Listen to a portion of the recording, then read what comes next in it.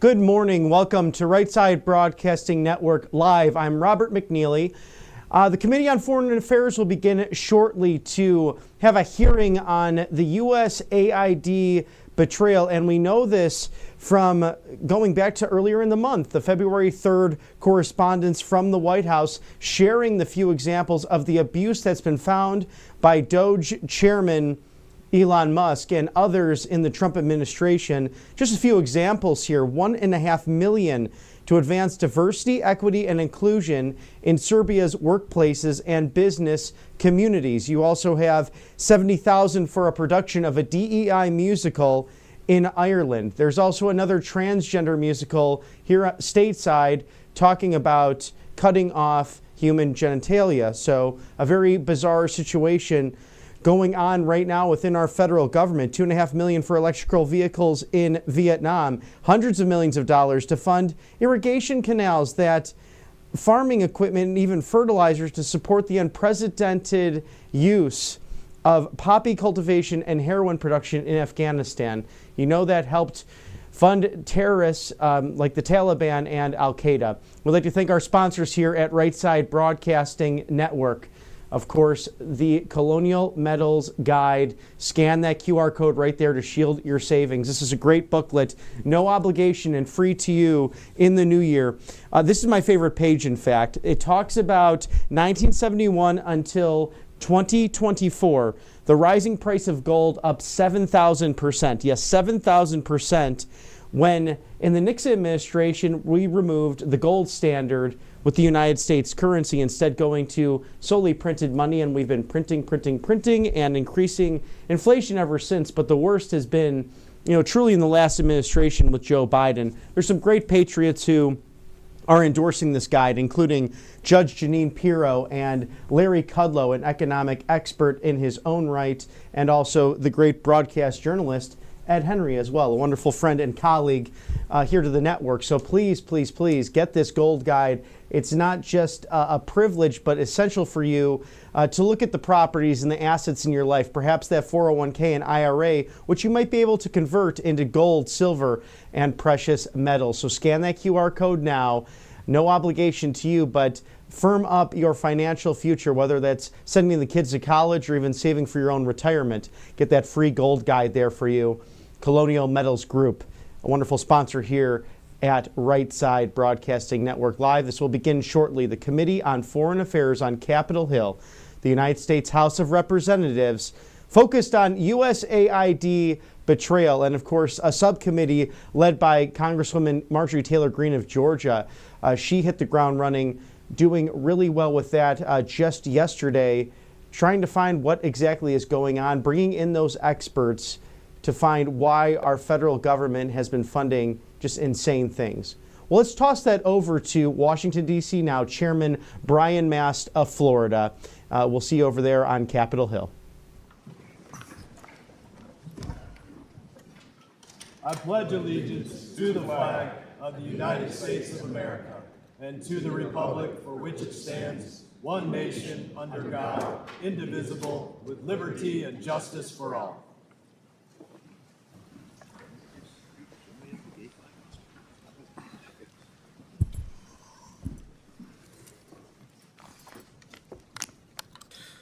The purpose of today's hearing is to discuss the misuse of public trust through USAID's woke programming and explore ideas for reorganization to promote a stronger, better, and more prosperous United States. I now recognize myself for an opening statement on this hearing. I can tell you that we are here today very simply because many of the people and many of the programs in USAID have literally betrayed America. My colleagues to my left will say that I'm lying about these programs, and I know they damn well wish that I was lying. The programs that USAID and the State Department have spent money on are indefensible. They hurt America standing around the globe, and I think the fact is clear that America would have been better off if your money had been simply thrown into a fireplace. Instead, the Biden administration spent it imposing their far left-wing ideology onto other nations. Under them, USAID spent $2 million for sex change surgeries in Guatemala, $22 million to increase tourism in Tunisia and Egypt. That's not life-saving. $520 million to pay consultants to teach people in Africa about climate change. That's not medicine. $4.5 million to teach people in Kazakhstan how to fight back against internet trolls. That's not life-saving. $20,000 to help LGBT individuals vote in Honduran elections. That's not medicine. $5.5 million to improve the lives of LGBT individuals in Uganda. $14 million to identify LGBT leaders in Cambodia. $425,000 to train Indonesian coffee companies on how to be more gender-friendly. $15 million for condoms to the Taliban. And I have pages and pages more. That's not diplomacy. It's a slap in the face to every American who got up this morning and went to work. To this moment, you haven't seen or heard any of my colleagues apologizing for this being wrong or wasteful. Instead, for the left, their biggest concern is that the person assembling a team to make sure that these programs are not funded is a billionaire named Elon Musk. So out of touch that they actually believe these programs are bringing other countries closer to us, or that our adversaries are going to gain some kind of foothold if we don't continue doing these programs. That's not what competing looks like for the United States of America. On the contrary, last month, when I participated in a Q&A with my colleague here to the left in the United States Institute of Peace, which will have to explain their funding, the Ugandan ambassador stood up and said these programs were not doing anything to improve relations between our nations. Take a look at the video.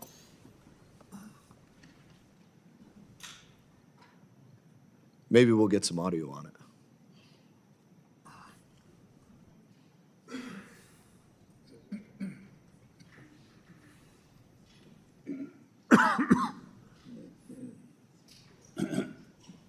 Maybe we won't get audio on it.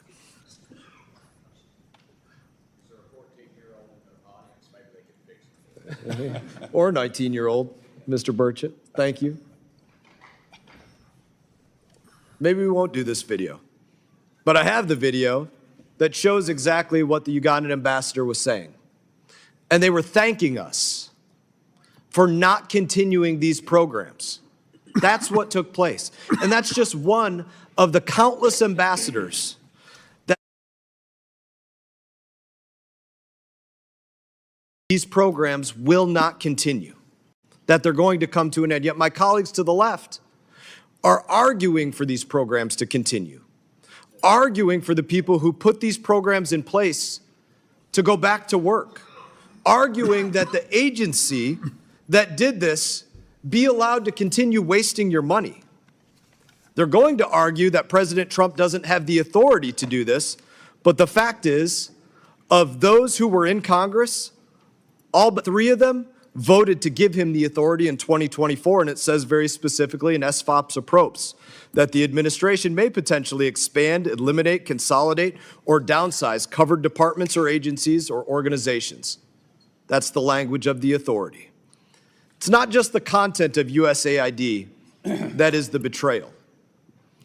It's the larceny that USAID has conducted. Crooked NGOs around Washington, D.C., swindling American taxpayers out of their money.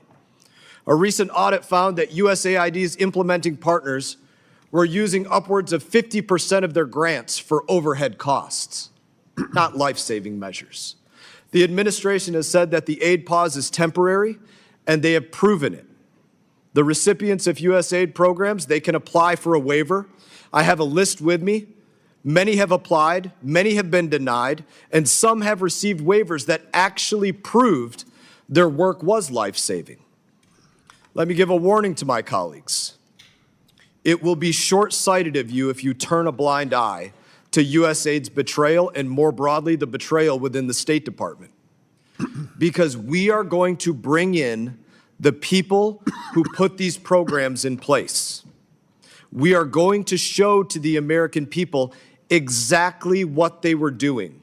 The videos, the documents, the everything. They are going to see it. Like $25,000 for a drag show seminar for Venezuelan migrants in Ecuador, and we are going to show you that video.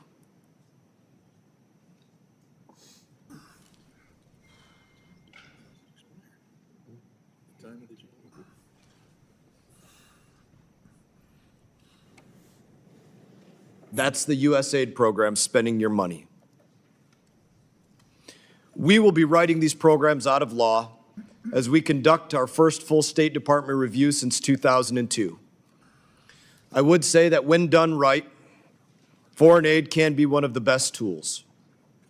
It can help strengthen our relationships with our allies that need a hand up, and it can help countries realize that America is the best partner. But it's only true if we understand a couple of things. What does America actually need from each country or region? What does that country or region actually want from the United States of America? Because it's not these things. And it's only fair to Americans if we can prove that a dollar is better spent going abroad than staying in the pocket of an American who is right now hustling and grinding it out at work. And I now recognize my colleague, Ranking Member Gregory Meeks. I want to welcome our witnesses to our first full committee hearing this Congress. But I would be remiss if I didn't make clear my disappointment in the midst of the chaos created by the Trump administration's unlawful attempt to shutter USAID and pause foreign assistance funds. We don't have anyone here today from the administration to explain, to appear, and to explain their actions before this committee. It shouldn't be just private sector individuals here. We are the oversight of the U.S. government, and we should have members from the State Department, the Secretary of State, Rubio, present. And my Democratic colleagues and I have asked the chairman to have a committee hearing with Secretary Rubio, and I urge that to be done as soon as possible. The American people deserve to have their elected representatives question the administration about the decision to shut down a government agency established in law by Congress. We don't have a king. We have a system.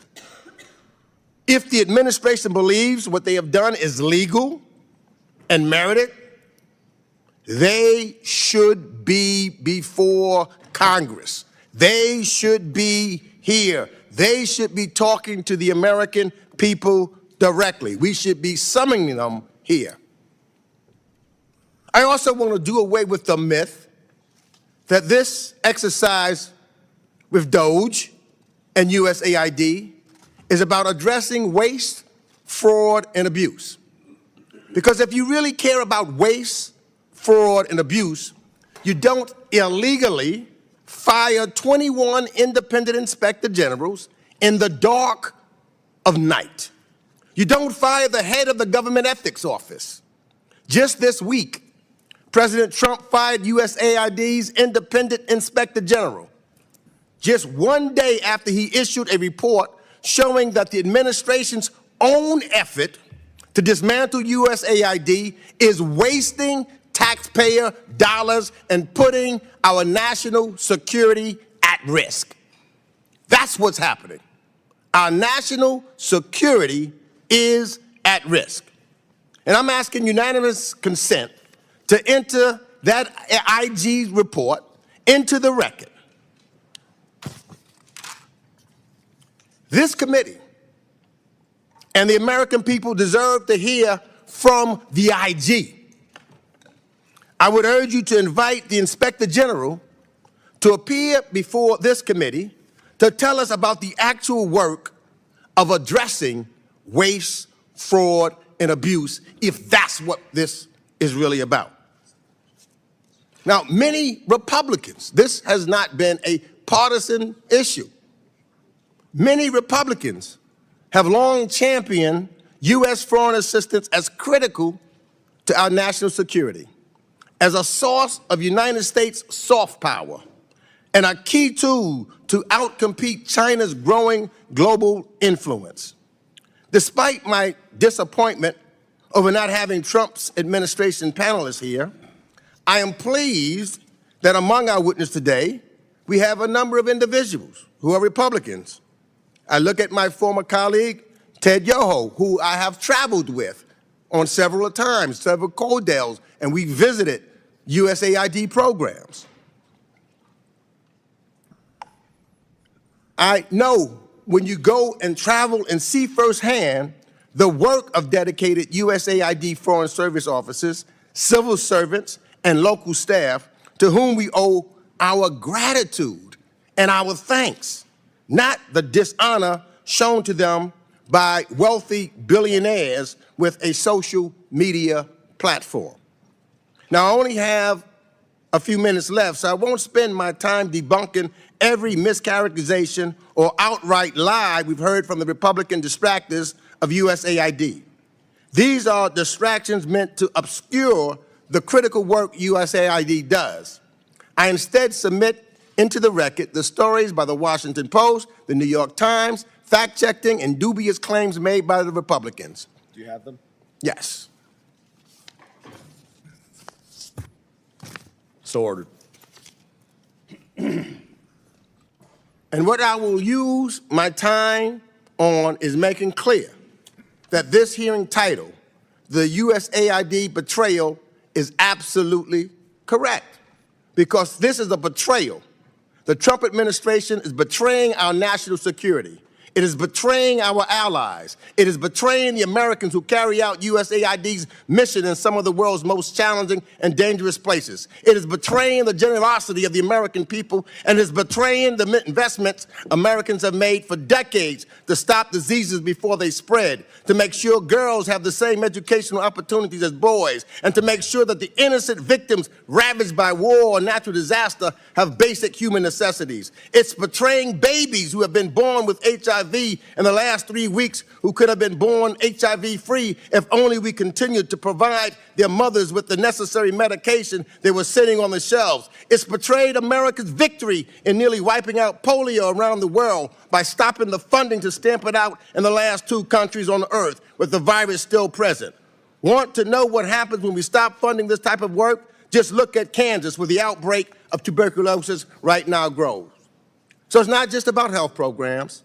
Economic development programs in Latin America build stronger communities and help reduce migration to the United States. Good governance, independent media, civil society programs in developing countries help break debt traps from China and ensure citizens can enjoy their God-given rights. Bottom line, who wins when we pull back from one of America's greatest strengths?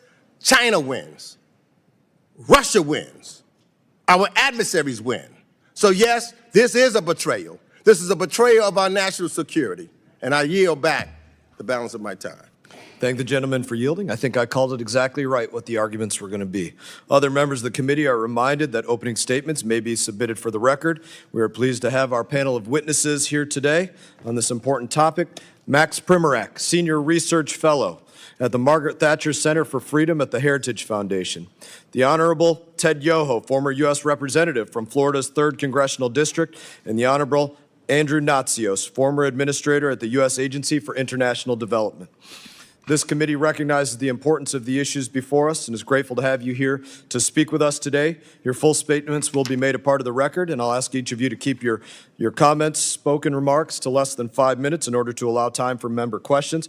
Hopefully you give us something that more than what we could just read in your opening statements, and I would also ask unanimous consent that the gentleman from Georgia, Mr. McCormick, be allowed to sit on the dais and participate in today's hearing. Without objection, so ordered. I now recognize Mr. Primorak for your opening statement. Mr. Chairman, thank you for the opportunity to testify before this committee. My name is Max Primorak. I am a Senior Research Fellow at the Heritage Foundation. I previously served at the U.S. Agency for International... PEPFAR saves lives! Restore AIDS funding now! PEPFAR saves lives! Restore AIDS funding now! PEPFAR saves lives! Restore AIDS funding now! PEPFAR saves lives. Restore AIDS funding now. PEPFAR saves lives. Restore AIDS funding now. PEPFAR saves lives. Restore AIDS funding now. PEPFAR saves lives. Restore AIDS funding now. PEPFAR saves lives. Restore AIDS funding now. PEPFAR saves lives. Restore AIDS funding now. I guess these guys don't watch the news. They didn't realize that PEPFAR was one of the many programs that did prove to be life-saving, so the funding was restored. Somebody better give them a link to, I don't know, maybe Fox News or something like that. You may resume your opening statement. Mr. Chairman, I previously served at the U.S. Agency for International Development and the U.S. Department of State. I've dedicated 35 years to international relations work. The views I express here today are my own. President Donald Trump's decision to shutter USAID reflects the agency's loss of bipartisan support in Congress and the trust of the American people. It exposes a bureaucracy that went off the ideological rails and no longer reflects the will or the values of the American people. What should be and must be an effective tool of U.S. foreign policy has turned into a partisan global vehicle focused on spending money rather than achieving concrete outcomes aligned with American interests and on imposing radical social ideas that divide us at home and spur resentment abroad. They refuse to be held accountable to Congress and American taxpayers who fund them. Advocates evoke dangers to our national security, citing programs to counter communist China, protect us from the global spread of infectious diseases, and provide life-saving humanitarian aid. I understand the importance of these programs. At USAID, I co-chaired a counter-China interagency group, oversaw containment of 2 Ebola outbreaks, and led the Bureau for Humanitarian Assistance. But USAID's obsession with identity politics, gender fluidity, population control, and climate fanaticism undermined these goals.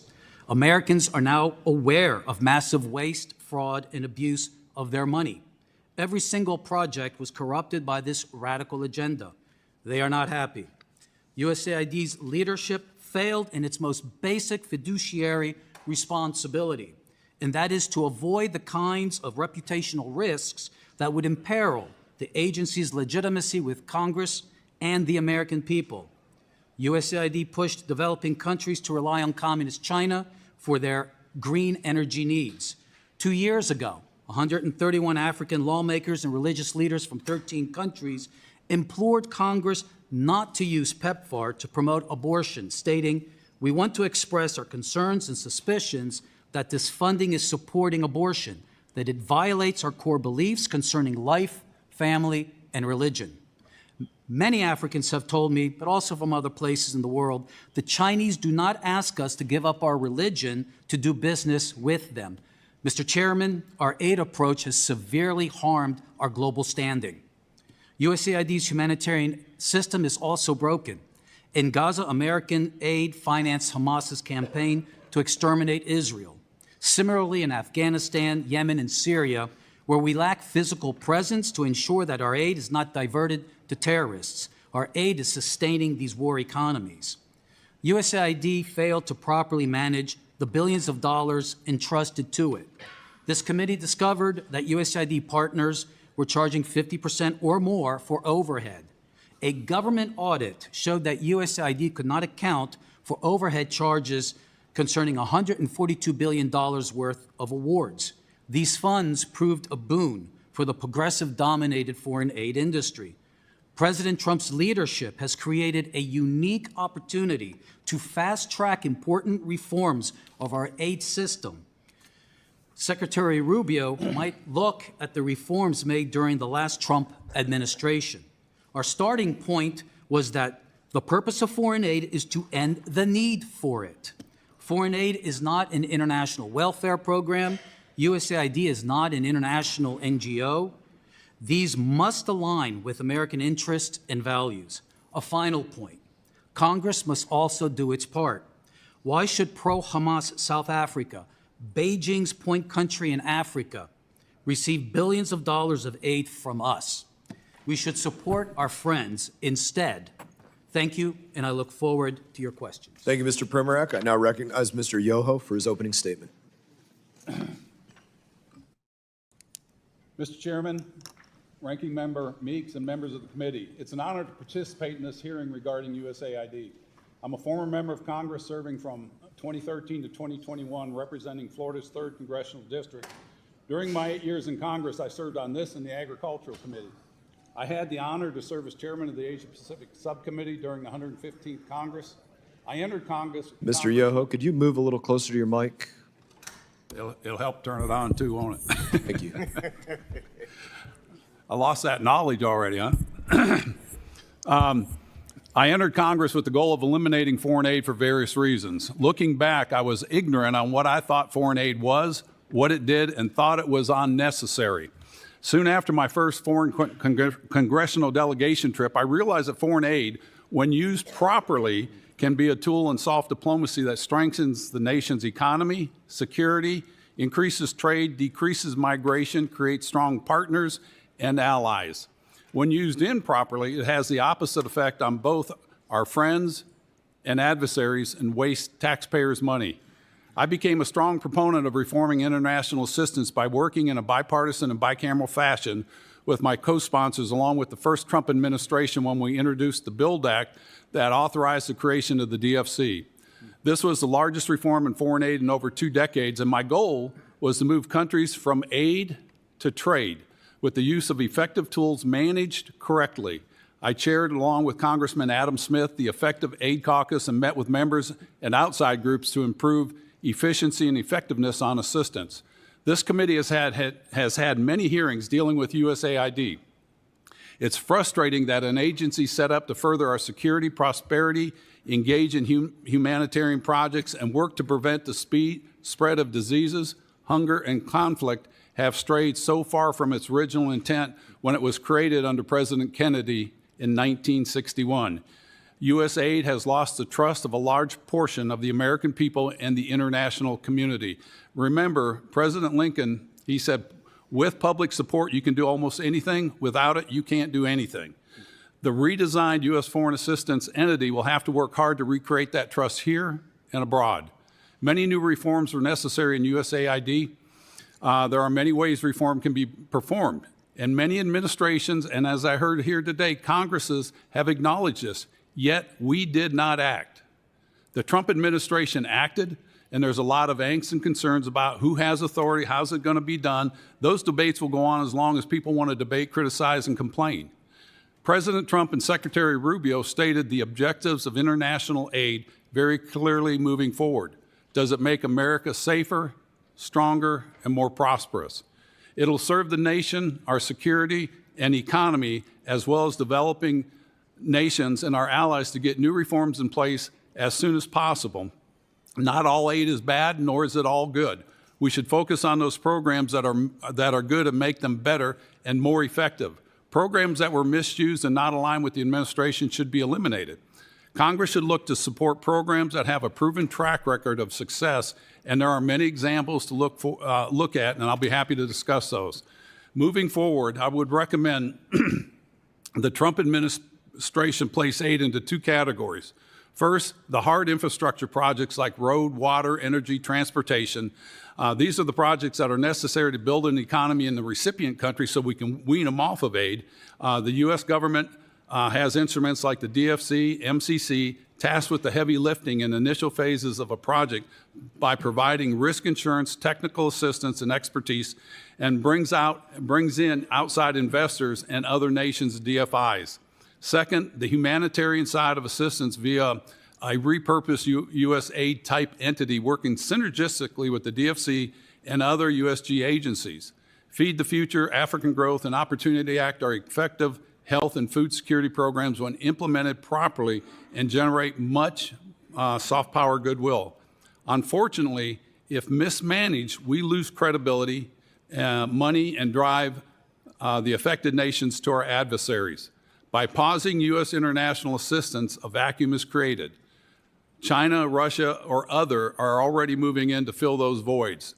The U.S. must quickly bring back the authorization, funding, and a knowledgeable workforce to implement those programs that align with the administration's goal? Does it make America safer, stronger, and more prosperous? One last point. By not being effectively present can be arguably worse than pausing a program. And all you have to do is look at South and Central America and look at how much we've ceded to China and their influence from Russia, China, and Iran. That has to be dealt with immediately. That's a national security threat. Mr. Chairman and members of the committee, I yield back my time and look forward to your questions. Thank you, Mr. Yoho. I now recognize Mr. Natsios for your opening statement. Thank you very much. I speak for myself today. I've been involved in humanitarian work and development work. Let's try that microphone one more time. Maybe pull it a little closer. Okay, how's that? Much better. Better, okay. I speak for myself today. I don't represent anyone. And I've been doing this work since 1989 when I joined the Bush administration, the first Bush administration, as the director of the Office of Foreign Disaster Assistance when the world order was collapsing. And our little office, along with the Food for Peace office, saved tens of millions of lives around the world, which they continued to do through the BHA Bureau, which is now much larger than it was when I was there. If you're upset about getting off course, so am I. But let's course correct, not course destroy. When I took over AID as the administrator in Bush 43, W's administration, in early 2001, I ordered my deputy to begin reviewing every single project, every single program in AID, line by line, and we eliminated 80 programs over a month.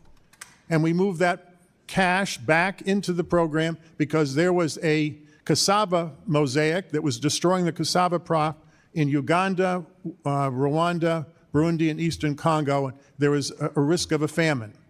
And we got cuttings in, and we stopped the pandemic, the disease pandemic for the cassava. My point is, I eliminated a lot of philosophically offensive programs that a conservative administration would not tolerate. And when the Democrats took over, they moved the agency to the left. I moved it to the right. The Obama people actually said I was very right-wing. I was the most right-wing administrator in the history of the agency, and yet the career people followed what I wanted to do in the agency. We put heavy emphasis on economic growth. Some of the things you've criticized, sir, with all due respect, are economic growth programs that have been highly successful. 10% of the workforce in Egypt is from tourism. AID has properly invested $100 million over the years, and it's massively increased the number of jobs in Egypt. They are our ally. Don't we want people working instead of being unemployed? It is 12% of the GDP of Egypt, tourism. We call it development tourism. We do it in Lebanon, we do it in Tunisia, we've done it in Kosovo and in Bosnia, we've done it in Morocco, we do it all over the world. It brings in revenue and employs people. It's an economic growth project. I believe in economic growth. I believe in the private sector. I believe in free markets. That's what AID does. The notion that AID is some kind of a Marxist institution is absolutely ridiculous, okay? I know the career officers. I work with them. There is a career track called the private sector officers. And what do? They work with the business community. I started a program which the Democrats continued called the Global Development Alliance. We started it very early on, 2001. What it does is it matches AID money with corporate money to supply their supply chains. We do this all over the world. We're working with hundreds of American corporations. We've raised $60 billion in private sector funding with the American business community to increase jobs all over the world. We've been doing this for 24 years, very successfully. The Europeans and the Canadians and the Australians have taken our lead in this and tried to replicate these public-private alliances. 25% of the money in those GDAs is U.S. government money. 75% is private money. We invest together. We don't give them any money. They don't give us any money. We design the project. We co-invest, and then we manage it. The notion that AID is irresponsible in terms of its oversight is utter nonsense. I wrote an essay 12 years ago called The Clash of the Counter-Bureaucracy and Development. It was published. It's the most cited thing I've written in the scholarly literature. And it was based on my frustration with the level over and over and over again of oversight. The Inspector General, the Special Inspector General. Why do we need two Inspector Generals in Afghanistan and in Iraq? Then we have the GAO, we have the OMB, we have the Congressional Oversight Committee. Every line of what AID does is overseen by 7 different levels of oversight. You know why money disappears? I'll tell you why. Where do we work? Where do we work?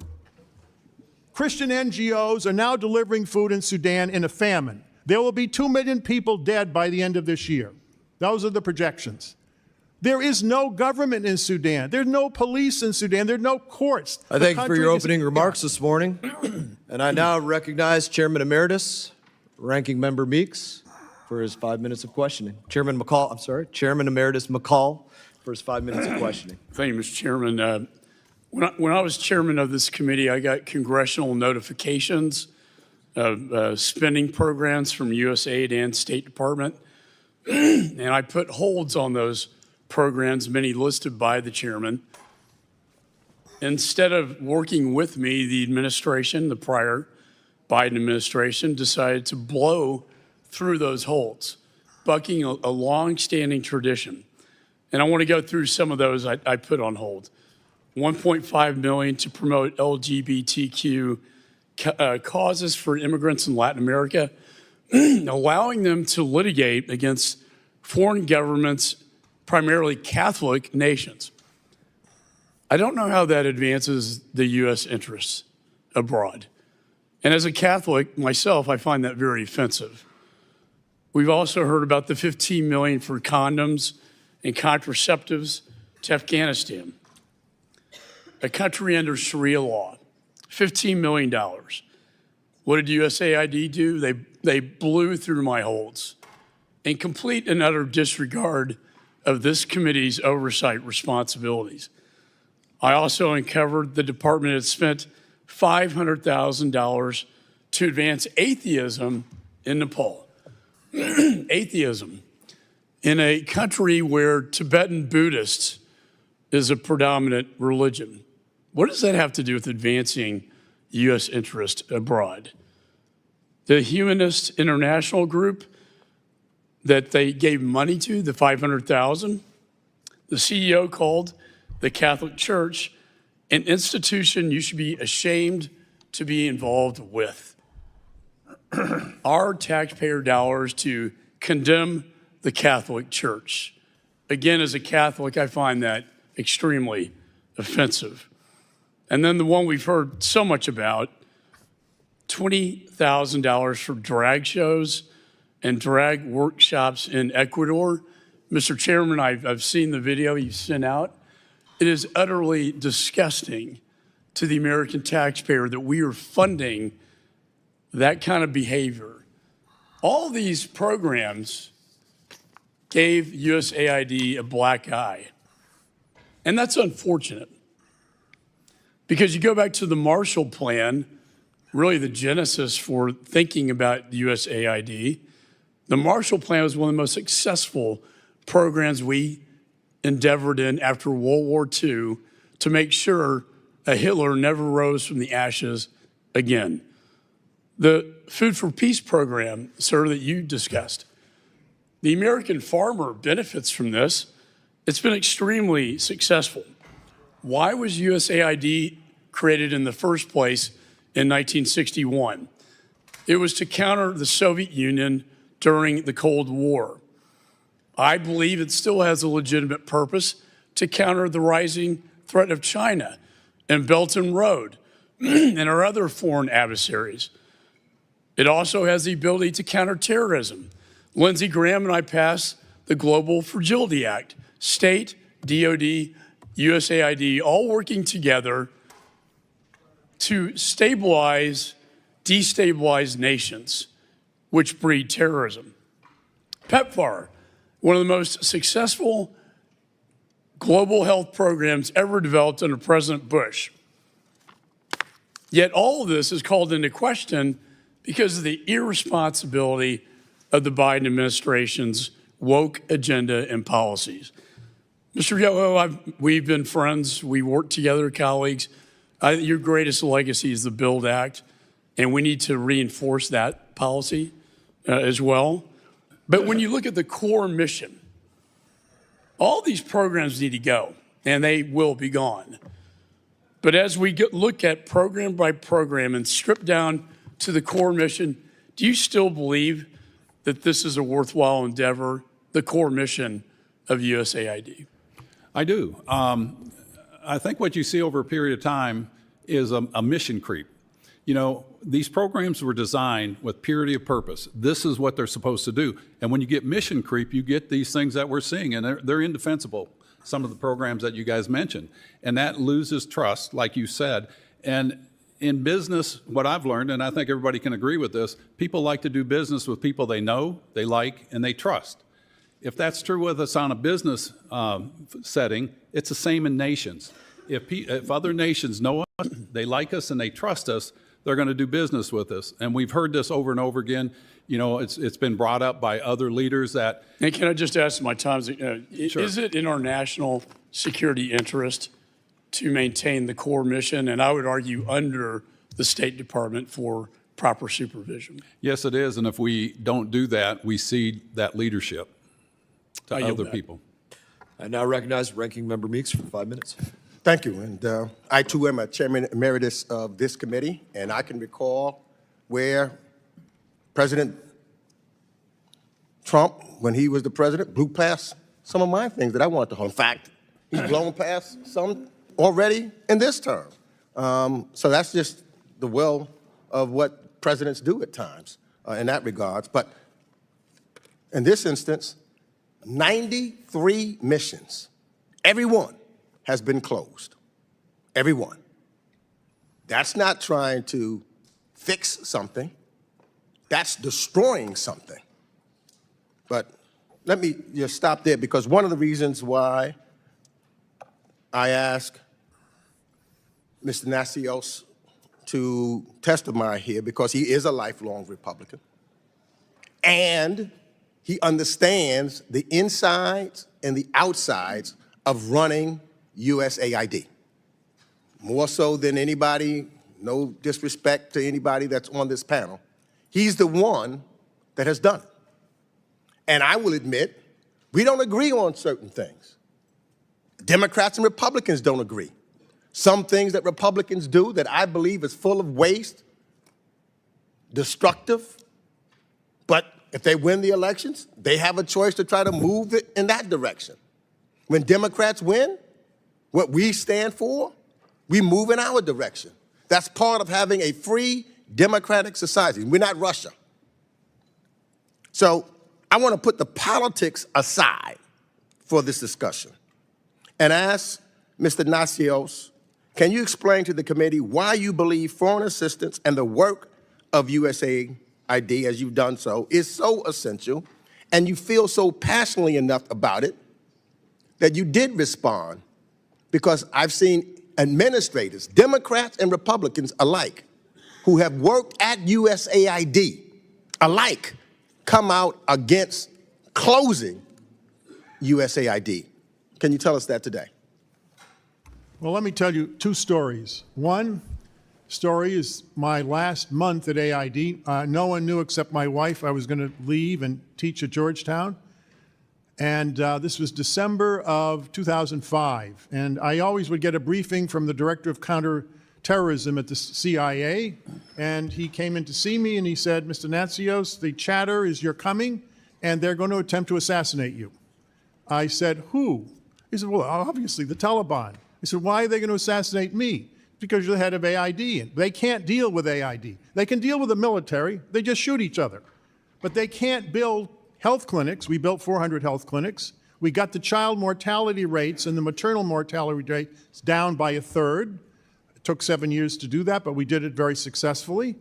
And we opened schools. We published 90 million textbooks in the schools to get the kids back in school, and the Taliban can't deal with that. They're going to try, and we advise you not to go. I said, well, let me think about that. But if you do go, announce you've arrived as you're stepping on the plane to leave. I said, what? He said, announce when you're stepping on the plane to leave, announce you've arrived. So in other words, they won't know you're there. So I went, I decided to go, and nothing happened, and I did what he suggested. But what I found out was, from talking to the mullahs in the village, the religious leaders who were pro-democracy and pro-America, that the Taliban disregarded the greatest enemy of the Taliban was USAID. You know, in Kosovo, they named their kids USAID. They actually, the Albanians are Muslims in Kosovo, and that's Muslim. They made it into a Muslim name, USAID.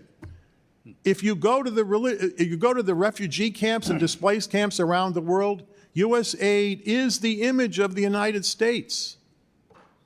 We used to bring 20,000 students to the United States to get their advanced degrees during the Cold War. You know what the Chinese, you know what we're doing now? 900 scholarships. We stopped doing it. The Chinese are spending huge amounts of money to bring 40,000 people from the developing world to get their degrees in China. We should be investing in that. We're not. And I think we're falling behind, and we're focused on the wrong things. The amount of DEI stuff, I started going through the RFAs. It's a small percentage. It is not accurate to say that this is, and some of these things that have been shown, those are not AID projects. Those are State Department programs. Why are you blaming AID for what the State Department did? The F office in state controls all this stuff. Now let me tell you a second story. After the Aceh tsunami, we did a huge response. Aceh is a part of Indonesia, which had a Muslim insurgency for many years against the central government. We did a huge response. We put the aid logo on everything. The mission director got carried away, 50,000 stickers, USAID from the American people. Before the Aceh tsunami, bin Laden had a 57% approval rating in Indonesia, the largest Muslim country in the world and a democracy. After it, he collapsed from 57% to 27%. We had a 26% approval rating. We went from 26% to 63%. Now you say, Americans like to be liked. We all like to be liked. But what difference does it make? President Uduono, the president of the country, said, I like President Bush. I like the United States, but it's very hard to work with you because you're so unpopular. Not after the Aceh tsunami. The newspapers in Indonesia said, where is bin Laden? When we need him. The Americans here we really don't like, and now we realize who our real friends are. Thank you for answering our questions today, sir. We appreciate it. We agree. A lot of waste, like $10 million through USAID. Everything I listed was USAID. $10 million for circumcision in Mozambique. There's another example for you. I now recognize Mr. Smith from New Jersey. Thank you, Mr. Chairman. Upon assuming office, President Biden repealed President Ronald Reagan's Mexico City policy, expanded by President Donald Trump in 2017. But the Biden administration didn't stop there. They initiated a new, radical vision that integrated aggressive abortion on demand into PEPFAR programming, called it Reimagining PEPFAR, that included explicit guidance directing recipients, and this is billions of dollars of U.S. taxpayer funds, to use their leverage to enact pro-abortion laws and policies in PEPFAR countries. Biden hijacked PEPFAR. And he shattered, I did the reauthorization of PEPFAR for 5 years during the Trump administration, the first one. I'm all for it. In this place here and on the floor of the House and all over Africa as I traveled, all for it. But then it was hijacked. In a strong rebuke, and Mr. Max had mentioned this earlier, 131 African lawmakers and religious leaders said that the PEPFAR funding is supporting abortion, and they admonished us to say the NGOs that we finance are hijacking their ideals by pushing it so aggressively in Africa. Mr. Natsios, you testified today, and I read your written statement, that USAID needs to be refashioned, and you said that, quote, you believe it is bad policy to transfer domestic culture wars into politics to the developing world. Do you believe that the Biden administration was wrong to integrate abortion on demand as into global health? Because they did it across the board, USAID, and of course PEPFAR. Much of that money is deployed through USAID. When you did say that efforts to protect the weakest and most vulnerable from extermination, I do believe that's trivialized when you somehow bottom line it and say it's a culture war. We believe in defending unborn children and their mothers from the violence of abortion. It's not a culture war. It is a fact when they're in these countries pushing it, that unfortunately children will die. I and like-minded pro-life advocates in Congress and around the world seek to protect unborn baby girls and boys from violence of abortion, including dismemberment, decapitation, and of course the abortion pills, which are now being pushed all over the world, including the United States. How do they work? They starve the baby to death. That's how it works. So, I'm all for global. We did 2 bipartisan. I was the prime sponsor of it. Global Food Security Acts. I'm all for mitigating global hunger. But when you turn around and say to an entire segment of humanity, unborn children, we're going to starve you to death through these abortion pills, to me, that's unconscionable. So, do you agree that pro-abortion NGOs should continue to be empowered and subsidized with billions of dollars each year by the American taxpayer to promote abortion with the goal of changing pro-life laws in these nations? And I would ask all 3 of our witnesses. Congressman, you can check my voting record in Massachusetts. I 100%, and in Massachusetts, this is in Massachusetts, I had 100% pro-life voting record for 12 years in the House. Right. So my position is very clear, and I took a lot of heat from the feminist groups in Massachusetts, and my views have not changed.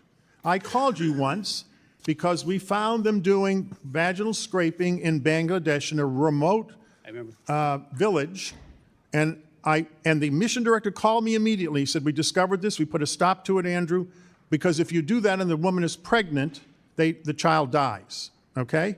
And you're supposed to check before you do it. They weren't trained properly. They weren't doing it maliciously. They just didn't understand because they weren't trained properly. We fixed it very quietly. I called you up and told you what happened. We were being transparent about it. Other than that, that's the only violation we had in the 5 years that I was aid administrator. The career people will do what they're told to do. I am appalled at what you're telling me that they have done. And by dragging AID into these culture wars, the Biden administration has undermined the need for bipartisan support for AID. We cannot tolerate in an agency with programs all over the world a war between parties, which I'm seeing right now.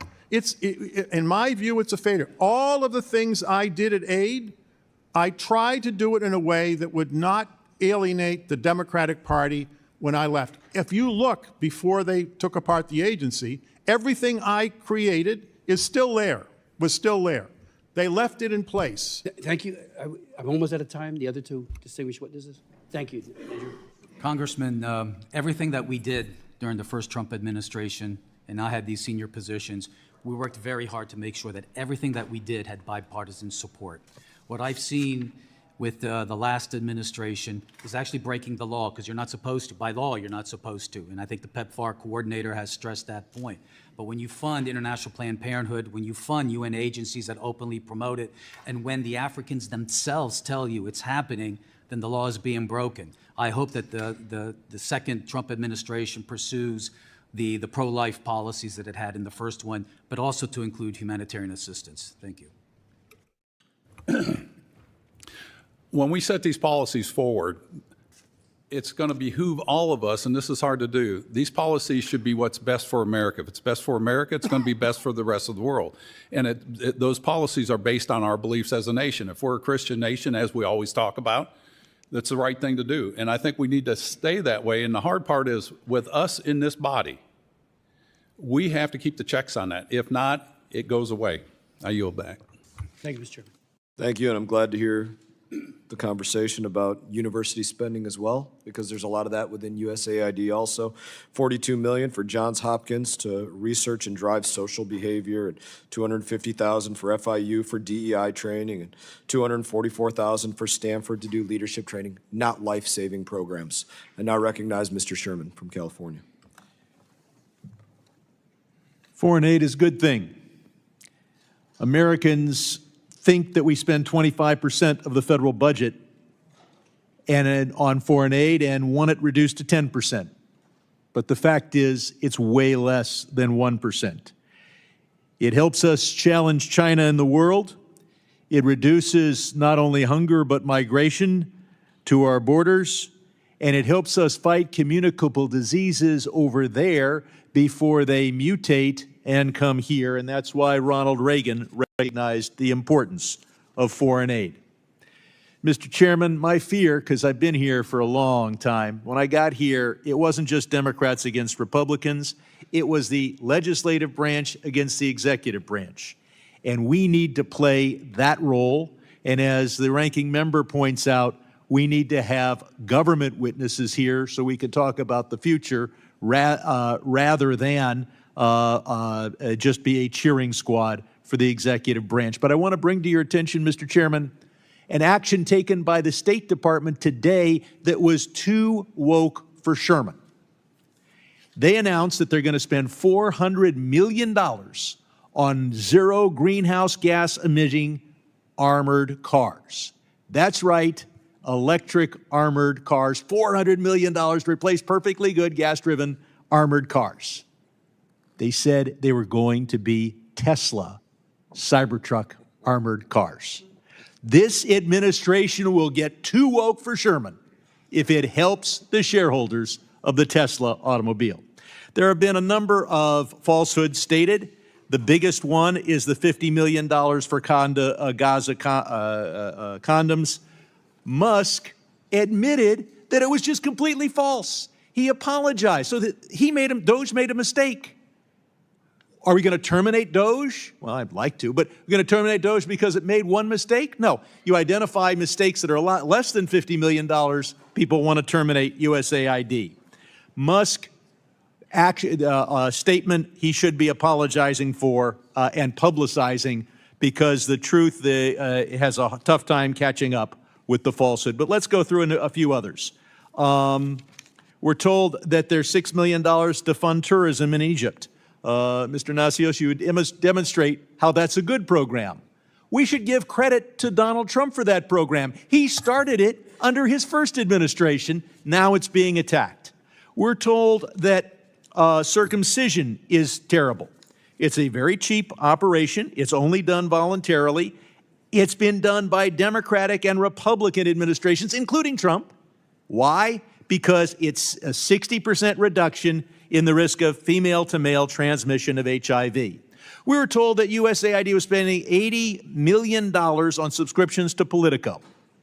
No, the entire executive branch was doing that. But you know who else spends money on Politico? Republicans in Congress who spend $800,000 of their office budget on Politico.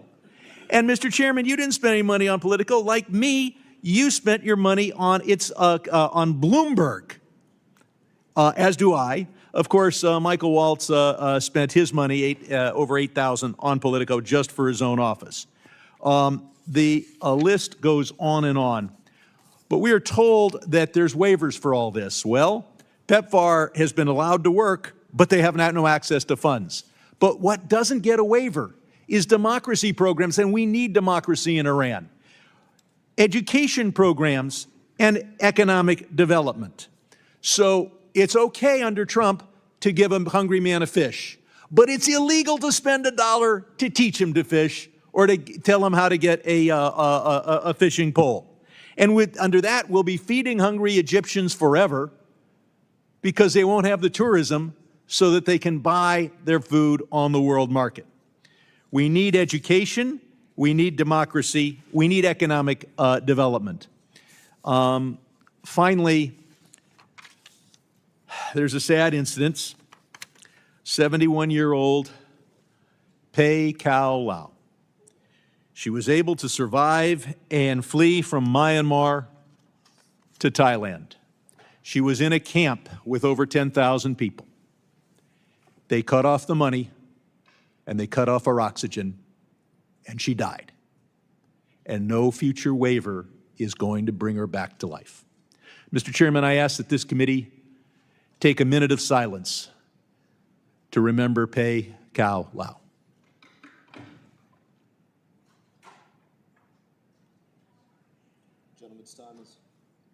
Gentleman's time has expired, and I would also point out that PEPFAR care and treatment, HIV prevention, and other PEPFAR programs have been reauthorized for $500 million in other appropriations as well, just in case you were not aware. We now recognize Mr. Wilson, from Mr. South Chairman? Carolina. Mr. Wilson is recognized. Thank you very much, Chairman Brian Mast, and thank you for your leadership on this very important hearing. In the past, I have supported the very inspiring messages and missions of American outreach. I have, though, sounded the alarm for abuse and wasteful spending in aid programs, sadly, for years. We've routinely seen aid diverted to dictators such as Assad of Syria and oppressing the very people it was meant to help. The Biden administration insanely provided and funded woke, deranged depravity in Syria instead of trying to help the people, and the UN delivered aid through the regime itself to the people as they were being slaughtered by Bashar al-Assad. Legitimate aid was diverted from the needed earthquake recovery that occurred there in Syria. Fortunately, Assad is now removed by the people of Syria, and he is in hiding, of course, in the appropriate location, Moscow, with war criminal Putin. Another example, Mr. Primorak, is the tragic example of dictator diversion, and that is in Tunisia. Once a shining success of the Arab Spring and partner in North America, it's now been turned into a full-blown dictatorship by Kais Saied.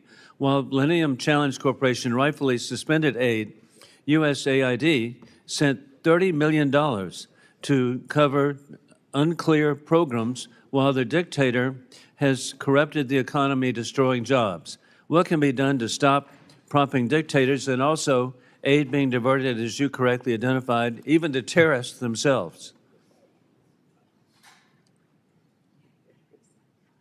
Mr. Primorak? Yes, sir. I'm not familiar with the situation in Tunisia, but this happens a lot. I think there's a lot of goodwill in these programs. There's a lot of good programs overall. But the problem is that very often these things just go on year after year after year, and then there's no changes. We're actually propping up bad regimes and socialism. I was in Mozambique in October for the elections there. We have a Marxist Leninist regime. They stole the election. We're spending $1 billion, $500 million to $1 billion a year. And then what happens? There's no reform. We're supporting socialism. And the government, just 2 months before we came there, provided their port in order to allow the Chinese Navy to project their power into the Western Indian Ocean. So there has to be a much better affinity between what we do on the development aid side and the diplomacy, where we put our ambassadors on the hook to make sure these things don't happen. Thank you. And indeed, we've seen in the Republic of Georgia the corrupted election of October, where the legitimate president, Salome Zurishvili, has been replaced by a Georgian dream, which, as you identify, ports. Indeed, the Chinese Communist Party has taken over the port there in Georgia on the Black Sea. And simultaneously, the Georgian dream dictatorship in Tbilisi has reached out to work closely with Tehran at the same time as Tehran has sent assassins to murder Donald Trump. With that in mind, thank goodness we have good people like our Congressional alumnus, Ted Yoho, here. And so, Ted, delivery mechanisms for aid have been co-opted by enemies of the United States running the UN. Fortunately, President Trump has appointed Elise Stefanik as the UN ambassador in the tradition of Ambassador Nikki Haley, who will stand firm for America first. Many of the nonprofits that are doing the bidding of dictators are being supported. What can we do to ensure that indeed these agencies are working for the people we're trying to help and not prop up dictators or support terrorists? I think the biggest thing is just oversight, and we need to follow up on the oversight. We hear every year how many erroneous spending programs there are, how money's being wasted. We hear those reports, but yet when I was in Congress, I didn't see us acting. It was hard to get everybody to act. And that's where I go back to the purity of purpose and what is the mission. We have to stay within those guardrails, and we need to make sure, well, the body of Congress needs to make sure that they stay that way. And it's a tough thing. You know, if it was a static world, it would be easy, but it's a tough world. And also in the best Florida tradition, our Secretary of State, Marco Rubio, has announced just last week a great letter to Chairman Mast about how they would be stepping in to identify programs and promote those that promote the people of legitimately in the world who need it. I yield back. Thank you, Representative Wilson. Now recognize Representative Keating. Thank you, Mr. Chairman. I welcome two of my former colleagues here, Ted Yoho, who is one of the more conservative people I served with here in Congress, and Andrew Natsios, who I think is the most conservative member I served with in the Massachusetts House as a Republican, and Republican leader in Massachusetts as well. You know, I think that what we're seeing with our witnesses like this, is the fact that up until 3 weeks ago, this issue, USAID, used to be the most bipartisan issue. And I've been on this committee now for 14 years plus. We used to agree with these things. We could find things wrong with it that we can correct. And the irony of all this is this: the Republicans are in charge of the White House, the House, and the Senate. They have the power to do this the right way.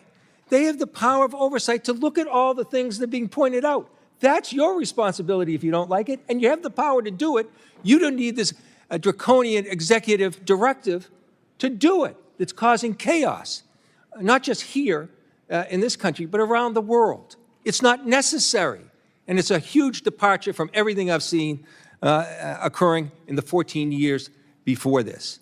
Along those lines, I'd like to submit, Mr. Chairman, a letter to the Republican and Democratic leadership in the House and the Senate, and it's from almost 150 former administrative officials, Republicans and Democrats, those who served in the military and the State Department, and urging the rescission of the Trump executive orders aimed at freezing our foreign assistance and dismantling USAID. It deplores the undemocratic and unconstitutional dismantling of these agencies. I'd like to submit this for the record with unanimous consent.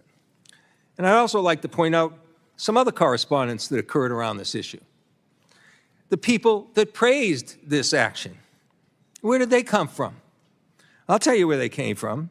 They came from our greatest critics, the greatest critics of democracy right now in the world. They came from the leaders of Russia and Hungary and Venezuela. They're praising this effort.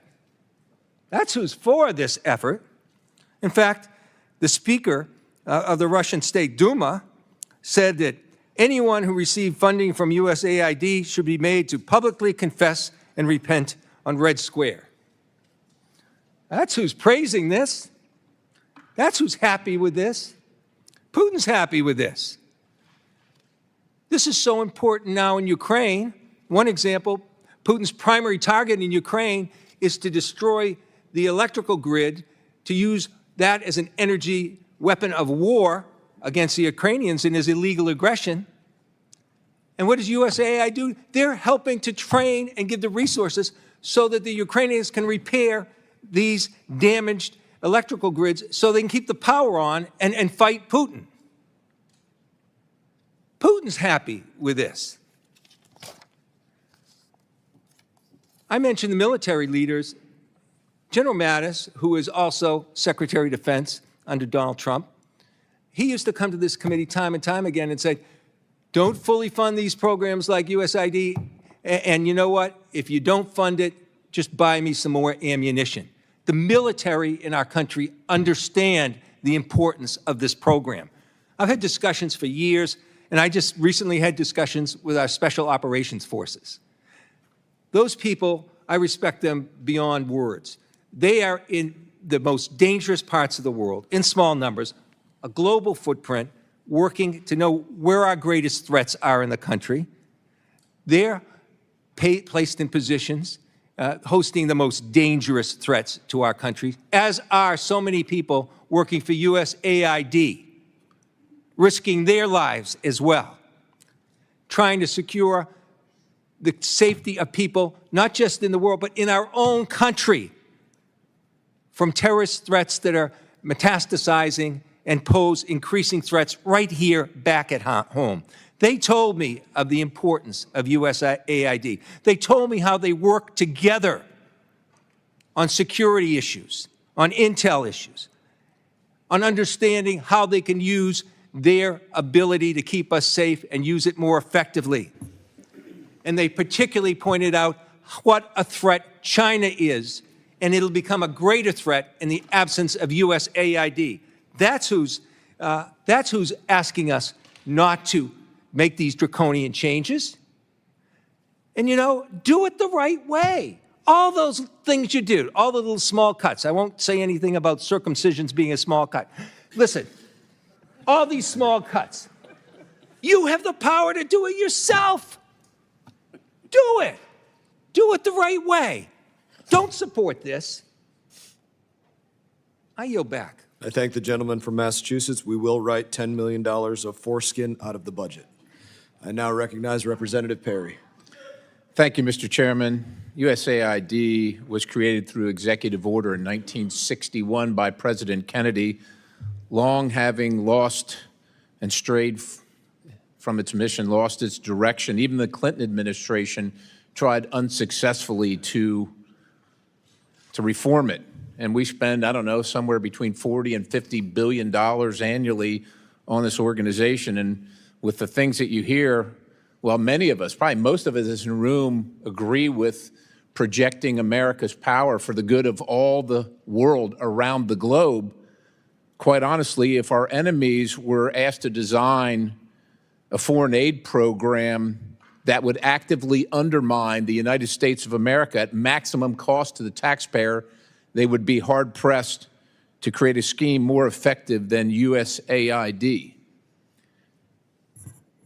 That's shocking to say, but I just, it's, look, let's just go to a couple things here. We left Afghanistan, and I'll just I'll characterize it as left in August of 2021. August of 2021. So the Taliban's in charge. Taliban threatens the lives of the NGO personnel distributing USAID. They claim credit for USAID distribution. They interfere with the distribution of USAID aid. They tax the beneficiary of the aid. They tax the delivery service. They steal the food commodities. They divert the funds. They extort citizens for protection for USAID aid. They create sham procurement schemes, and they threaten the lives of those who oppose those schemes. Now, that all occurred before August of 2021, when we were there. When we were there. Now, you know, you don't have to be a rocket scientist. You could just read the Taliban is classified, and if you don't know, the Taliban's in charge of Afghanistan. They're classified as a specially designated global terrorist organization by OFAC. So post-2021, so this is last year, 2024, we spent $697 million of the taxpayers' dollars in Afghanistan, including $534,719,000 in change from USAID in Afghanistan. I don't know what we think we're going to change in Afghanistan. We lost 22,000, lost or wounded 22,500 Americans in Afghanistan over the course of our term there in the war, spending over $2 trillion.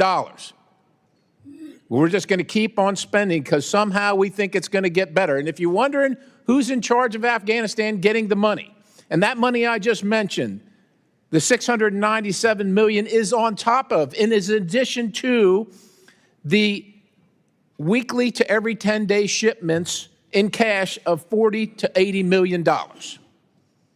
Afghanistan is ruled by folks named Sarajuddin Haqqani. The Haqqani network mean anything to anybody in the room? How about Abdullah bin Laden, who gets some of that money. Does that name ring a bell to anybody in the room? Because your money, $697 million annually, plus the shipments of cash funds madrasas, ISIS, Al-Qaeda, Boko Haram, ISIS Khorasan, terrorist training camps. That's what it's funding. If you think that the program under Operation Enduring Sentinel entitled Women's Scholarship Endowment, which receives $60 million annually, or the Young Women Lead, which gets about $5 million annually, is going to women who, by the way, if you read the Inspector General's report, is telling you that the Taliban does not allow women to speak in public. Yet somehow you're believing, and American people are supposed to believe, that this money is going for the betterment of the women in Afghanistan. It is not. You are funding terrorism, and it's coming through USAID. And it's not just Afghanistan, because Pakistan's right next door.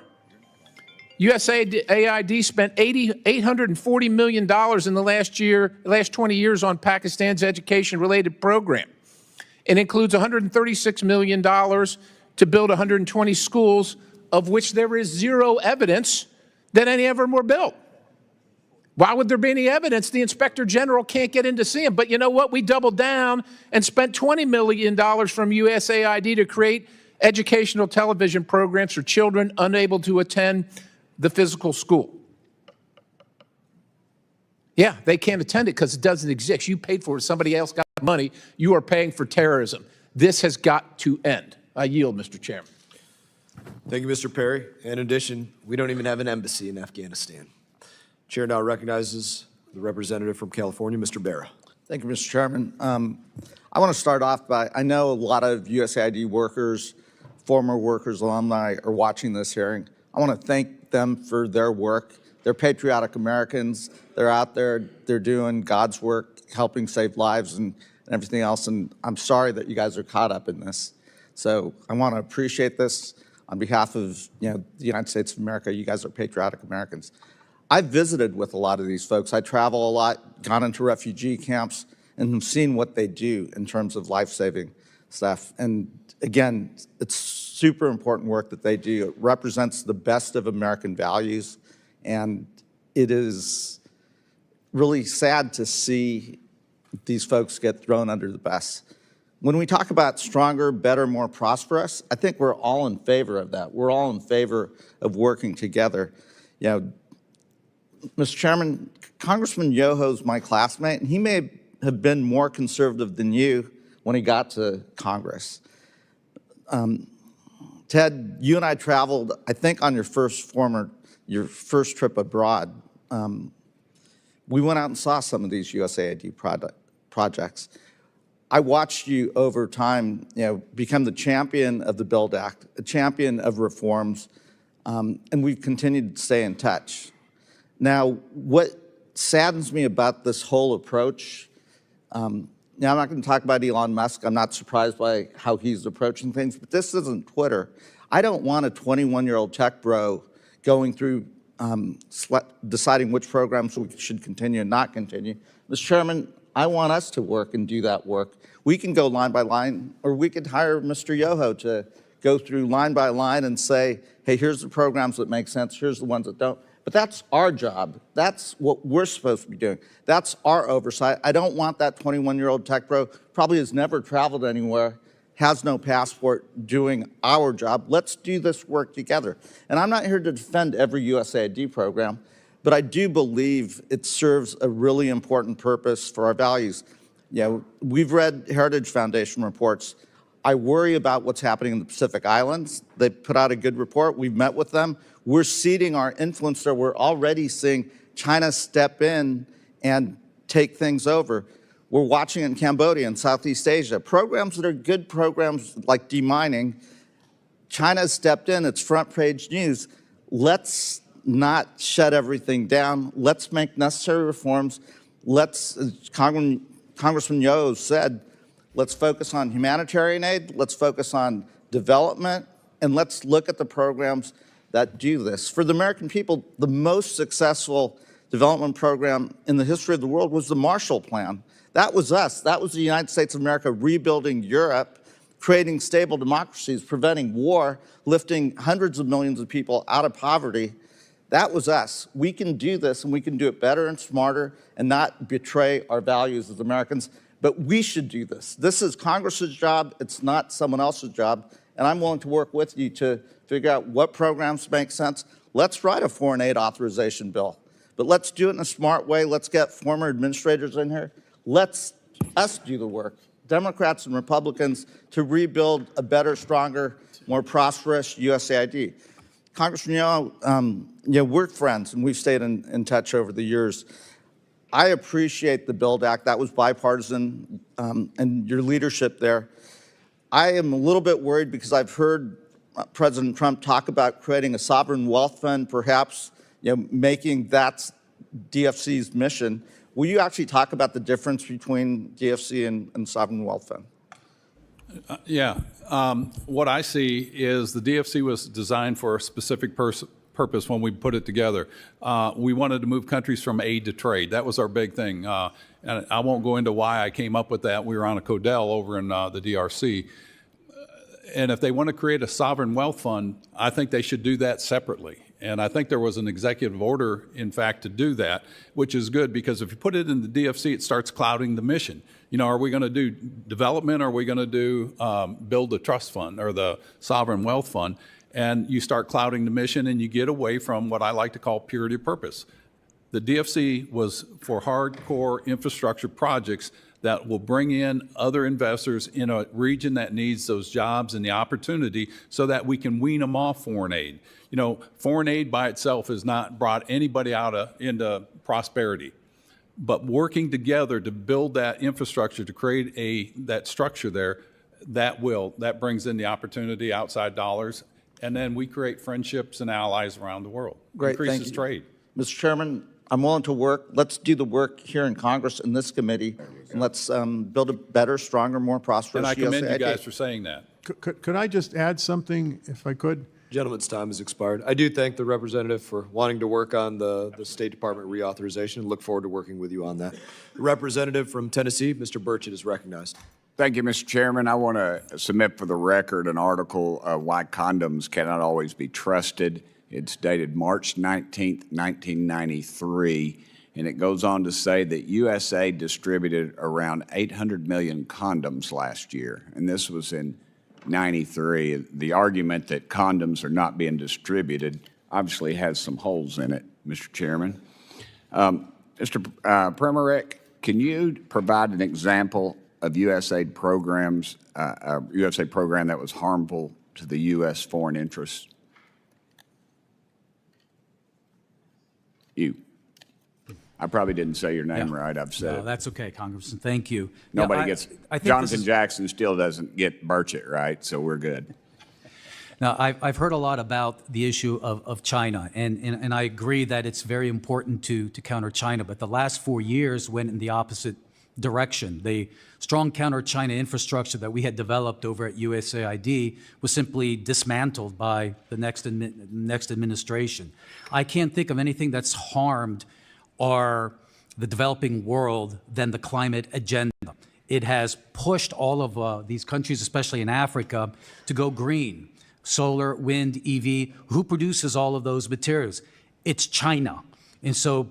And then on top of it, we tell them, no, you can't develop your own fossil fuel industry because it's anti-green. So what happens? They can't generate the revenues to create good jobs at home. They can't generate the revenues in order to finance their own health, education, and other needs. And it increases the price of energy, which does what to the poor? It hurts them. The climate agenda has done more in increasing poverty and increasing hunger than anything else. Of course, the resentment that's building up from around the world, that's much more conservative than we are on these woke things, it's extremely damaging. And look, a friend of mine at work provided me this morning with something that's very, very telling. Of the 19 of the top 20 countries receiving aid from USAID are part of the Belt and Road Initiative that China runs. Sure. I mean, this is showing that our efforts are not working. And I agree with Congressman Yoho and Administrator Natsios that the developing world, they want more trade, they want more investment. I don't care if you're speaking to government officials, business leaders, religious leaders. They don't want all of this other kind of aid where 50% of it is gone and we're violating their norms. Let me get a couple more questions in to you, if that'd be all right. Did USAID assist in illegal immigration on our southern border? I think that's something, it's both state and aid that's shared in that responsibility. PRM over at state, I think, is doing this. There was this whole thing about root causes and spending billions of dollars in Central America as if that would stem illegal immigration. But the problem with that argument is that these countries earn tens of billions of dollars of remittances. So the amount of aid that we're spending is such a tiny amount, it doesn't have any impact. If you want to stem illegal immigration, it's not foreign aid, it's closing the border. And we're seeing the results of it now. Did USAID fund foreign terrorist organizations such as the Taliban? You know, when I launched and led the Bureau for Humanitarian Assistance, we had an internal risk assessment tool, and I pushed it immediately into red because we were sending money in places where we didn't have an actual presence. In a place like Afghanistan, we're not there. All of the international NGOs that we worked through, they left, and the Afghans that had worked for us, they fled or were killed. So we have absolutely no idea what's happening with that money, but it's being spent. Before I left as the COO, I put in a very tough vetting requirement that anybody who touches the money must go through our databases to see whether or not these are terrorists. But the next administration just removed it. So I think we can safely conclude that we are. Those groups will hate us for free. Ted, does Congress authorize the spending for every individual USAID program? And that's to say, did Congress approve the $20,000 for the drag show in Ecuador or the $47,000 for a transgender opera in Colombia? No, they don't. It goes, again, those things happen without the oversight. And it's hard to do oversight when you have a big organization like that. And that's why, again, you have to have the purity of purpose, and we have to be diligent when I was in Congress to be the ones that say, we're not spending this money. Thank you. But those two projects are State Department projects. They're not USAID projects. That is inaccurate, sir. Did I say that? I didn't say that, sir, but thank you for putting words in my mouth. I would like to submit this article for the record, Mr. Chairman. So ordered. Gentleman's time has expired, and I'd add, they don't just happen whether we authorize or deauthorize. They happen because of bad people in USAID or the State Department that put these forward programs. You don't belong there if you're putting these programs forward, and their time at those agencies will come to an end. I now recognize the representative from California, Ms. Jacobs. Thank you, Mr. Chairman. First of all, a question for my colleagues. I know all of us probably remember Ebola from the 2014 outbreak that President Trump, a private citizen at the time, was particularly outspoken about and terrified of. For those of you who don't remember, Ebola is a disease that has about a 41% fatality rate, no vaccine, no treatment. It causes vomiting, muscle pain, and hemorrhagic bleeding. Pretty bad. I'd like all of my colleagues, please raise your hand if you would like Ebola in the United States. No one? You say your question again? Would you like Ebola in the United States? I'm glad the Trump administration approved Ebola response in Yes, their waivers. on that point, I ask for unanimous consent to enter into the record a New York Times article, Life-Saving Aid Remains Halted Worldwide Despite Rubio's Promise. So ordered, but it's not if you want to see the list. And on Tuesday, Elon Musk, the billionaire tech entrepreneur empowered by President Trump to combat the agency, I'm quoting the article now, told reporters in the Oval Office that the administration had turned on funding for Ebola prevention and for HIV prevention. But in reality, again, quoting this article, the Ebola funding and virtually all of the HIV prevention funding remains frozen, according to USAID employees and several aid groups. And that is because the payment system called Phoenix that USAID relies on to disperse financial assistance has been inaccessible for weeks. So as you may know, Mr. Natsios, the outbreak of diseases, infectious diseases, is one of the big things that USAID helps to prevent. which is why I think we all should be so horrified that because of Elon Musk's illegal takeover of USAID, USAID is no longer able to screen travelers at airports leaving Uganda, where there is currently an Ebola outbreak that Americans have already been infected by. Mr. Natsios, you led USAID, correct? Do you think stopping the screening of travelers makes America more or less safe? It makes us less safe, but I would add that there is, over the last 30 years, we've built a system in 90 southern countries for monitoring all infectious diseases, and that's the early warning system. So if an outbreak of any disease takes place, we know about it. The countries where, like China, where COVID started, I certainly wouldn't advocate having an AID mission there, but the countries where there's an aid mission, the ministries of health have been trained, and there's a comprehensive early warning system to protect us. That system is, in terms of AID support for it, has been shut down. That's right. I might also add... Sorry, I just want to reclaim my time because I have a few more questions, but I completely agree with you. So let's take my Republican colleagues at your word. You want to reduce waste, fraud, and abuse. I agree with that. You want to reform how USAID does its work. I agree with that too. In fact, I have bipartisan legislation to do that I'm happy to work with you, Mr. Mast, on. But let's talk about what's actually happening. So, Mr. Natsios, again, would you consider yourself liberal or woke in any way? No. Okay, great. Do you believe that USAID is a criminal agency plagued by waste, fraud, and abuse? No. And on February 4th, nearly the entire USAID workforce was notified that they were being placed on administrative leave. Mr. Natsios, would you say that removing the majority of the staff responsible for overseeing USAID's programs increases or decreases the risk of waste, fraud, and abuse? Well, it increases it because the oversight of AID officers are there for oversight. That's what they do. 40% of the staff of AID are compliance officers. They spend all day trying to make sure these things don't happen. They do happen sometimes because of where we work. And the USAID Inspector General agreed with you as the ranking member entered into the record, stated that all of USAID's oversight controls are largely non-operational. But instead of addressing this problem, Trump actually fired the Inspector General, who released this report the very next day. Mr. Natsios, does firing USAID's Inspector General generally reduce or increase waste, fraud, and abuse? Well, Congresswoman, I'm trying to stay out of the vitriol here, but the Inspector General is there to investigate abuse. And let me tell you how it works. People think that they watch us and then they find this stuff and then they arrest us and all. That's not how it works. The 80% of the investigations done by aid are initiated by aid compliance officers who call the IG and say there's a problem, you need to come in here and fix it.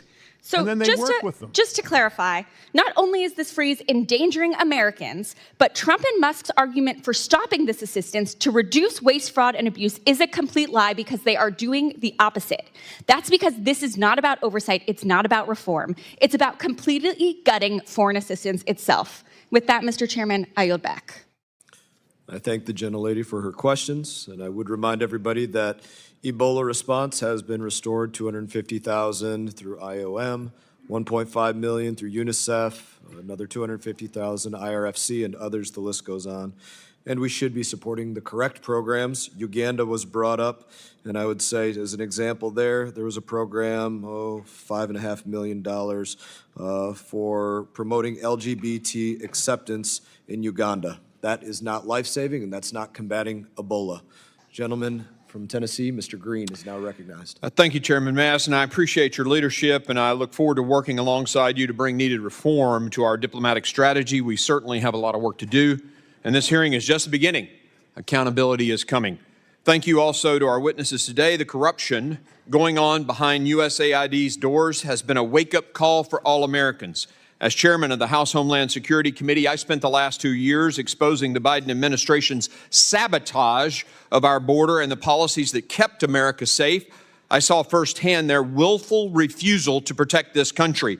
Under the guise of foreign aid, USAID has been an unapologetic front for a far-left agenda. It has become self-evident there a handful of foolish policies, but rather a coordinated strategy of radical, idiotic, and often anti-American priorities. Idiotic, you say? Millions to teach Moroccans how to make pottery? The Moroccans were making pottery before we were a country. This entire debate today and the crocodile tears from Democrats just goes to show what's wrong with this town. Not a single Democrat I've heard has expressed dismay at the many examples of crazy, wasteful spending. I don't understand the objection to a deep dive in how we spend our money, but perhaps it's the fact that over the last several weeks, a massive surge has occurred in the search for a criminal defense attorney. That probably says it all. 5 times in this city, any other city in the nation. I'd like to remind the committee that President Kennedy unilaterally created USAID through an executive order in 1961. Yet the President Trump, orders a momentary pause after winning a mandate for reform, and Democrats cry, "Constitutional crisis." This is after 4 years of reckless spending and unrepentant lawlessness from the Biden administration. I want the American people to understand how this works in Washington. As long as you're spending other people's money, no one bats an eye. But the second you want to save taxpayer dollars, the swamp cries wolf, or in this case, unprecedented constitutional crisis. This breathless, fake outrage from the left is utterly insane. And you know what the American people, you know they can see right through it. The generosity of Americans and the blessing of giving aid to others has always been one of our most valuable tools for diplomacy. The American people have a proud history of championing aid to our fellow man, but lawless bureaucrats have poisoned that goodwill. Many USAID programs are wasteful and actively sabotage our diplomatic relationships by forcing woke ideology on our partners. Just look at PEPFAR, a beacon of hope in the fight against HIV/AIDS, yet the Biden administration even weaponized this crucial program, jeopardizing lives and undermining our relationship with African nations. Under Administrator Powers, our message to Africa was explicit, as it was heinous. Abort your babies and violate your religious convictions, or we won't grant you life-saving aid. Let me be crystal clear to those who've been complicit in this betrayal. Firing those involved is just a start. We have a long way to go. And one last point.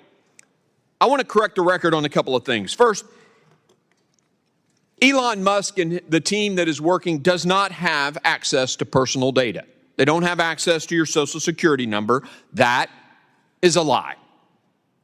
Elon Musk does have a security clearance. He has a top secret security clearance. By God, he makes the rockets for NASA. But the suggestion that he somehow can't be trusted to dig into how we're spending our money is nothing but a smokescreen to hide the corruption and the wasteful spending that has occurred there. And I am personally offended at the left's continued references to 19-year-olds and 21-year-olds in their doing work. There are 19-year-olds who have won the Medal of Honor defending this country. Just because you're 19 doesn't mean you're some child who can't be trusted. It is offensive. And if you're 19 years old out there, 20 years old, and you're serving this country, by God, your service matters. Keep serving. We thank you for that. It would appear that I'm out of time, Mr. Chairman. I yield. Amen. Representative Castro is now recognized. Thank you, Chairman. I would just say that if you can find us a 19-year-old Medal of Honor winner who'd love to serve in the U.S. government, we'd love to have him, rather than this 19-year-old who's a mystery man and got fired from his last job. As y'all hear a lot of angry, fire-breathing rhetoric coming from the other side, I want you to consider, as Americans, where we started the year. Our country, for all of the complaints and all the anger, is still the most powerful, prosperous nation on earth, with the lowest unemployment rate in decades and a strong economy, where foreign aid represents about 1% of our total budget. And yet, Elon Musk and this administration's attempt to illegally shut down USAID and freeze ongoing foreign assistance programs has been met with support and applause from some of the world's worst authoritarians. Venezuelan Interior Minister and Nicolas Maduro's key lieutenant celebrated the Trump administration's actions in ending support to the Venezuelan opposition. In Nicaragua, Daniel Ortega's sons said that, quote, Trump turned off the faucet for terrorists when he shuttered USAID funding. Belarusian leader Lukashenko applauded the administration's decision to cut funding for, quote, the fugitive opposition. The opposition that for years Republicans have said they support, they have now abandoned. President Trump has abandoned. He cut off TPS for Venezuelans and betrayed the people of South Florida and sent them back to a man he says is dangerous, yet sent Rick Grinnell to handshake with. After this administration's halted funding to Cambodia to remove unexploded bombs that the United States dropped on their country years ago, China offered to move in and replace U.S. funding. China has offered to go do the job that we are no longer doing. What do you think that does for American diplomacy? What do you think it does for our reputation around the world? What do those people think of us that we won't help them take away the bombs that we dropped years ago? Similar celebrations have come from leaders in Russia, Iran, Hungary, Cuba, and other countries as we've cut support to democracy activists in these countries. Democracy activists. Republicans have been eager to accuse Democrats of, quote, abandoning our allies. The reality is that the Trump administration abandoned our allies everywhere, and it didn't even take a week. Donald Trump has abandoned those fighting for democracy in Cuba, Nicaragua, Venezuela, Iran, North Korea, and China. He's abandoned Taiwan, freezing security assistance to the island nation facing threats of invasion from China. Donald Trump abandoned our partners in Indonesia, Malaysia, Iraq, and other countries fighting terrorism with the support of USAID. He's abandoned the country of Jordan by freezing security assistance, abandoned millions of victims of HIV/AIDS supported by PEPFAR, and abandoned those suffering from malaria and TB. Donald Trump has also abandoned American citizens, American farmers that feed the world, whose produce is rotting in ports and warehouses, and our USAID professionals and families that he stranded abroad. Make no mistake, these decisions will come back to haunt the United States of America. And not only in terms of diplomacy, not only in terms of how people think of us in faraway lands, those diseases that we're no longer helping to cure, people will get sick not only in those countries, but in the United States. And I hope that just as folks are taking credit for what's going on now, that when those diseases hit the United States, that they will take full credit for that. I have a question of the panel. I want to ask Mr. Natsios whether you think these actions, you were a USAID administrator, you saw the good and the bad and you had reform. I had a reform bill myself, which some Republicans joined me on last Congress. You think the totality of this is making us stronger in the world or weaker? I think that our aid program makes us stronger, and I think USAID, prior to all of the controversy, was achieving that, except for the woke program that has been introduced, which has alienated very conservative Christian societies in Africa. And Mr. Natsios, I want to interrupt you for just a second, because there was an example of funding to help LGBTQ communities in Uganda. In Uganda, the death penalty was proposed for gay people. Right, right. Is that considered woke? Is that what they're using as an example of woke, is helping gay people because they're under the threat of death by their own government? Any violence against any person is not acceptable. So I understand what you're saying. So you would be for that funding then? What I'm saying is that we're dealing with very conservative society, Muslim and Christian, and we need to respect not what you're talking about, because that happened, I think, in reaction to us, actually, because it wasn't there before. But let me just say that we give, AID gives $1 billion a year to Christian NGOs, evangelical, Pentecostal, Roman Catholic, my church, the Orthodox Church, and mainline Protestant. $1 billion a year. All those programs are now frozen. They've laid off the staff, and I have to say it's damaging the church's mission in the world. I think this whole shutdown is, and I might say, Mr. Chairman, just not to be partisan, I'm just to tell you what's happening. I've met with the Christian groups. Even though they have waivers, the Phoenix system is not operating. Unless the Phoenix system can operate, they can't issue checks. No one is getting funded, even though the waiver has been granted. I'm not saying that in a partisan way. Please do something about it. It's having an effect in the field in a profound way. A lot of AIDS orphans are being taken care of by the church. Gentleman's time has expired. And the staff has been laid Gentleman's off. time has expired.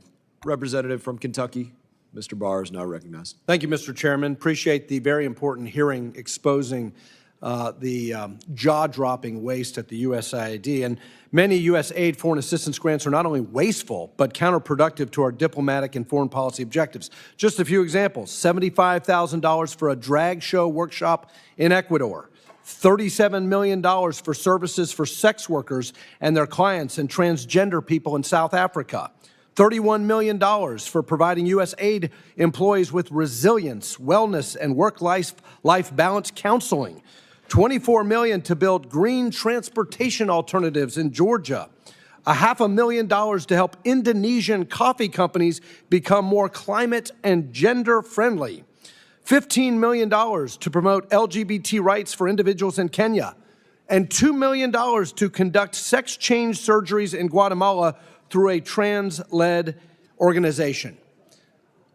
My colleagues on the other side of the aisle are whining that President Trump has fired the Inspector General of this agency.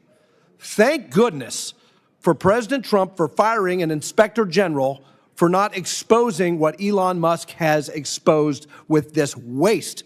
Are these programs what hardworking American taxpayers should be funding?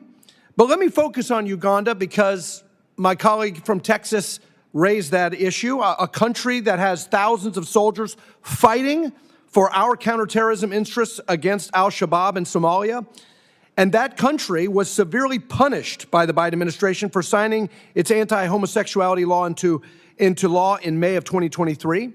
The Biden administration revoked Uganda's AGOA eligibility, enacted visa restrictions on Ugandan individuals, and pressured the World Bank to prohibit new public financing. Despite this, USAID has provided a $600,000 grant to, quote, empower Uganda's LGBT community to push back against this legislation, and a $5.4 million grant to shift public perception and attitudes in Uganda towards LGBT acceptance and to train LGBT individuals on the skills needed to engage in the economy. Now, in Uganda, China is expected to finance the $5 billion East African crude oil pipeline directly because Western leaders and the World Bank are walking away from the project because the Biden administration's response to their own domestic legislation. Mr. Primorak, should taxpayer dollars go toward penalizing countries like Uganda for making their own internal domestic political decisions on social issues that one administration doesn't agree with, which in turn strengthens countries' relationships with our adversaries like the communists in China? Congressman, I've spoken to many officials from the region there, and they explained to me their shock when they would prepare for meetings with Secretary Blinken. They prepared about how can we work together to combat China, actually. But when they had the meeting, they were hit with the woke things about the climate, about the LGBT, and all these issues. They were utterly stunned that here they are, Africa. They know about the challenge and the great geostrategic fight that we have, ready to work with us, but we weren't ready to work with them. Well, look, I get it. The gentleman from Texas disagrees with the Ugandan people. I get it. The Biden administration disagreed with the Ugandan people, and Secretary Blinken and USAID in the previous administration disagreed with the Ugandan people on this issue of homosexuality legislation. I get it. The question is not their opinion. The question is, what is the diplomatic job of the State Department and USAID? Is it to lecture the Ugandans, or is it to help us counter Belt and Road? Is the job of the State Department and USAID to advance American national security? That's the question.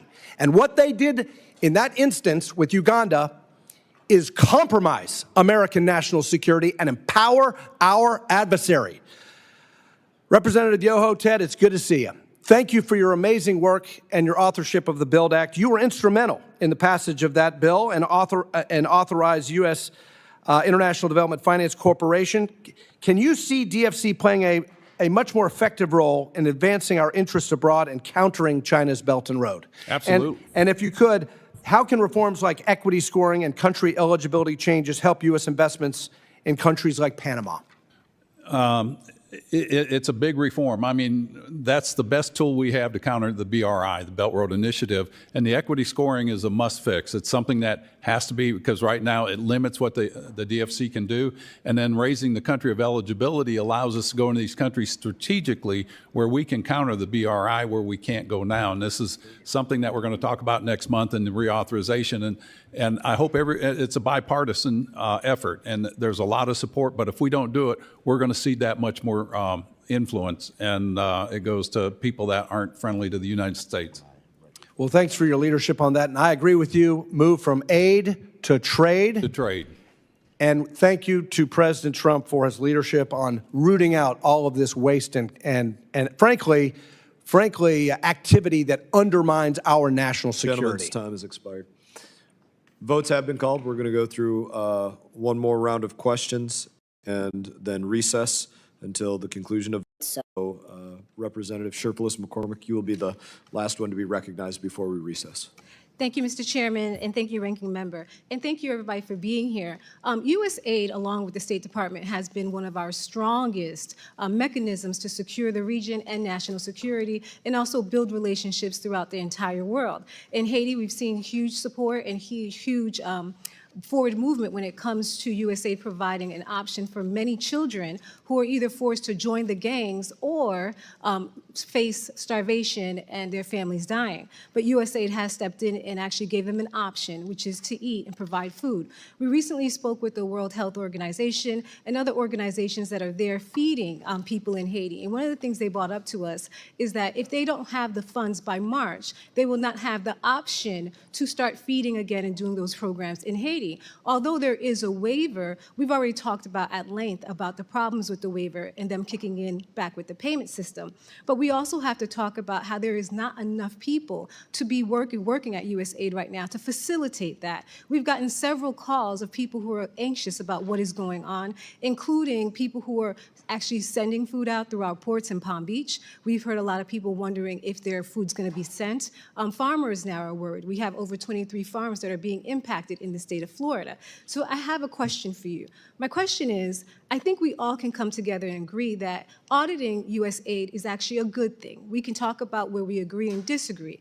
However, the real issue is implementation. We're finding that this implementation is creating extensive collateral damage to American citizens and also to our partners. And we're also finding that some of this damage is irreparable harm, meaning that we just can't fix it by giving them money. We're hearing more and more about people who are exposed and who need life-saving treatment who are not getting it despite the waivers. And so I believe that the strength of our nation is us following that constitutional privilege of us embodying and allowing Congress to actually determine the implementation.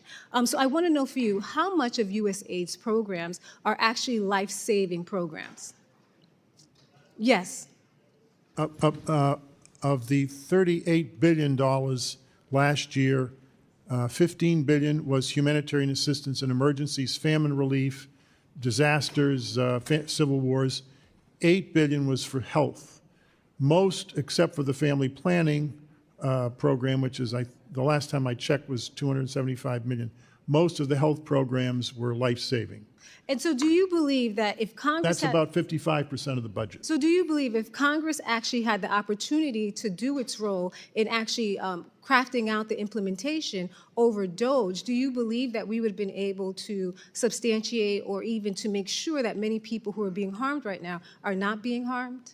Well, there's a problem now that's people who are being denied who can't get the antiretrovirals because the system is shut down, there's violence against the aid workers and against our AID officers.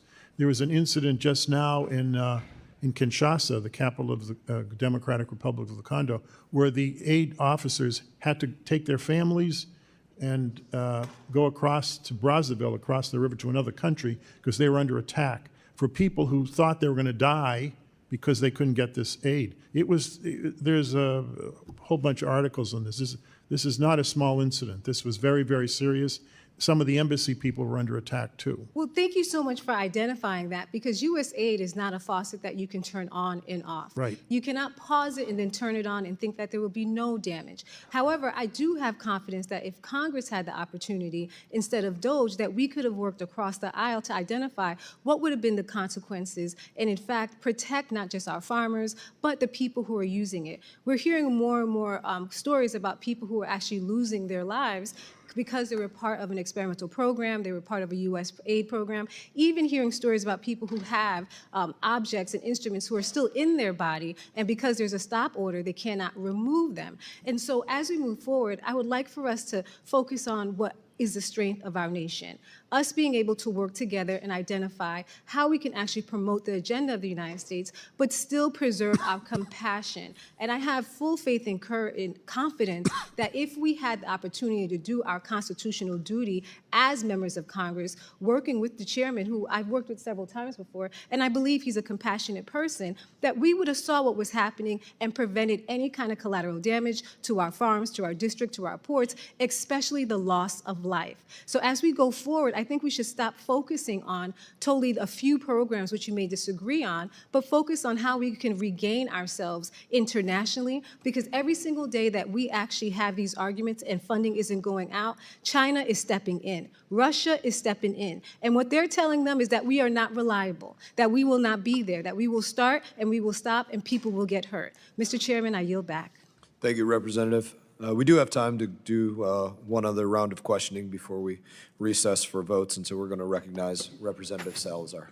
Thank you very much, Mr. Chairman, and thanks to the witnesses. My name is Maria Salazar. I'm the chairman of the Western Hemisphere Committee, subcommittee here in the House Foreign Affairs Committee, and I am very distraught because some of the programs that we have been talking about come from the region that I represent. Many people in South Florida that come from those countries of origin: Guatemala, Venezuela, and Peru. So I understand, Mr. Ignatios, that you do not agree with the way that Elon Musk has conducted his investigation into USAID, but I do believe, coming from the world of television, that you are judged by the results, not by the process.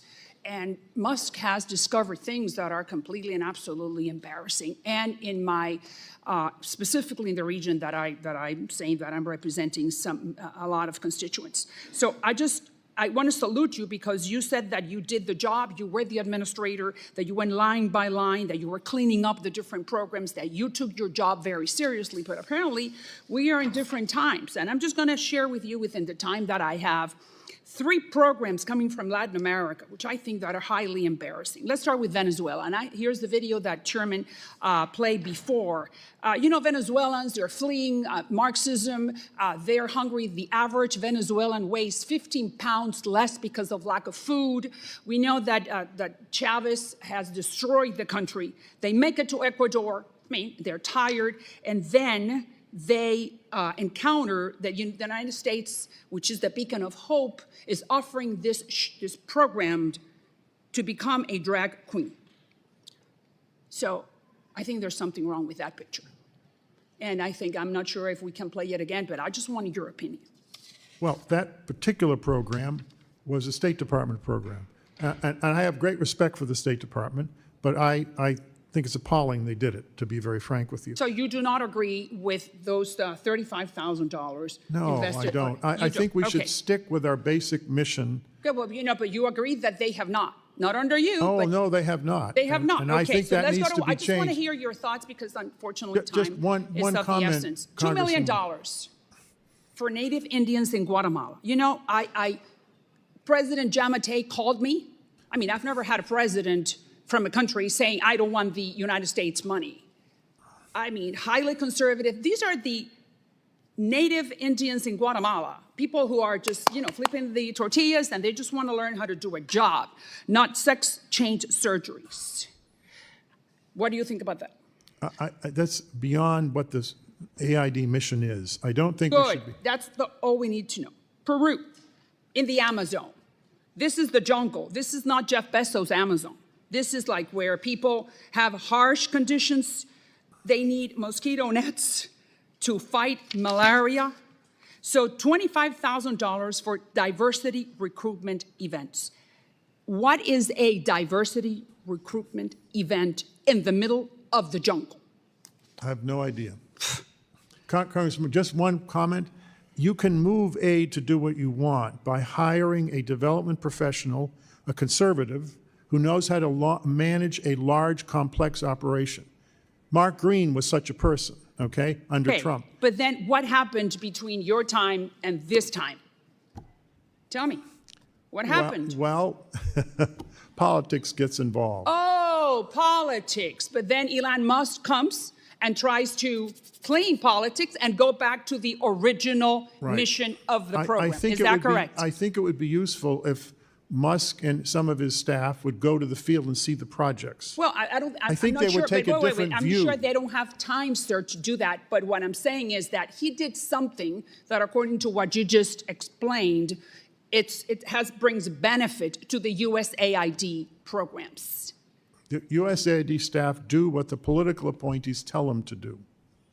Well, okay. They don't initiate these things. They don't. No. So that means that all these directives came from the White House. The White House, yes, and the State Department. So that, okay, but then the White House, the State Department responds to the White House.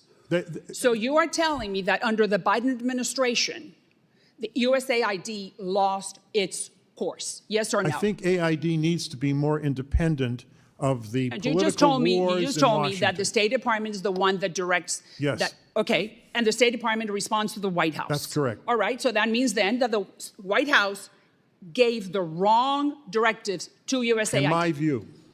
In your view. Good. Yes. Thank you. Well, that's all we needed to know. So now we have a new sheriff in town called Donald Trump, and then that guy brought another guy called Elon Musk to do the job, something that no one else has done before. So why do we need to criticize him? Because he doesn't know anything about development. He may be a genius at technology. He does not know anything about development. But wait. Development has nothing to do with what is the mission statement for USAID? Secure, prosper, and value American values. Either $2 million for the native Indians in Guatemala to change their sex surgeries has nothing to do with that. $15 billion was spent on humanitarian assistance in emergencies and refugee camps. There's particular skills you learn in doing that. I did that. I understand, know but what you're is. talking about what works. I'm talking about what does not work. Okay. Gentlelady's time Thank has you. expired. I appreciate, Chairman. Thank you, sir, for your time. I would also let you know, Ms. Salazar, that I've had numerous calls from ambassadors during the Biden administration who intend to provide us with the reprimands that they wrote against career employees who were undermining their work, doing these programs that they didn't want, but did them anyways, and the administration didn't care. And we look forward to bringing those things to light as well. We are going to recess. As votes have been called, as I mentioned, we are going to recess until 10:50, and we will look forward to returning. Committee stands in recess. I just want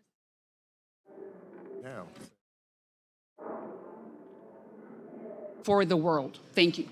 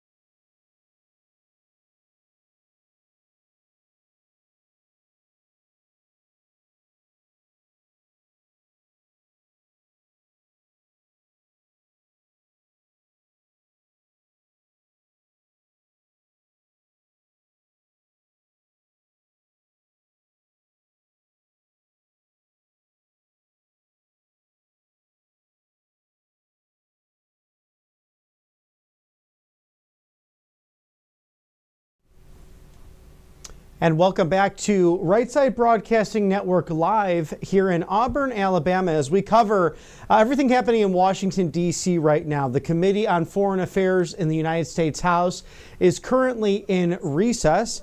And then we also have the wonderful comments from the far left. Of course, they're quite hysterical as the committee looking to push through and put onto the floor of the United States Senate, of course, Kash Patel for FBI director. And that's been rather hysterical if you're following that stream, because the Russia hoax continues to be something of fact to the far left Democrats. Durbin, Mazie Hirono, also Senator Whitehouse, as well as others who are pushing this propaganda agenda of the far left, claiming that Kash Patel will try to purge his enemies list and go through people willy-nilly and just making up things, quite frankly, on the committee. But thankfully for Chairman Grassley, the President pro tempore of the United States Senate, and also Senator Marsha Blackburn, just having glowing remarks for Kash Patel and asking the question, why weren't these Democrats concerned about when people were harassed by the FBI in the last administration, especially when it came to school board meetings or even praying outside of Planned Parenthood? It's just a few examples of the egregious actions of big government. I'd like to thank our sponsors here at Right Side Broadcasting, one being American Finance, a great opportunity to save $800 a month if you own a home or a townhouse or anything in that regard. But think about this: high credit card interest, debt, and rates really hurting many Americans across the board. So this is a great way to save some money. And these professionals over here at American Financing, they know how to handle all of this kind of savings. So every month, this only takes a 10-minute call obligation. I mean, really nothing out of your time, very easy to fit into your schedule. If you start today, you can delay mortgage payments up to 2 months. So that could be a saving of $1,600. And remember, Americans still have many kitchen table issues to deal with only 24 days into this remarkable administration. But you have inflation, credit card percentages being up 20% or more. So give my friends at American Financing a call today, 888-402-0299. That is 888-402-0299. AmericanFinancing.net/RSBN. Thank you for sponsoring us here at Right Side Broadcasting Live, as the Committee on Foreign Affairs is currently in recess in the United States House of Representatives. This is the USAID betrayal that has taken place and is a developing story, quite frankly, because Elon Musk was with President Trump in the Oval Office the other day, outlining just all of the successes in the last few days and what they were able to find at these other agencies. And that's why today, 3 incredible hearings taking place. The committee vote for Kash Patel. This Committee on Foreign Affairs finding why this all happened, the egregious payments overseas, things like $70,000 for DEI musicals in Ireland. Why would we send aid over for that? It doesn't make any sense. It goes against everything this new administration is focused on solving. Secretary of State Marco Rubio saying that we are going to put forth the American agenda. If it's not good for America, it's not going to be funded. And that makes a lot of sense at the end of the day. Also, the final vote for RFK Jr. to become the Director of Health and Human Services, the secretary at that organization. And then also Linda McMahon in the hot seat with the Committee on Education as well. So lots going on in Washington, D.C., but they are afraid of these people. They're especially afraid of Linda McMahon, Kash Patel, RFK Jr., Pam Bondi, who's already our Attorney General, because they want to serve the American people. They are the utmost of professionals. They have careers that have been highlighted at expertise in these respective fields.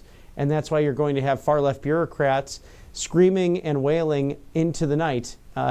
It's just amazing to see the lies from Senator Durbin and Senator Whitehouse in regards to how they've tried to paint Kash Patel as some sort of enemy of the state. He has been an absolute patriotic hero, and he has been in the room where it happened. So we look forward to that confirmation out of committee. Just a few examples here of the waste and abuse by USAID. Another $1.5 million to advance diversity, equity, and inclusion in Serbia's workplaces and business communities. $47,000 for a transgender opera in Colombia. $6 million to fund tourism in Egypt. $2 million for sex changes and LGBT activism in Guatemala, just to name a few. But you know what does not cost any money? One of our wonderful sponsors here at the network, freetrumpbook.com. All created by the new ambassador to Israel, former Governor Mike Huckabee of Arkansas, a gentleman and a scholar, a historian in his own right, has given this new Trump rally free gift special 2 guides and a Christmas ornament for the kiddos at home. So whether that's the Kid's Guide to the Courage of President Trump or the Kid's Guide to President Trump, this outlines the history of the MAGA movement 10 years ago, of course, coming down the golden escalator with our beautiful First Lady, Melania Trump.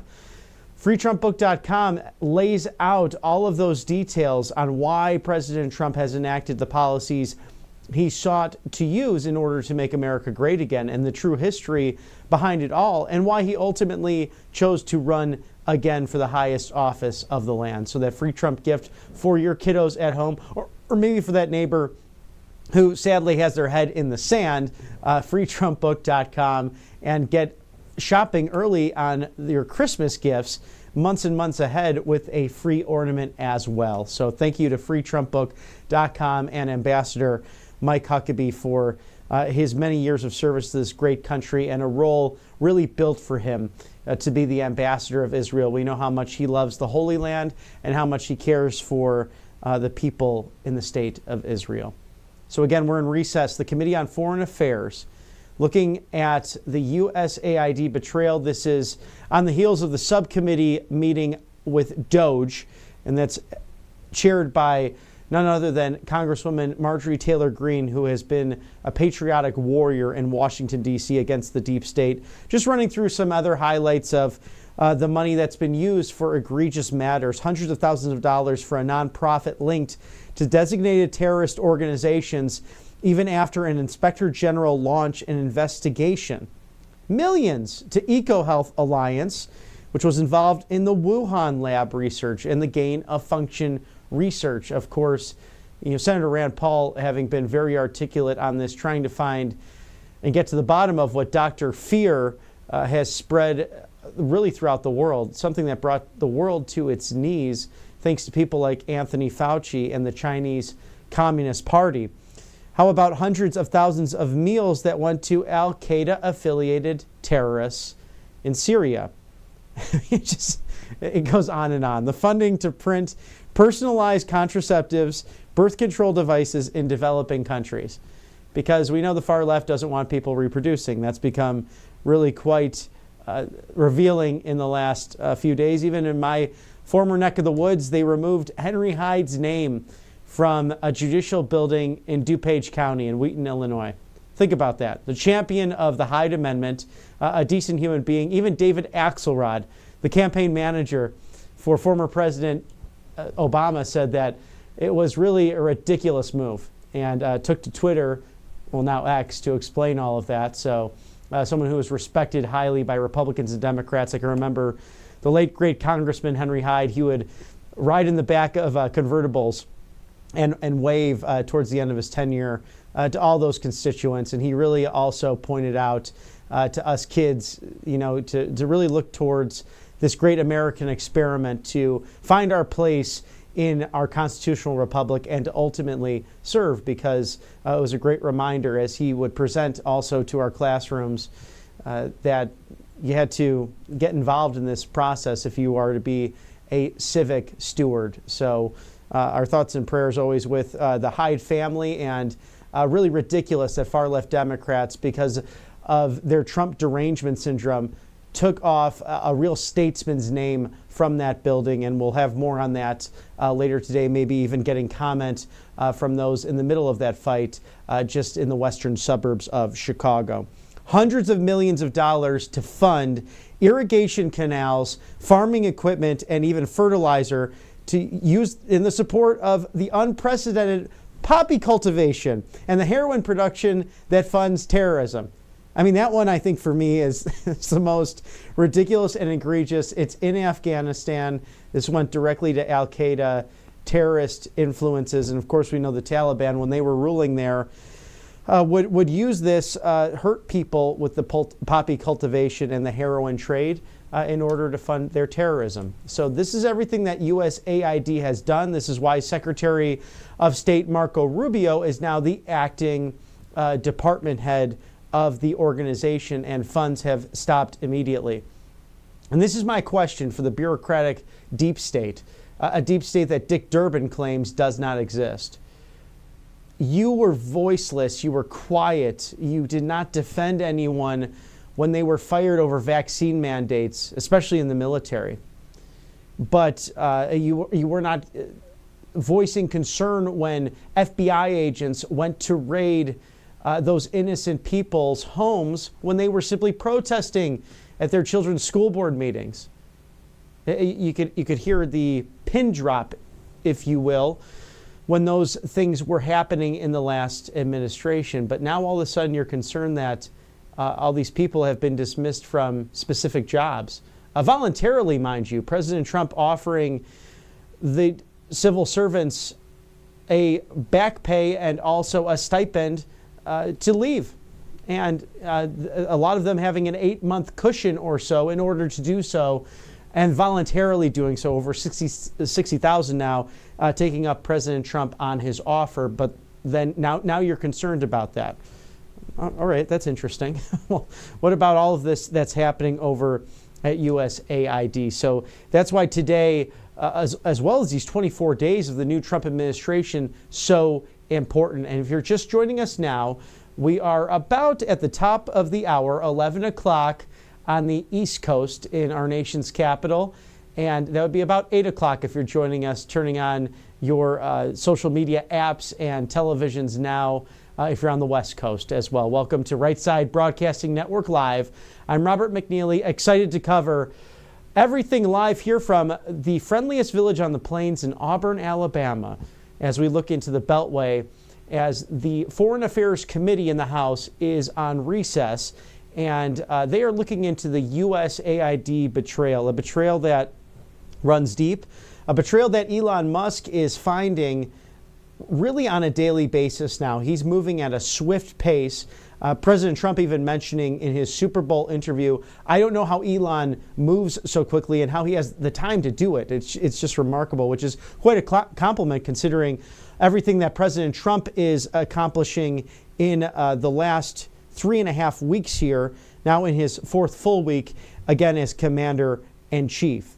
We also have the committee meeting to advance the nomination into the entire U.S. Senate of Kash Patel for FBI director. And if you were watching that stream, really hysterical, the revisionist history on the part of the Democrats on that committee. Ranking member, Senator Dick Durbin, I got to tell you, the man's convincing, but he is very dishonest when it comes to Kash Patel's record and even his book of where he outlines in Government Gangsters all of the bad actors, whether it be Republican or Democrat. Again, it doesn't matter.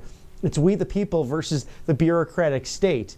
And Chairman Chuck Grassley, the president pro tempore of the United States Senate, so eloquently laying out how Kash Patel had to deal with lawfare in his own right, how these career civil servants were targeted by senior and even middle-level staff at the FBI and the CIA. These institutions need reform. We now have Tulsi Gabbard as the Director of National Intelligence by a vote of 52-48 in the United States Senate yesterday. Of course, our Attorney General Pam Bondi swearing her in in the Oval Office next to President Trump and, of course, Tulsi's handsome husband. And hasn't it been funny to watch President Trump again? He brings so much truth in the comedy to the moment with these serious matters, but saying people like Pam Bondi's husband, for example, you're far too handsome to be in here, and that makes me upset. So you got to love President Trump's jovial nature as he tackles really what is a rotten deep state that is now on its last leg. It is ending. Of course, globalists are trying to influence this as the nationalist populist movement that is born in common sense, that's born in the cultivation and the collaboration of traditional conservative Republicans and liberal Democrats coming together to save the United States of America. Inspires me, inspires my colleagues here at Right Side Broadcasting to bring you the truth every day. So you have this, in recess now, the Committee on Foreign Affairs tackling the USAID betrayal. You have the Kash Patel vote out of committee to reach the entire United States Senate. Linda McMahon is also on the hot seat. She is going before the Health and Education, Labor and Pensions Committee, and had a wonderful opening by Senator Tim Scott of South Carolina. He actually had tears in his eyes talking about the future of American education. We tried No Child Left Behind. Of course, that was Senator Ted Kennedy and President George W. Bush signing that into law. It was a complete overreach of the federal government into the local and state lives of children and education policies, a one-size-fits-all that actually has failed the American education system. And good people trying to reform that. Linda McMahon has that passion. She's on the Connecticut State Board of Education. She has experience in this. And of course, Senator Katie Britt of Alabama, speaking glowingly of Linda McMahon, her expertise not only as a business person, but as a public servant will suit that well with the ultimate goal of ending the United States Department of Education. So many of these people go into government in order to enrich themselves, in order to get to that next point in the pendulum, to climb that ladder of corporate greed or so-called public service, but as they ascend in power. No, Linda McMahon focused on being the last Secretary of Education to give the power back to the states. Truly a Federalist position, a 10th Amendment position, and something President Trump is entrusting her with in order to make America's education policies great again. Thank you to our sponsors here at Right Side Broadcasting, mypillow.com/RSBN. You could go to them for the mega sale. And thank you to Mr. Michael Lindell for that. We'll be back with more sponsorships, but we're going back to that committee hearing on foreign affairs to find the egregious nature of USAID. We'll throw it back to Washington now. Representative Kamlager Dove for 5 minutes. Thank you, Mr. Chair, and to the ranking member. You know, I have noticed a theme with Republican hearing titles that always seem to have one word of truth in them, but they are strung together by callous duplicity, or as the chair said, lies. Betrayal is the word of truth today, and it is an incredibly accurate description of what Musk, Trump, and silent Republicans are doing to the American people. By unilaterally dismantling our entire foreign assistance apparatus, you have endangered every American who relies on that system to keep them safe from global crises and that relies on them to feed their own family. Not only that, but you have betrayed some of the stakeholders that I thought my colleagues cared most about: our farmers, our veterans, faith-based groups, diaspora communities in all of our districts, and the Constitution. Not to mention the people who have tragically died because you have ripped away the life-saving assistance they need to survive, and for no good reason. I was struck by the opening remarks of the chair. The chair mentioned helping people to vote. And why do Republicans not support the right to vote?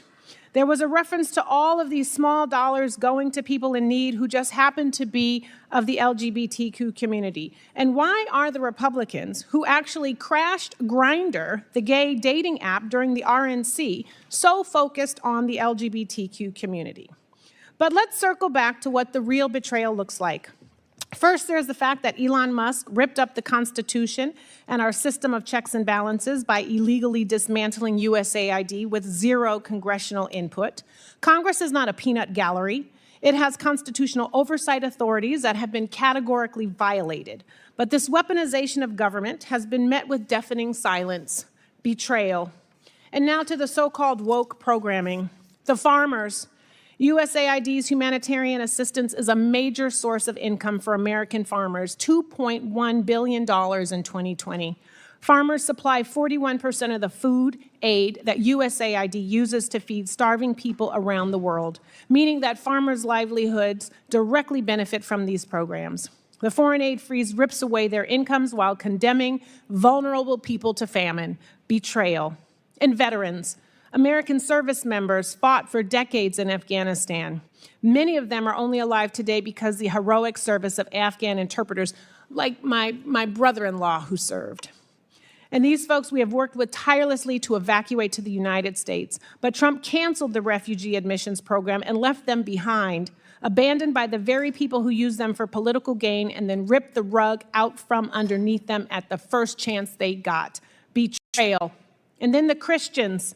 USAID supports numerous faith-based groups in implementing humanitarian assistance in some of the world's worst hotspots because their faith teaches them that every human life has dignity, is sacred, and is worth saving. Cutting off aid has forced massive layoffs at these organizations and desecrated their life's work. I guess no one cares about religious freedom when it interferes with a billionaire's political agenda. Betrayal. And diaspora communities. USAID's support for Pakistani democracy organizations and flood relief efforts is now gone. Students in Burma benefiting from USAID scholarships have now been deprived of a better future. Venezuelans who relied on USAID-funded integration services to build a life outside of Maduro's oppressive regime are now left in the lurch, and the Republicans are deporting them back into terror. You can claim to support any of these communities. How you can do that is beyond me. It is hypocrisy and it is betrayal. And finally, the American people. Every American is less safe today because USAID is not out in the field, stopping crises from reaching our shores. If there was a pandemic-like disease outbreak that risked spreading to our shores, we could not respond. If there is a natural disaster in Mexico or the Caribbean that would drive people to our border, we could not respond. The dismantling of those protections is an unequivocal betrayal of the American people. Oh, but what about that new $400 million contract the State Department is just signing with Tesla for Cybertrucks? Because I guess people need Cybertrucks more than they need malaria pills. So now to my questions, if I have time. Mr. Yoho, in your testimony, you touched on the important work of American farmers and the work of American universities in USAID Feed the Future Innovation Labs. What capabilities do we lose domestically, and what domestic constituencies do we hurt by eliminating these programs? Those are important programs that have worked, and by the pause that we have right now, I think the goal is, instead of putting blame everywhere, we focus on how we get these things back online to do the work they have done. If you look at like the RUTF program, the Ready-to-Use Therapeutic Food Program, that saved over 17 million children, and it sources products from 27 different states in America that provide, income for our farmers, and those are things that we need to get back online as soon as we can, and I think you'll see that. There is a reset. It had to happen. Shame on us when I was in Congress that we didn't do these things earlier. It's done, can't go back, we can only go forward. Thank you, and I yield back. Thank you for the time, Mr. Chair. You're welcome. And in answer to the question, the reason LGBTQ is the focus is because that's what became the focus of USAID and State Department. It was not the exception, it was the rule. We're just reading off the lists of grants and pages and pages and pages more. I now recognize Representative Kim for 5 minutes. Thank you, Chairman Mass, for holding this hearing. I want to thank all of our witnesses for joining us today.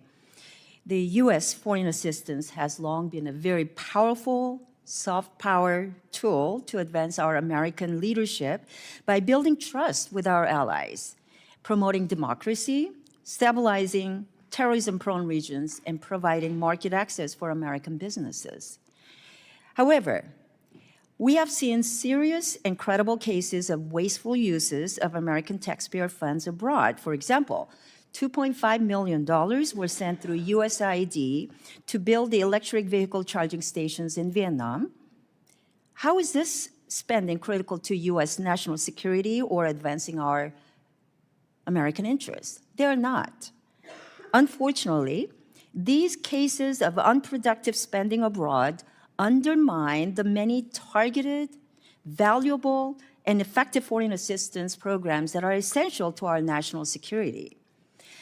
Mr. Yoho, as you know very well, the strategic competition with China and its Belt and Road Initiative is a top priority for the East Asia and the Pacific subcommittee that you once chaired and I now currently chair. Xi Jinping is watching and he's waiting for the chance to fill any U.S. vacuum.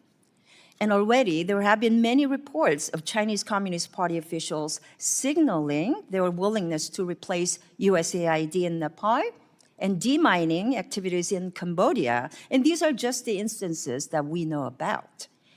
Even critics of USAID acknowledge the critical soft power value of targeted and efficient programming.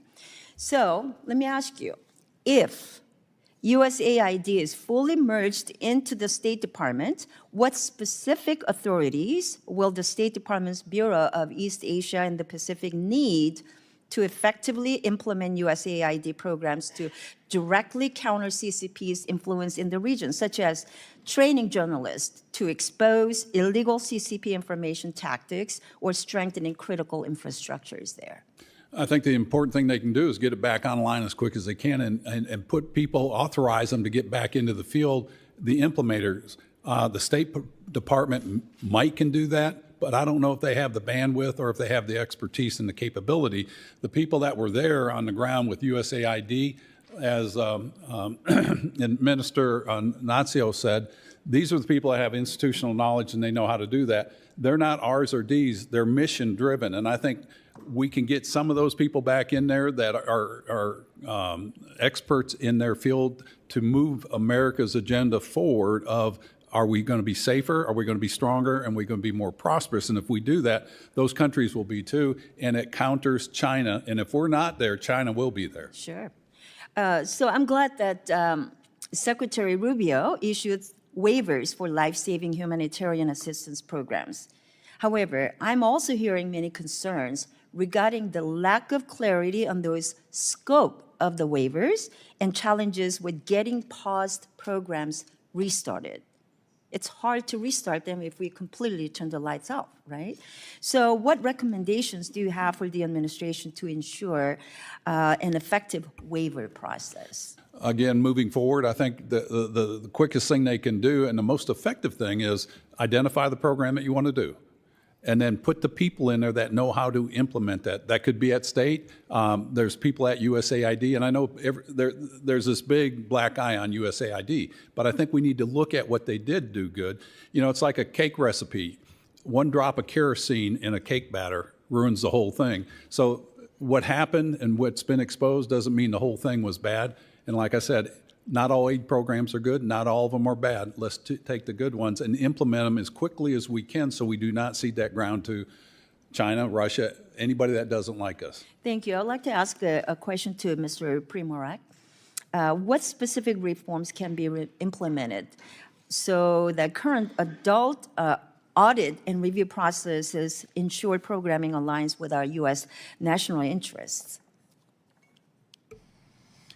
I think transparency is probably the most important. We have various websites where we're supposed to provide information to the American public as to what we're doing in all these different countries, whether it's grants.gov or foreignassistance.gov, but it's not consolidated. And too often, actually probably most of the time, we don't have information as to who are the awardees, who are the sub-awardees. If those are made available, and not only to Congress, they should be made available to the American people. I think by having this kind of transparency, that a lot of these bad things happening, people will be a little bit more careful because, you know, lots of people are watching. I appreciate that. Thank you very much. My time's up. Thank you, Representative Kim. Chair now recognizes Representative Titus. Thank you, Mr. Chairman. Thank you all for being here. You know, we've heard a lot this morning of kind of cherry picking programs out of context and in a very narrow view, and some that just aren't true about the bad things and the weird stuff that USAID has been supporting. There are programs in the Department of Agriculture that I bet we could pull out that show a waste of money and some weird programs that I certainly don't support, but I'm not calling for the dissolution of the Department of Agriculture. It's kind of like Mr. Nazio said, if there's a problem or you don't like a certain kind of program, you can fix that. You can address it. You can discuss it and talk about how to make it better. But you don't destroy it. You don't just throw the baby out with the bath. So why would we do that with USAID when the programs that it does support are so much better, so much more extensive, so much more productive than some of these little things that you've been hearing ad nauseum from the other side of the aisle? One of the areas that I'm particularly interested in that you've heard less about is how USAID supports democracy around the world, whether it's backsliding in some countries or whether it's just trying to develop democratic institutions in others. People are on the front lines in very dangerous situations, often trying to push democratic principles. And we have another number of programs through USAID that helps with that development. Mr. Natsios, would you talk about what happens when we pull out when it comes to development of countries that would be friendly towards us or would be more democratic? What happens to those people who are on the ground? We know that this is a great source of soft diplomacy, soft power. We've heard generals say every dollar you spend on something like this is a dollar you don't spend on bullets and soldiers having to go and fight a hot war. But if we're not there, what are the consequences for democratic development? My view is that the AID missions in the field are our greatest strength. 2/3 of the staff of AID are not Americans. They're Kenyans or Nigerians, they're Cambodians, they're Moroccans, wherever you are. And many of them go on to be the heads of state, believe it or not. The first woman head of state in Costa Rica was an FSN with AID for 10 years. The first woman vice president in El Salvador was a FSN with AID. The first lady of Peru was a FSN. Her husband got a PhD from the University of Chicago in economics. He was the president of Peru and the first Inca president in the history of the country. All of them devoted to the United States, all of them right of center and honest people. I was in Macedonia just before 9/11 and two of the FSN said, I said, any of you ever run for office? Two of them of our had just got elected to Parliament. And they said, we ran on the platform that we work for USAID. So not having our missions in the field has unintended consequences because we are a recruitment ground for leaders in the developing world who are pro-American. Wouldn't it be better to have someone who got their degree in the United States rather than Beijing to be the head of state somewhere? I think it is. We have a story from Nigeria just a couple of years ago during COVID where the Minister of Health was presented with a Chinese vaccine, Russian vaccine, or our vaccines. And the Minister of Health said, I got my PhD in the United States, or MD, and an AIDS scholarship. We're going with the American vaccines. In fact, I don't want these other vaccines in the country. And they bought them. This is not just a contribution. So having the missions in the field, having scholarship, having relationships with these countries through the missions is very important to build trust. And in my view, shutting them all down is not in our national interest. I understand that Secretary Rubio has sent out a message saying none of the FSNs will be laid off, they'll be integrated into the embassy. But they have to have Foreign Service officers from AID or people who know development, know procurement, and understand all of the rules to manage them. They can't do a lot of this stuff on their own. So I want one last comment about democracy. I'm a little troubled because I'm looking at the patterns of what's been canceled. All the democracy programs and governance programs have been canceled. Exactly. And I'm a little, I hope that's not a deliberate decision. Maybe I'm misreading it. I don't think so. If that's the case, it's a disaster because people around the world who want democracy and want freedom rely on us. They look to the United States. They certainly don't look to China Russia, North Korea, and Iran, the CRIN alliance, as we call them in the Pentagon, they are our enemies. They're not our friends. And we need to support those democratic forces around the world, in my view. I agree. Thank you very much. I yield back. Thank you, Representative Titus. Chair now recognizes Representative Davidson. I thank the chairman, and look, I appreciate this hearing. It's certainly timely. When we talk about woke and weaponized government, it's easy to get desensitized to the long list of frivolous, frankly, pretty radical programs that are being exposed. You know, stuff like $1.5 million for DEI in Serbia, $47,000 for transgender operas in Colombia, $2 million. The former ambassador to Guatemala talked to me about this, $2 million for transgender surgeries in conservative country like Guatemala. It's a long list. I mean, USAID funded scholarships for people who became terrorists like Anwar al-Awlaki.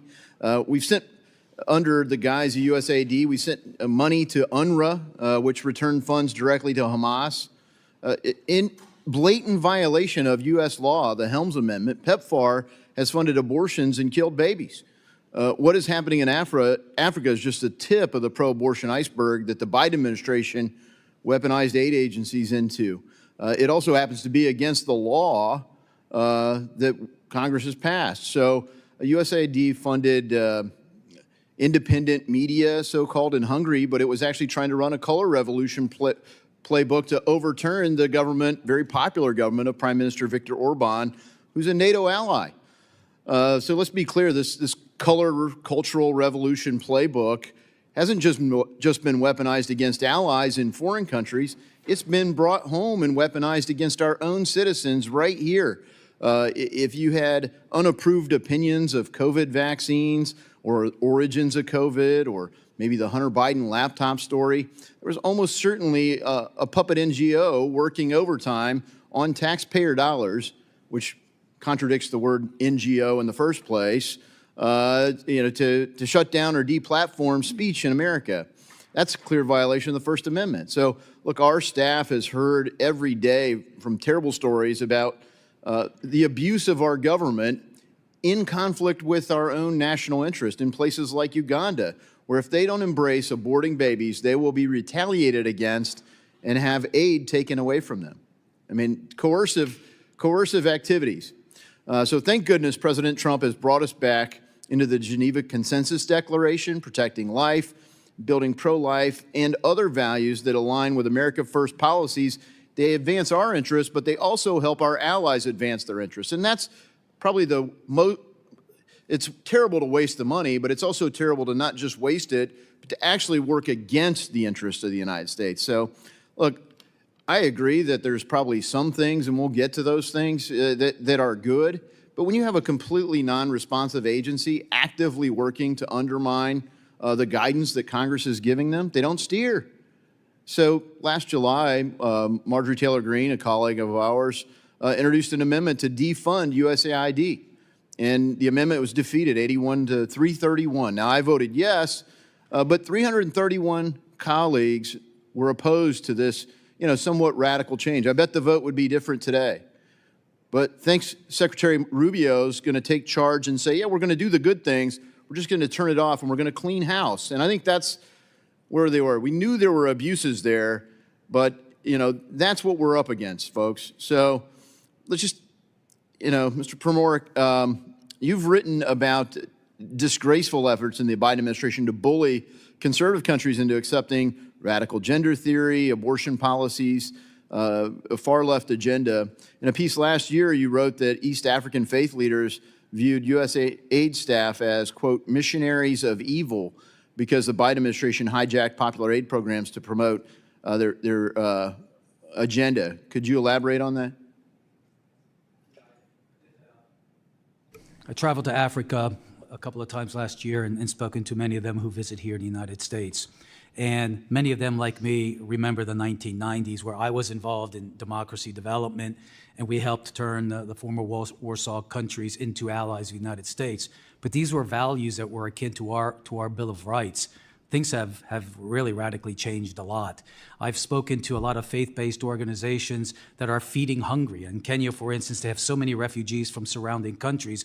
Some of these dioceses, they simply will not take U.S. funding because it's tied to all. It had been tied to all of these things. I did I monitored or moderated a panel on Africa at Liberty University, and a governor from the northern part of Nigeria had a conversation with Samantha Power, who told her that you have to tie food aid with all of this other woke stuff. Crazy leverage. And look, I wish I could talk more, and I will submit questions for the record because, Mr. Yoho, look, nevertheless, there are certain things post USAID's demise and the imminent funeral for this agency that we might want to keep intact. So how do we advance our interest? I look forward to collaborating with you all, and I yield back.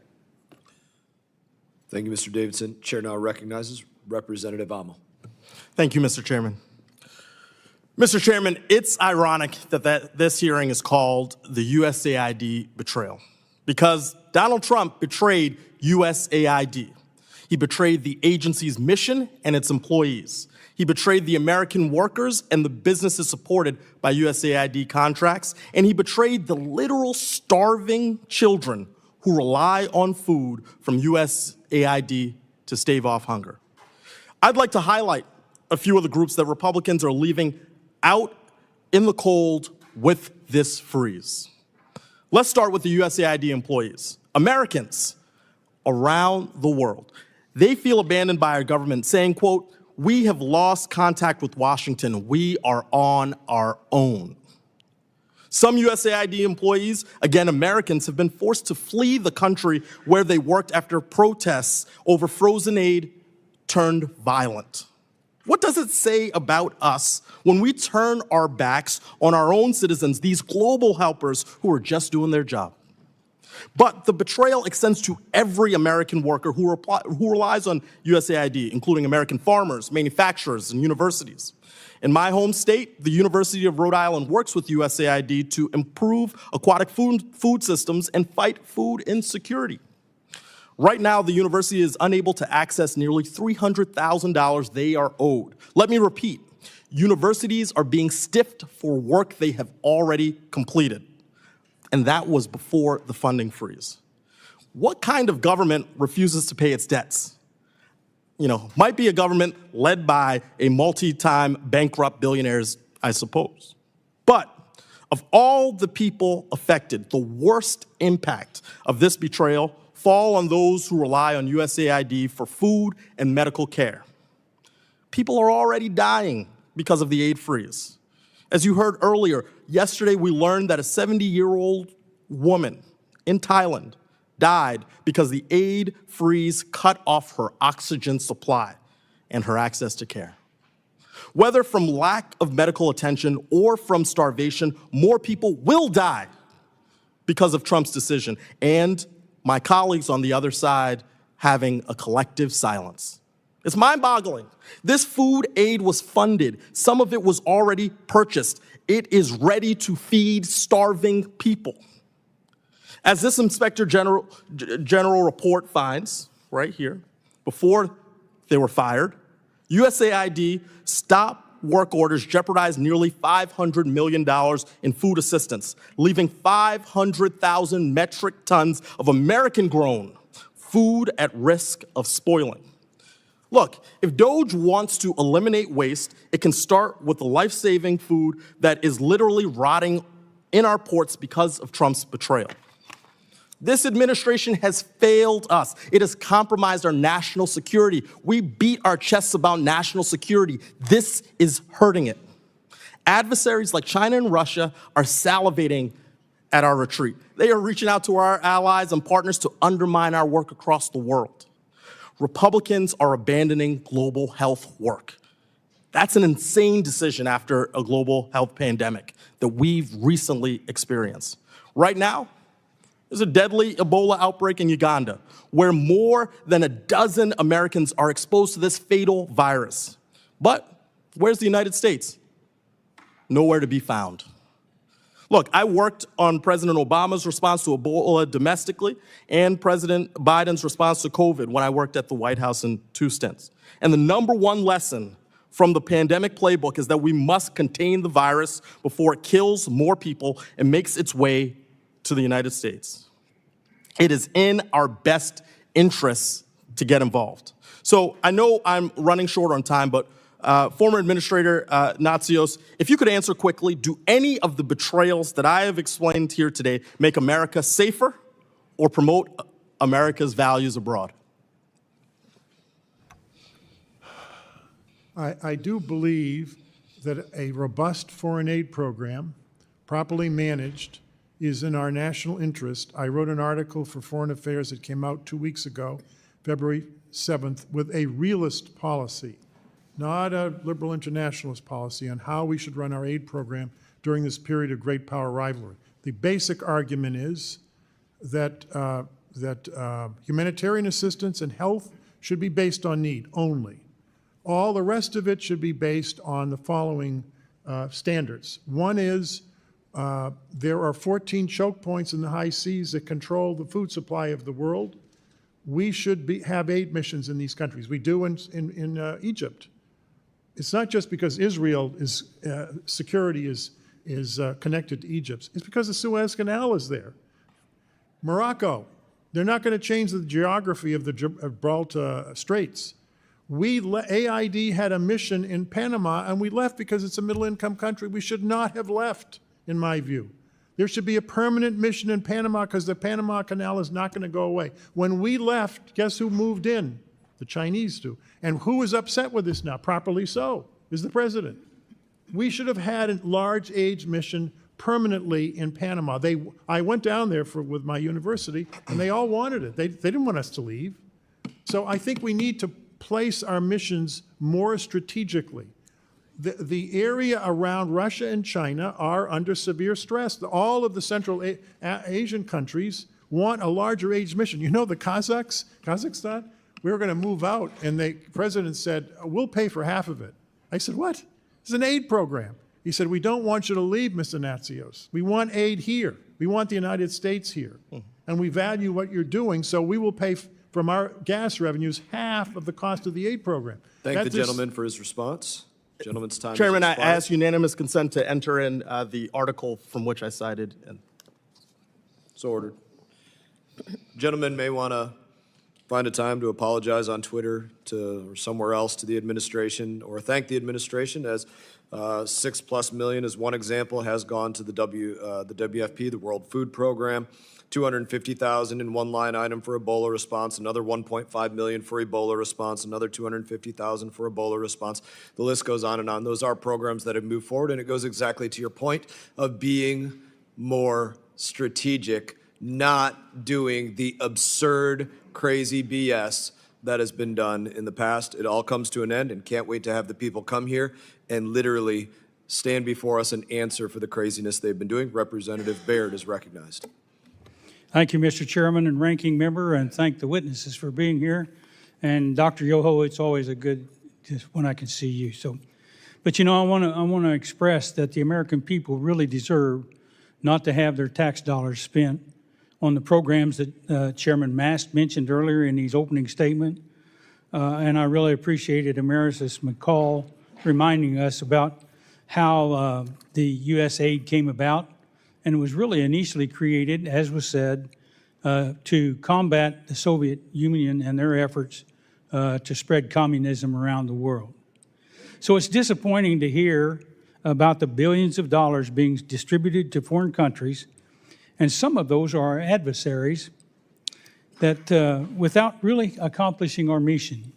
So we have people here at home that are really struggling. For example, those that are still sleeping in tents after some of the hurricanes, and it's cold winter time. And so I think you can recognize, and I'm sure you recognize, the importance of taking care of our own people. But anyway, Dr. Yoho, thank you for your service in the 113th Congress.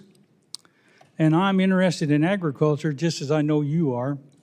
So I would really be interested to hear your perspective as a veterinarian on the impact of early detection of zoonotic diseases and the development of early detection and vaccines for controlling some of these diseases.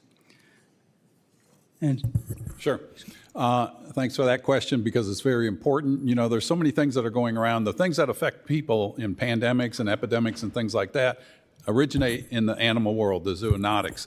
There's 27 viral families that come through, and we saw the effect of COVID. I mean, COVID is in the animal world, it's in the human world. The thing we're looking at now is H5N1, the highly pathogenic avian influenza.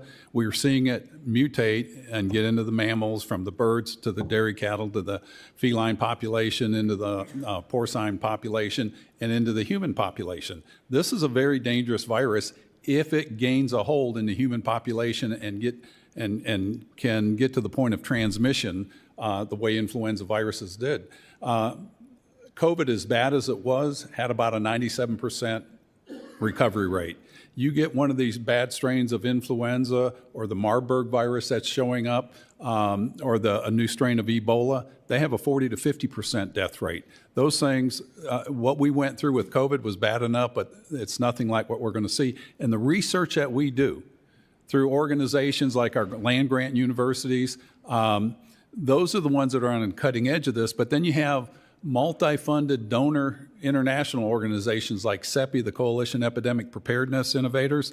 They are doing research on the emerging viruses so that we can have the platform for the vaccines to be developed ahead of time. And this is that platform. The United States provides about 5% of their funding, roughly $170 million over the last 5 years, out of a budget that they have of about a little over $4 billion.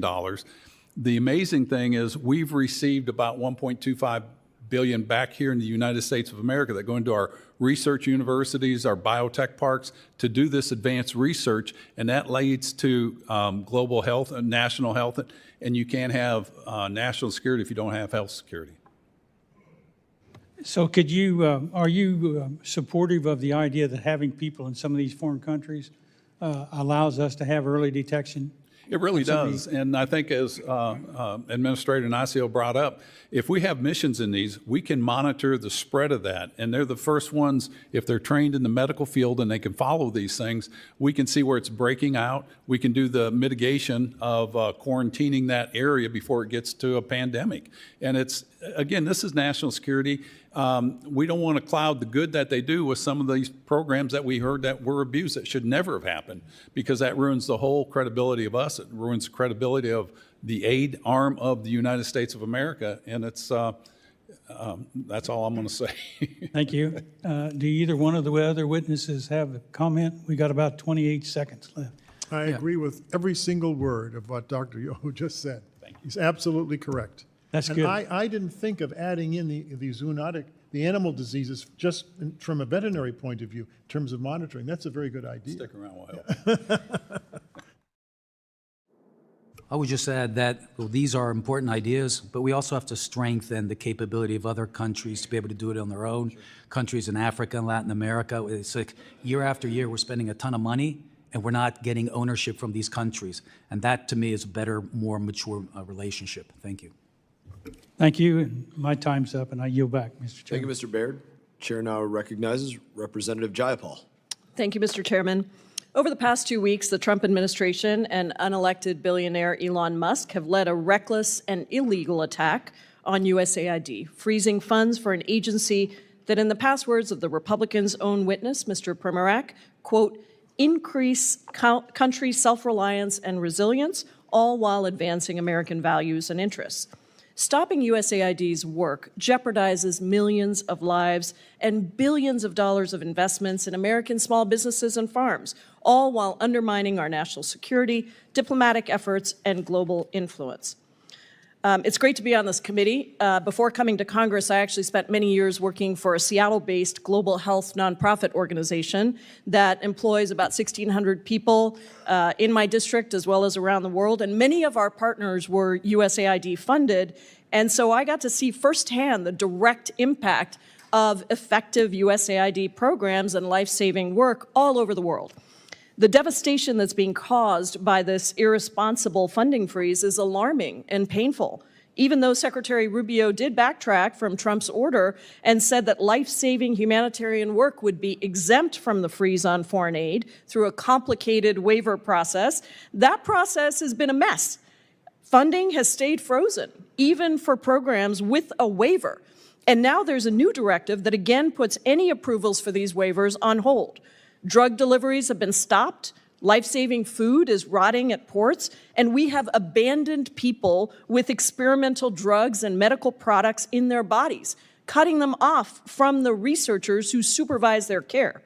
So let's be clear, this conspiracy theory-driven liquidation by DOGE is about trying to come up with spending cuts. That's the other committee I'm running back and forth between. However minor in the grand scheme of things, that they hope will finance the extension of Trump tax scam 2.0, the effort to make American taxpayers pay for tax cuts for the wealthiest. Dangerously, it's also about fueling an erroneous belief that America spends too much on foreign aid that does not serve American interests. If you ask any American, or the average American in this country, how much we spend, they'll say 25% of our federal budget is going to foreign aid. And I'll tell you what, give me a number that you would be willing to spend on foreign aid, and we'll agree to spend it. And they'll say 10%. But guess what? We actually don't even spend 0.75% of our entire federal budget on foreign assistance. And so the reality is that USAID is much less than most Americans think, and the impact for that tiny amount of money is extremely important for our diplomatic efforts, for our national security, and for our relationships and global presence on the stage. Mr. Natsios, you are the former Massachusetts Republican Party chair. You served as the U.S. administrator under George W. Bush. Can you briefly explain why the average American should care about USAID money and work, and what are the benefits to the average American? And I have a couple questions for you, so just be brief, please. We can't shut ourselves off from the world because our borders, we have a huge problem with the border. I have no doubt that that's a legitimate issue. We need to deal with it. But I'll tell you what's going to happen once the border is impregnable. They're going to come through the coastline. And you can't put walls up for the whole coastline of the United States. It's too big. I live on the coast in the summertime. We even live in Texas, but in the summertime we live in Maine because it's a little hot in Texas. And I don't want walls up on the coastline in Maine. So how do you deal with that?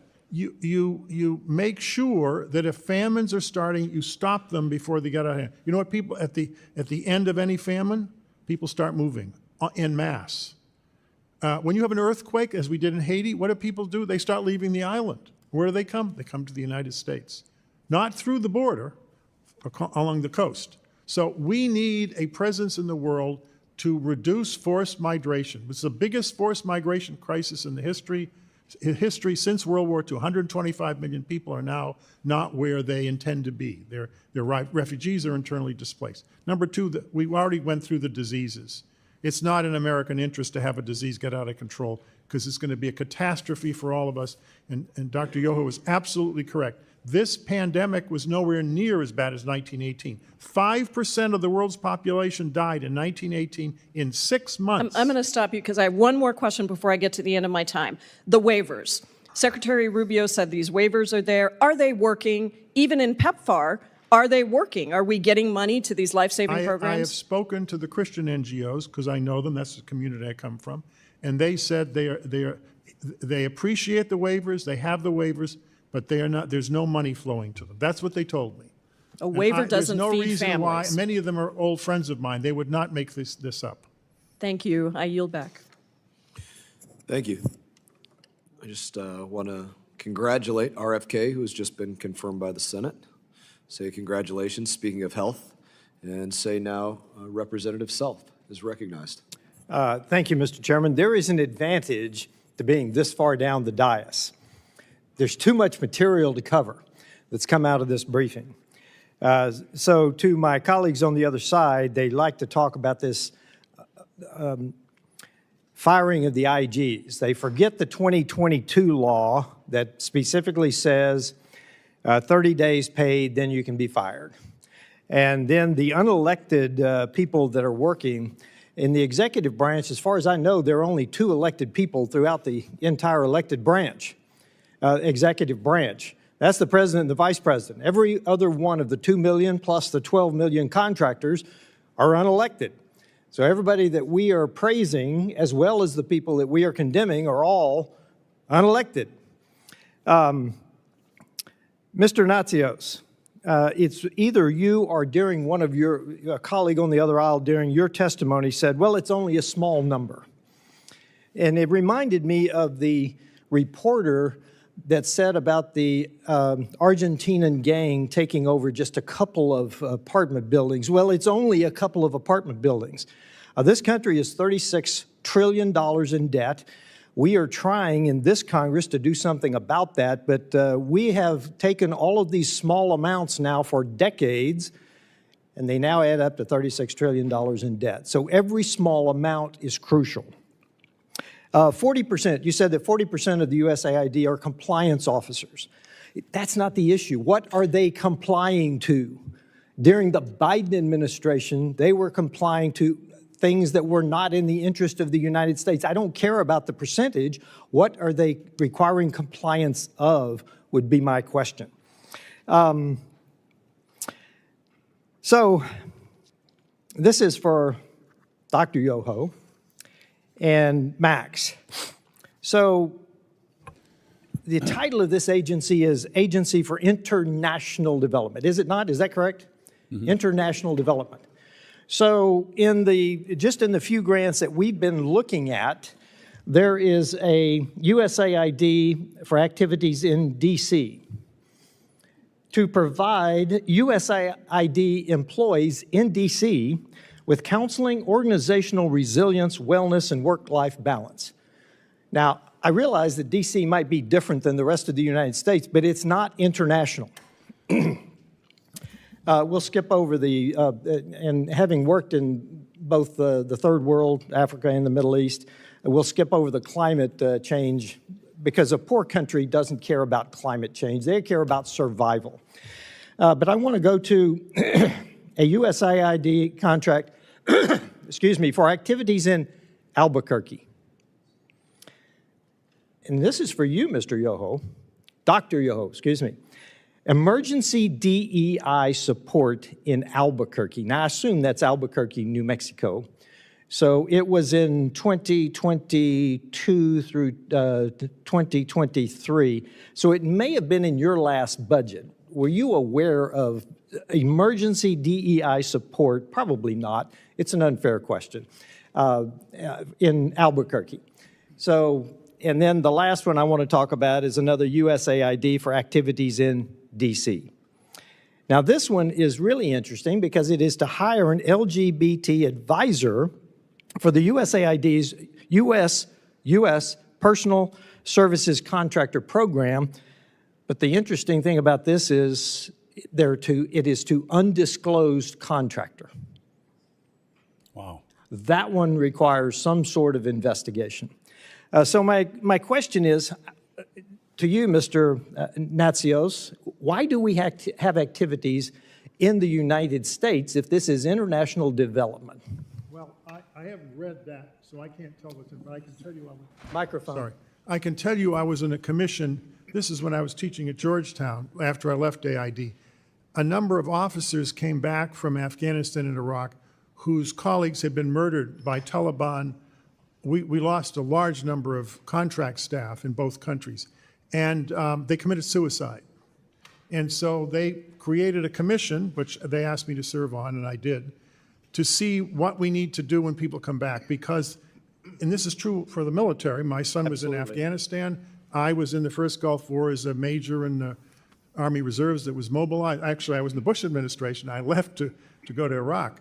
And there's a suicide problem in the U.S. military. So I believe, but I'm not sure, that may have been counseling, because they do it in an organized way. If they see depression when people come back from the field who've seen a lot of violence, then they put them through. I'll actually give you that, because you're right. We still have 17 military veterans that commit suicide every day. Right. I'm on the VA committee as well. I was in Afghanistan and the Gulf for Iraq. Let me mention the compliance officers, what they comply with. It's a very good question.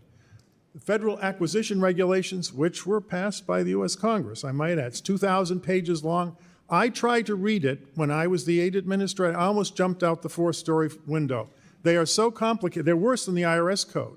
We have to comply with them. When people say, well, why is the aid stuff so complicated? Let me stop you there, because leadership matters.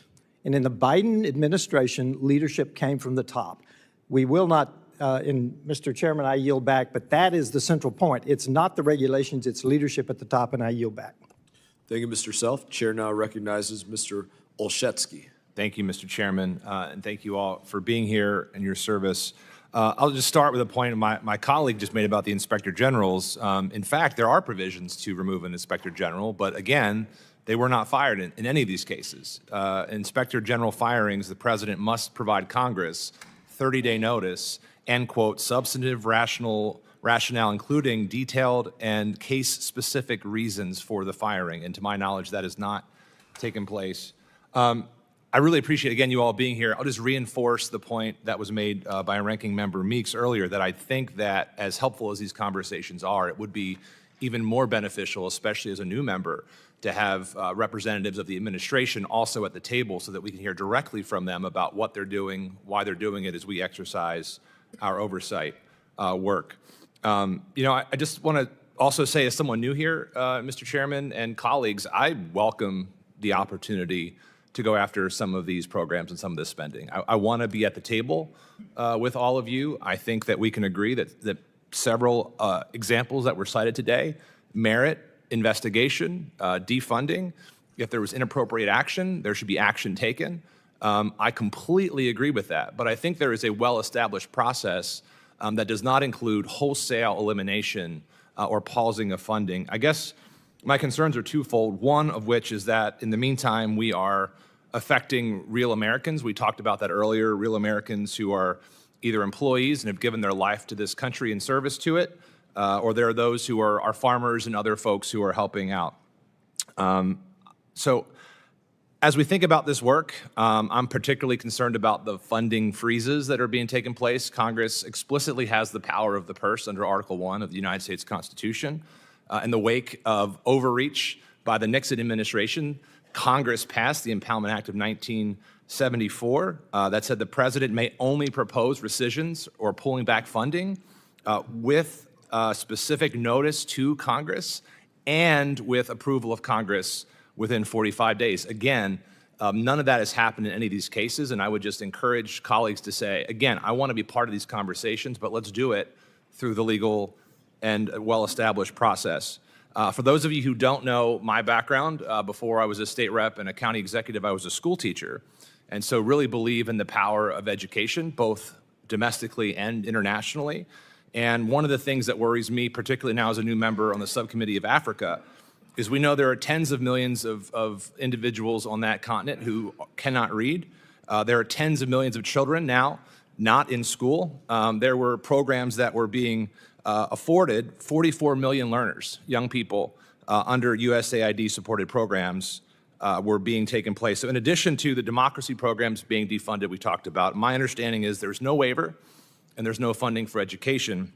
I guess my question is, would education programs, and we can sort of do a yes or no, or if you keep your answer, like, do you see any concern for the education programs that were being supported by USAID? Do I see any concerns with them? Or I see the benefit that we had with the education. And when you go back to the 1961, they focused on agriculture and education. And as Mr. Nazio brought out, we used to educate leaders around the world that when we go around, as you go on delegations, they were educated here. There's over 300,000 students going to China.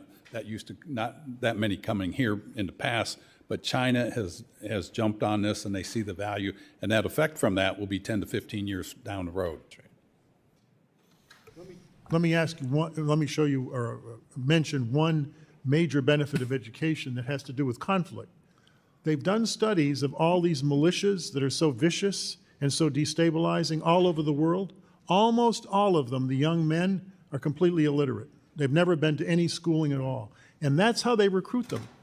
When I was in Darfur as a special envoy, I noticed that. They don't even know they didn't know what the United States was. These people were that isolated from the world. They didn't know what Europe was. And that's not good.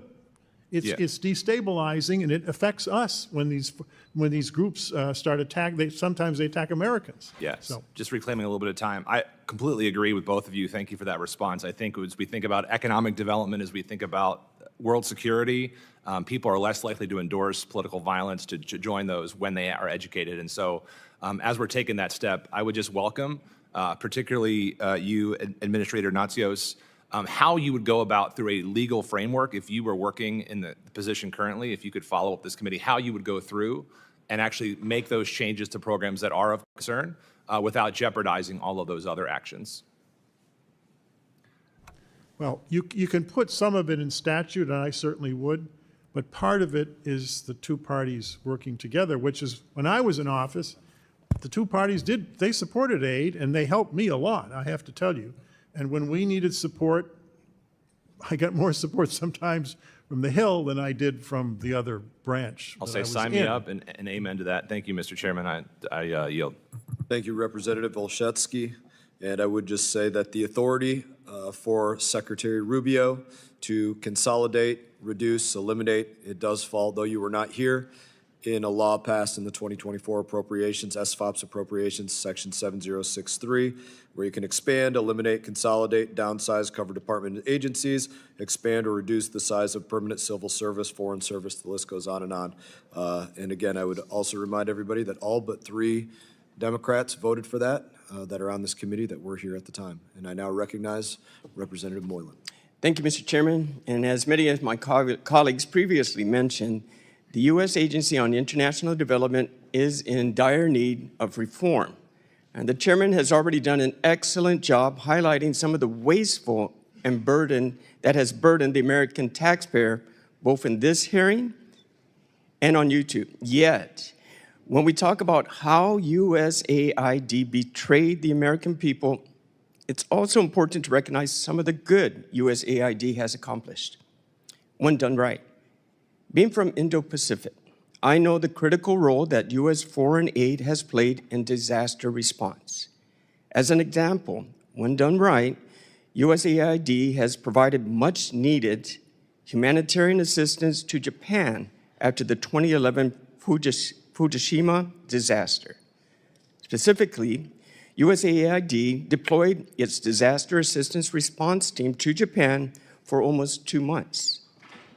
With many similar examples elsewhere, USAID's track record in disaster assistance has proven to be a positive force when done right. As an alumni, I can also speak on the incredible partnership USAID provides to the University of Guam and other academic institutions by offering internships, fellowships, and grant opportunities. And when done right, USAID has made it possible for the U.S. to connect with other nations on a societal level. Now, as we look at America's diplomatic effectiveness, and when done right, I commend the opportunities that USAID has provided to students. These successes make USAID's wasteful programs all the more heartbreaking. For every stride the agency has made to prevent disease, they fund drag shows. For every country they have helped after disasters, they fund DEI seminars. My hope is that Secretary Rubio maintains what works, but hopefully it's clear that USAID needs to change. Dr. Yoho, your previous foreign affairs legislation highlighted the strong relationships between the U.S. and partner nations in Pacific and Asia. Where do you think USAID succeeded in this region, and where do you think it needs to improve? I think where it's succeeded, there's multiple examples of that. You look at the work they've done with organizations like CEPI or in the food programs and the educational programs like you brought up. Those create goodwill that make us stronger. Programs like we've heard talked about today drives nations away from us, and if they drive them away, it makes us weaker. So we need to focus on those. I work a lot in the agricultural sector, my whole life as a veterinarian, and working on food security and taking that knowledge and going into the island nations, or whether it's in Africa, wherever it is, teaching them our best practices that we've learned, and then teaming up with aid, USAID, to carry these out and then wean these countries off. It creates trading partners. It just makes us stronger in the end, and it creates that relationship that we have that's going to make us both more secure. Thank you. For Mr. Pomerak, your contribution to Project 2025 focuses on foreign assistance role to counter PRC efforts. Now, despite the fraud, waste, and abuse, the programs that work in USAID are incredibly diplomatic tool. How do you think we can maintain necessary USAID programs like disaster response, health, and economic growth while trimming this mismanagement? Thank you. Actually, when I was leading the Bureau for Humanitarian Assistance, I had to deal with many disaster responses, and we did it quite well. We also had a very good and robust counter China framework there. Unfortunately, the next administration just tore it all down. I think when we're talking about how do we prevent losing the good by taking away the bad, that we have to regain the trust of the American people. And right now, the more they learn, the more they're distrustful. That's why I think this review, this pause in review, is very important so that the American people can feel that, no, all of this bad stuff is gone. Thank you. Thank you. And for my final question, Mr. Natsios, if you can, could you please explain some of the challenges associated with the Pacific and Asia time during your tenure, please? I can get that right. Well, China was not as big a threat when I was in office. In fact, Hu Jintao was very helpful in getting the Sudanese government to be responsible because President Bush called him and asked him. And China was liberalizing then, and that's been reversed by Xi Jinping. I think Xi Jinping, I shouldn't say this, but is a disaster for China. I think Hu Jintao, if they followed the route he was taking, China would not be what it's doing now, and I think it's really sad. The Asian countries feel very threatened. I was just in Bangkok, I think it was in October, and we talked to, my delegation talked to a prominent political scientist, and this is what he said. And there were Chinese in the room when he said it. He said, "We love America, we love freedom, but you're unreliable. You come in, you come out, you leave, we can't predict what you're doing." Thank you very much. And the Chinese are always here. Thank you. Mr. Chairman, thank you. Thank you, Representative Moreland. Chair now recognizes Representative Jackson. Thank you much, Chairman. I think it's important to hear the voices of employees directly impacted by this administration's effort to dismantle USAID. One Foreign Service member recently filed a declaration declaring how the chaos created by these abrupt actions of USAID being shut down jeopardized his and his family's safety during the recent evacuation from the DRC. I ask unanimous consent that his account be entered into the record book, Mr. Chairman. It's a harrowing account of we've left our employees abroad stranded because of the rashness of this decision. I have this entered into the record, Chairman. Mr. Primart, thank you, and thank you, Mr. Yayo and Natasha, for coming out today. Mr. Primart, you've written extensively in Project 2025 about your critique of USAID. May I ask you, do you work with any of the members of DOGE or DOGE? How do you pronounce the name of the committee? No, not at all. No communication whatsoever. Do you know the pronunciation of that organization? I just call it DOGE like others do. Okay. Is it a private firm or is it a government entity? It's a government entity, and the people working for it are government approved. It was formed by who? The President of the United States. And how is it funded? I understand that most are working for free, but any other costs are going to be covered by the U.S. government. If they're working for free, who's paying them? Are they employees of Mr. Musk? I have no idea. Okay, I just know that you have an extremely close working relationship with the organization. And how many years have you worked in foreign affairs and in foreign aid? about 35 years, different capacities from NGOs as a contractor, State Department, working for the Office of or for the Vice President, and also directly with USAID.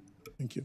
Is there anything that a 19-year-old could tell you about USAID that you don't understand from your years of experience? My understanding is that they're technical staff. Can any of those 19-year-olds teach you something that you don't understand about USAID? In terms of anything to do with data overview and looking at things, I'm just clueless, sorry. Okay, well, thank you so much. I think it, and for the record, I'd like it to be clear that you and I would probably have a difference of opinion on what diversity means. In this African American History Month, Mr. Frederick Douglass had written an article and a speech regarding composite nation, that this is a land of many different cultures, races, ethnicities that have all come to call this great land home. And if we're looking at the future of Africa in the year 2050 being 1 in 4 human beings on Earth, that there should be a push for cultural diversity, expanding how we reach out to people. And so when we talk about America and USAID betrayal, I'd like to put the eye on DOGE. Not one member on this panel has had anything to say or do with the cuts of food. And let it also be entered into the record at this moment, the irony of the richest man on earth taking food away from the poorest humans on this earth. Let it also be entered into the record that the most powerful man on earth is denying food assistance, medical assistance, malaria vaccinations to the poorest people on earth. We don't need to operate in this chaotic manner. I would like to ask Mr. Natsios, how should this project work? How should we be convened today that would make this more productive? Sorry. This is a more radical proposal, but I had proposed this in Foreign Affairs some years ago.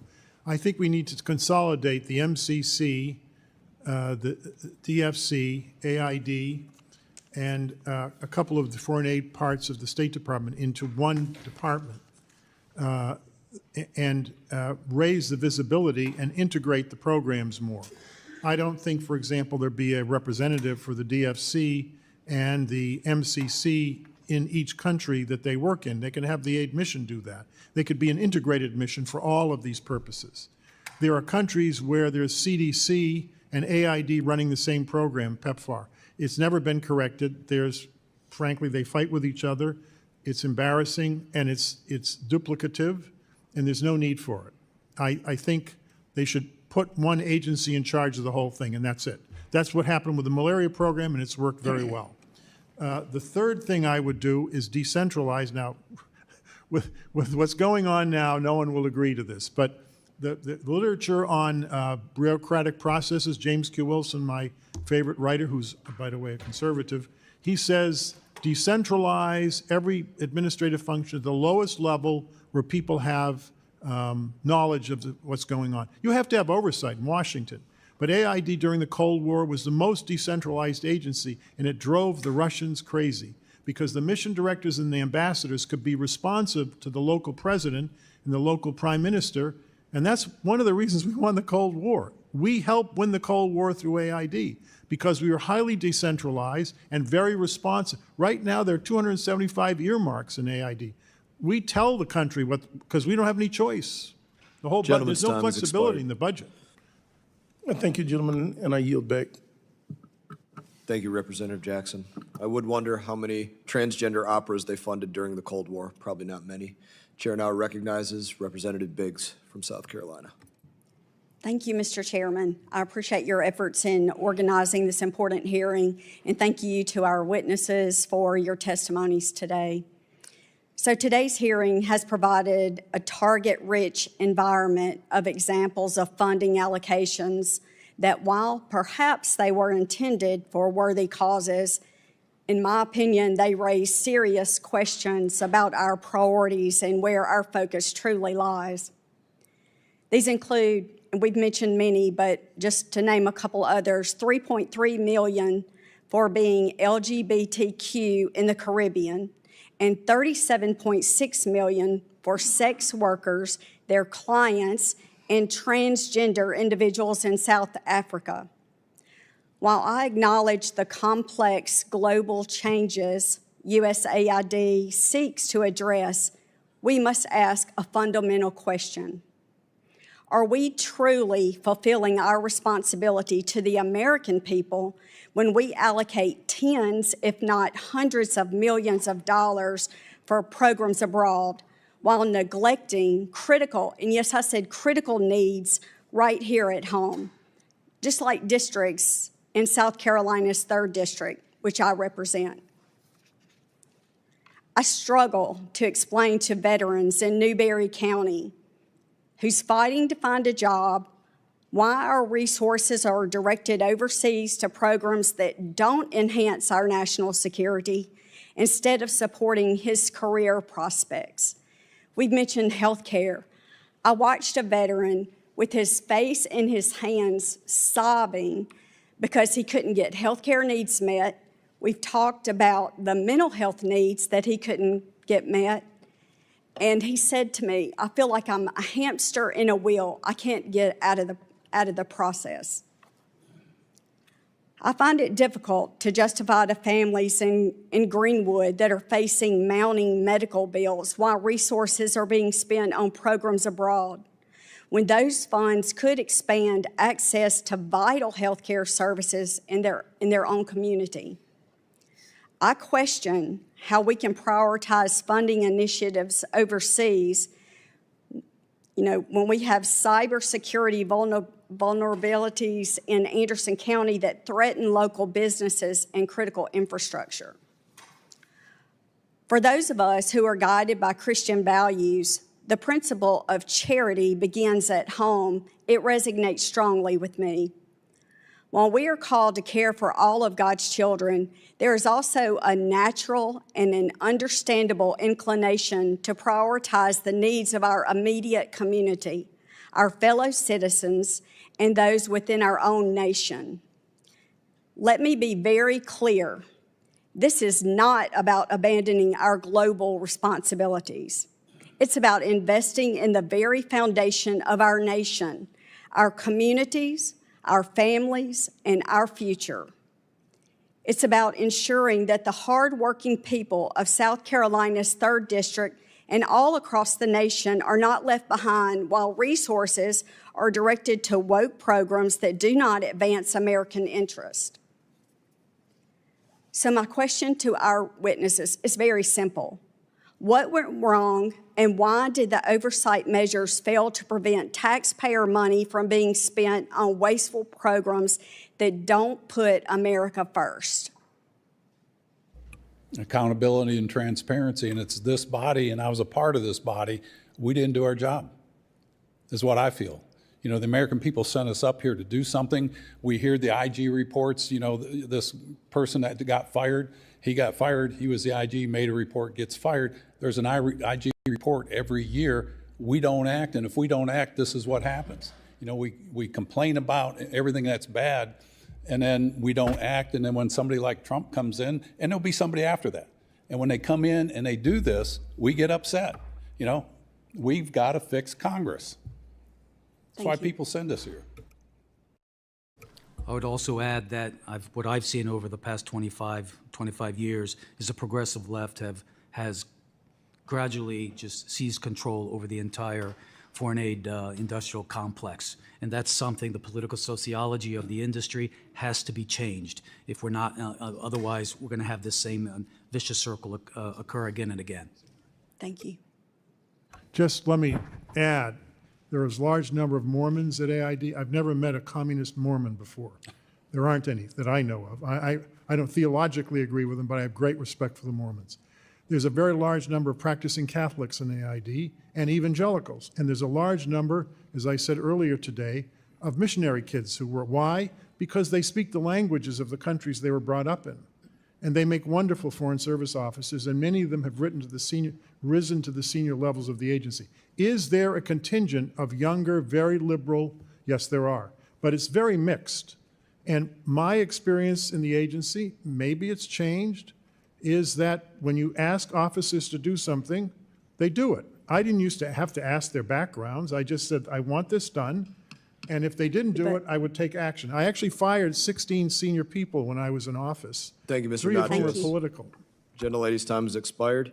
Even if they're Catholic, if they're doing LGBTQ musicals in Ireland, their time is coming to an end. The chair now recognizes Representative Connolly. Thank you. And Ted, welcome back. It's good to see you. Mr. Natsios,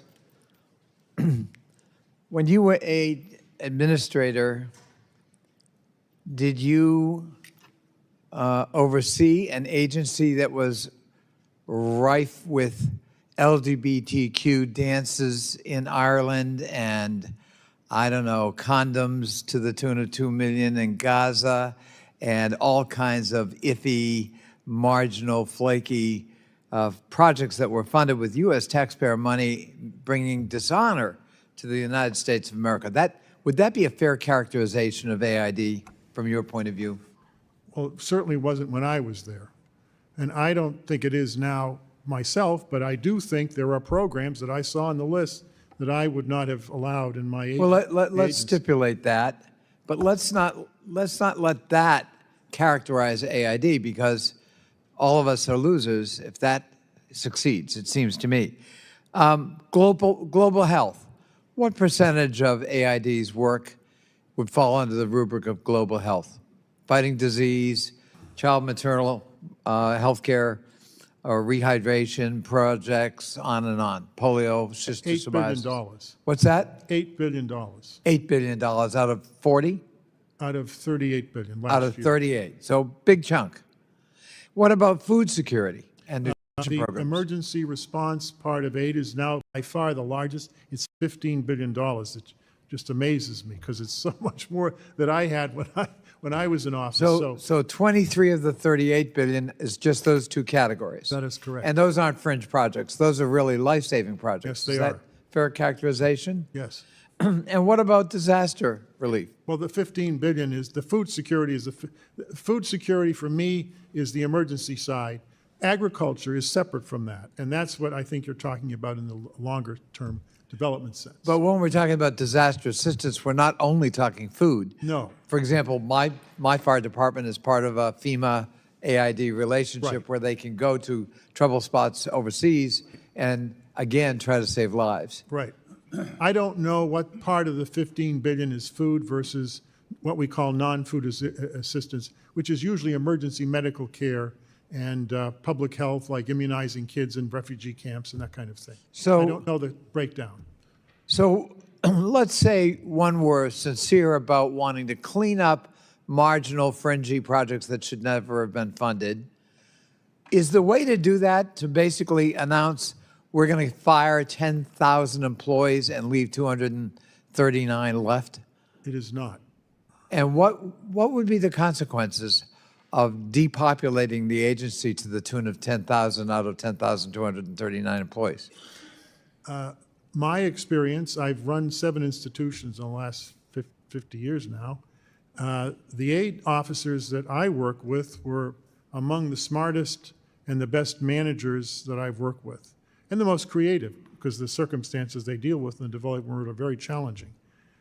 I think losing career people is like losing the cadre of the military officers. It's a disaster for the United States. And the chairman seems to be under the impression that the appropriations bill provides blanket authority to Secretary of State Marco Rubio.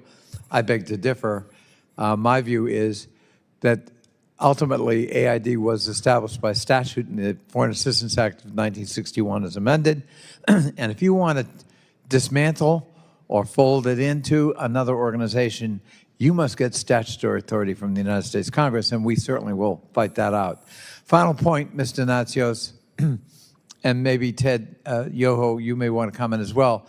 I'm worried about the vacuum being created by these actions, that China is going to waltz right in there. They're already big actors. Now we, the United States, are going to make them even more so, and I struggle to see how that's in an American interest. Why don't you comment? It's going to drive people closer to China, Russia, the adversaries, and we see this. But I saw that before, too, with the programs. I had one of the past presidents of Ghana say that if we want aid, But if we have one party from the United States in power, they have a short list. If we have another one, it's a long list. He goes, if we go to China, they say, here's your money. But they said this, I would rather do business with the United States. That's something that we can take advantage, and we need to focus on those things, because that makes us stronger, safer, and more prosperous, not just here, but in those other countries. We need to get back to the basic mission here. Thank you. Thank you, Mr. Chairman. Thank you, Representative Connolly. Gentleman from New Jersey, Representative Kane is recognized. Thank you, Mr. Chairman. And thank you to our witnesses for being here today. America is spending $40 billion in foreign aid, yet much of that money never reaches the intended recipients. Instead, it gets caught up in bureaucratic inefficiencies and organizations that have not always been transparent with the American taxpayer. A USAID report published in June of 2023 under the Biden administration noted that just 1 out of every $10 reaches the actual people in need abroad. A recent study by the Middle East Forum revealed that USAID awarded $164 million in taxpayer funds to extremist organizations, including $122 million to groups linked to designated terrorist entities. I believe that my colleagues here would agree that this reckless spending has drifted from American interests and instead has benefited foreign interests. It is time that we commit to cutting waste, fraud, and abuse in government funding on programs and initiatives that do not align with American values. American people deserve to know where and how the money is being spent and how they align with the U.S. interest. Mr. Yoho, should this reorganization include a comprehensive forensic audit of USAID spending over the past 4 years, how should this audit identify waste, fraud, corruption, and programs that may have undermined U.S. foreign policy objectives? Absolutely, but I mean, you could go back years. But it's a great opportunity for bipartisan leadership conducing oversight and defining the priorities and the parameters of future USAID assistance programs. That leads to the certainty that where we're not wavering. It creates continuity in our programs, and it makes us stronger. Yeah, as you were just, I'm sorry, go ahead. And it must be done in a bipartisan effort. If not, it'll go away with it when tides change. Well, as you had just said in your previous answer to another question, you're right. The best policies here and abroad are consistent over administrations. Sure. They are transparent with the American people as well as people looking from abroad. And so having that bipartisan strategy and consistency is extraordinarily important. What are ways that you think that we can ensure that they are consistent over time, these policies? I ponder that. And if you look at, we'll just take the JCPOA and the Paris Climate Accord. President Obama put us in both. President Trump took us out of both. President Biden put us back in both. President Trump takes us out. Stand on the sidelines as another nation looking in at America. They're like, these people don't know what they're doing. We have no confidence that we're exuding. Congress, I think, can direct it as this is the policy of the United States of America and give leeway to the executive branch in times of emergencies. But if we don't have a policy of the United States versus a Democratic Party or a Republican policy, and that's the spoils of winning an election, but they should also focus on what's best for America instead of what's best for a party. And until we do that, we're going to go back and forth on this, and it's up to us and, of course, the American people. And so how would you, if you were structuring this legislatively and making sure it's bipartisan solutions that's consistent over time, how would you structure that under your best vision? I think it's just getting consensus and building a bipartisan movement in this, and you've got a great opportunity. You've got this Congress has an opportunity you haven't had in over 40 years with the Supreme Court ruling on the Chevron deference case. The Chevron deference, when that came into effect, allowed the administrative agencies to have all this power. All right, that's been repealed. Congress can go ahead and move forward and say, this is what an agency may do. This is what they shall not do. And if we don't do that in a bipartisan way, it's going to go right back to these agencies, and Congress has allowed their powers to be usurped again by administrative agency, and you have administrative law. And as we're doing that and constructing it, How do we ensure that taxpayer-funded aid does not fall into the hands of corrupt governments, terrorist organizations, or entities that are hostile to U.S. interests, Mr. Yoho? Define the mission of what you want, and then you have to have that oversight, as Mr. Natsio brought up. You got to approve these things, and you have to have it done now. And I think there should be an immediate review after this stuff. You know, with every when you send out a check, you want to get it back. The IRS makes us do that and be accountable for our taxes, and I think we should do the same thing in government programs. Thank you, Mr. Yoho. I yield back my time. Could I just add one thing in terms of a suggestion? Gentleman's time has expired, so maybe in another round. Thank you. Thank the gentleman from New Jersey. Representative McBride is now recognized. Thank you, Chairman Mass. It's a privilege to serve on this committee with you and Ranking Member Meeks. It's also an honor to be here for my first Foreign Affairs Committee hearing. I am looking forward to working alongside each and every one of you in a bipartisan manner in support of U.S. interests. Unfortunately, right now, we are seeing a partisan attack on USAID, one of the most effective tools of American leadership and our national security. By gutting this agency, President Trump is not just turning his back on our global commitments. He's undermining American interests and our security. And he is causing unnecessary deaths. If President Trump can get away with gutting USAID, he can do it anywhere. That means that no part of the federal government, including programs like Medicare and Social Security and Medicaid, will be safe from this administration. The president and the majority conference in this House are fostering opposition to vital government programs by mischaracterizing diversity efforts and using it as a Trojan horse to gut programs that all Americans rely on. This hearing is titled USAID Betrayal, but let's be clear, the real betrayal is that Donald Trump promised to lower costs facing families, but instead is pursuing policies that threaten American jobs and increase costs for workers. Foreign aid is not a charity. It's an investment in stability, security, global health, economic security, American leadership, and American jobs.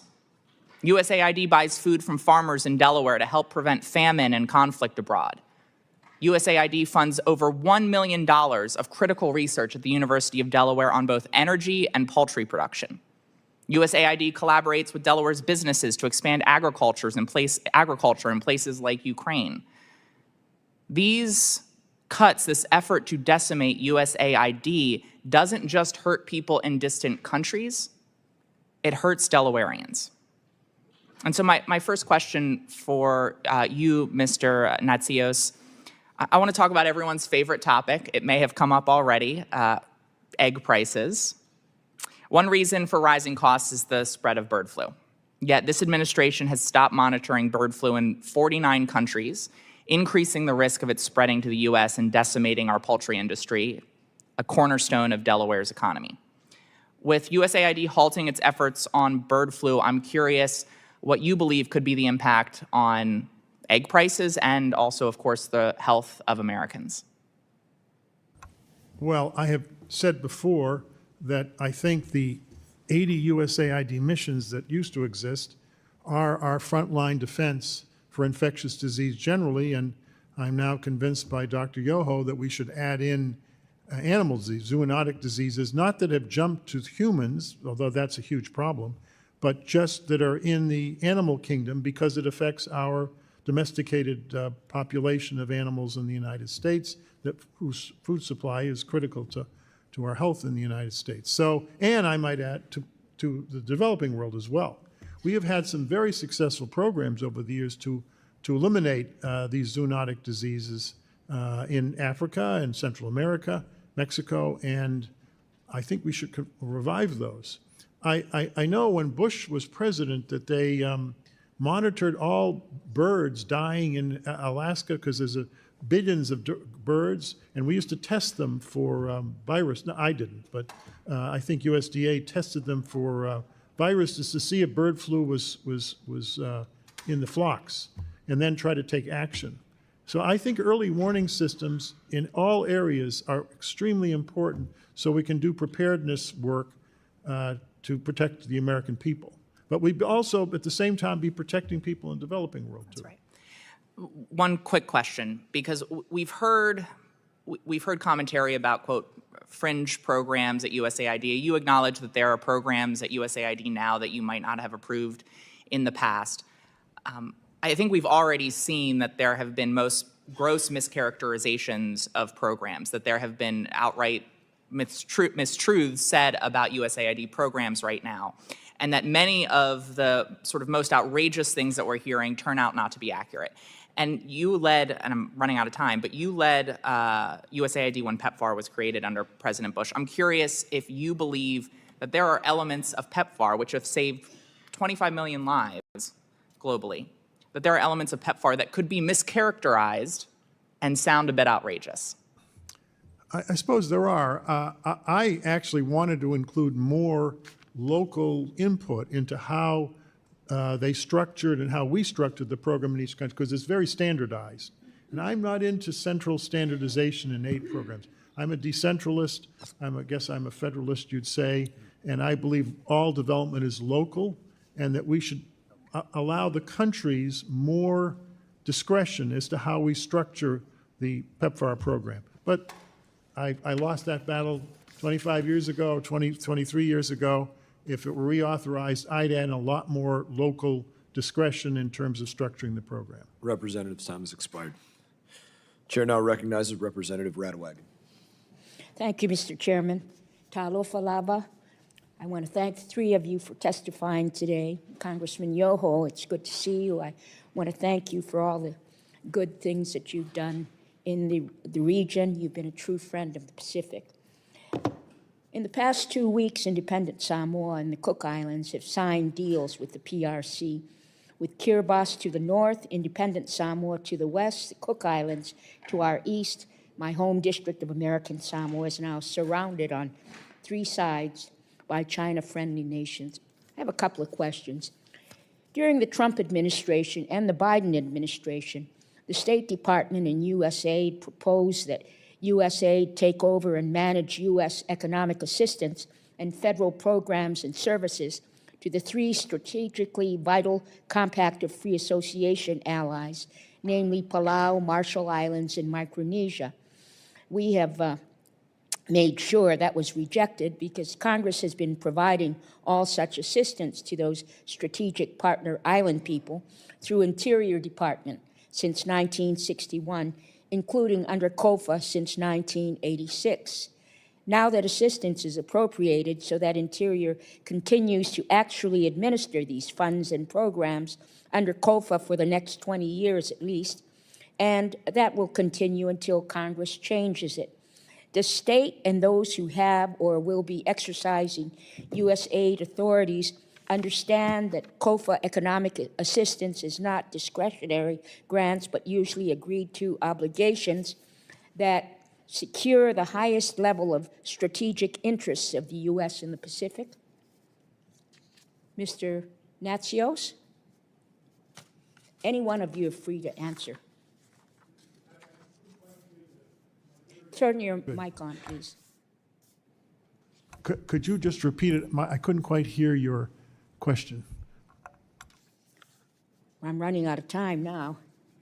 I don't know whether the chairman will let me roll that back a bit. During the Trump administration and the Biden administration, the State Department and USAID proposed that USAID take over and manage U.S. economic assistance and federal programs and services to the 3 strategically vital Compact of Free Association allies, namely Palau, Marshall Islands, and Micronesia. We made sure that was rejected because Congress has been providing all such assistance to those strategic partner island people through Interior Department since 1961, including under COFA since 1986. Now that assistance is appropriated so that Interior continues to actually administer these funds and programs under COFA for the next 20 years at least, and that'll continue until Congress changes it. Does state and those who have or will be exercising U.S. aid authorities understand that COFA economic assistance is not discretionary grants, but usually agreed obligations that secure the highest level of strategic interest of U.S. in the Pacific? Congresswoman, I don't know a lot about how the program works now, so I don't want to render a judgment.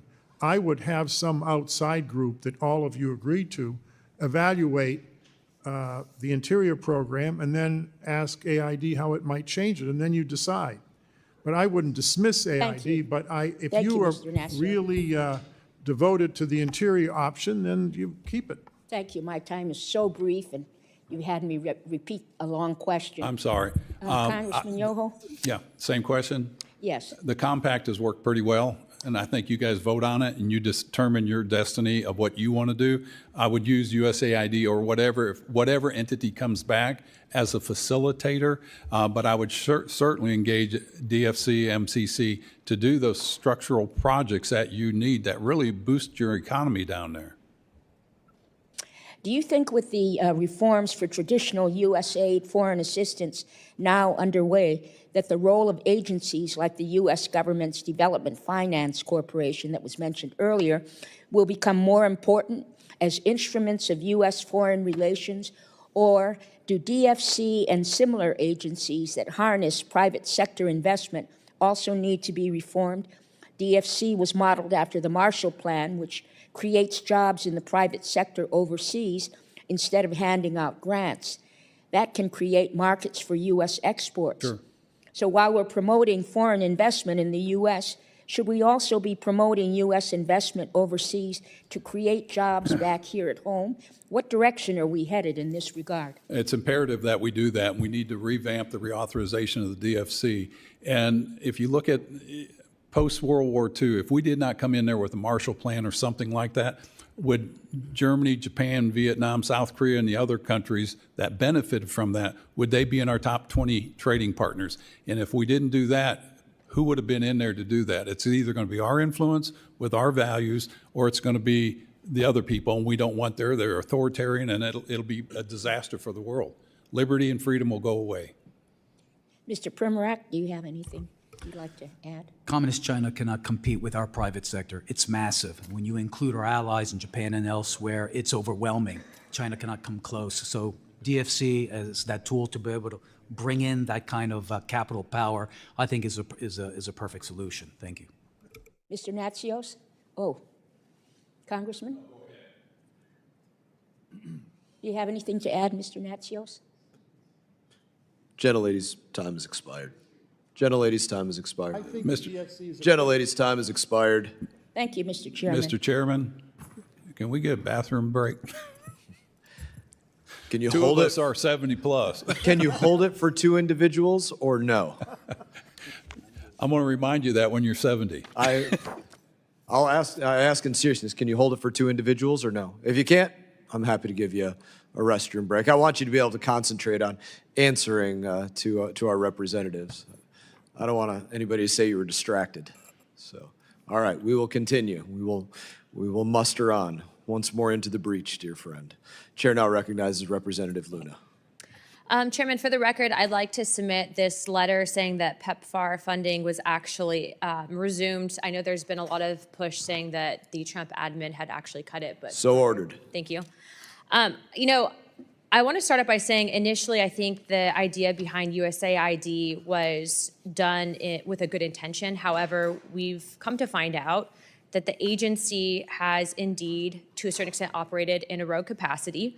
And USAID has absolutely broken the trust with the American people and not been transparent about where our taxpayer dollars are going.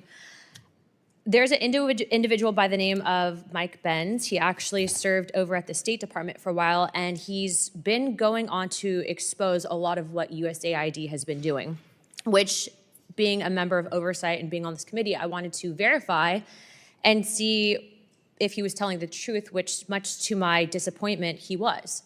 And I say that because I'm disappointed that our taxpayer dollars are funding some of these items. I mean, to just put this in perspective, in 2021, the Special Operations Command under Mark Milley, as chairman of the Joint Chiefs, put out an instruction manual a vision for 2021 and beyond that contained instructions and examples on how the military could work with the State Department, Intel Services, and USAID using race riots. Here's examples of some of the instruction manuals here, 1 and 2, in order to destabilize nations.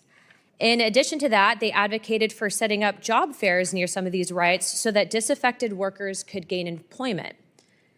Now, as a member of Congress, I ask myself, did anyone in USAID get elected to Congress? How about to a presidency?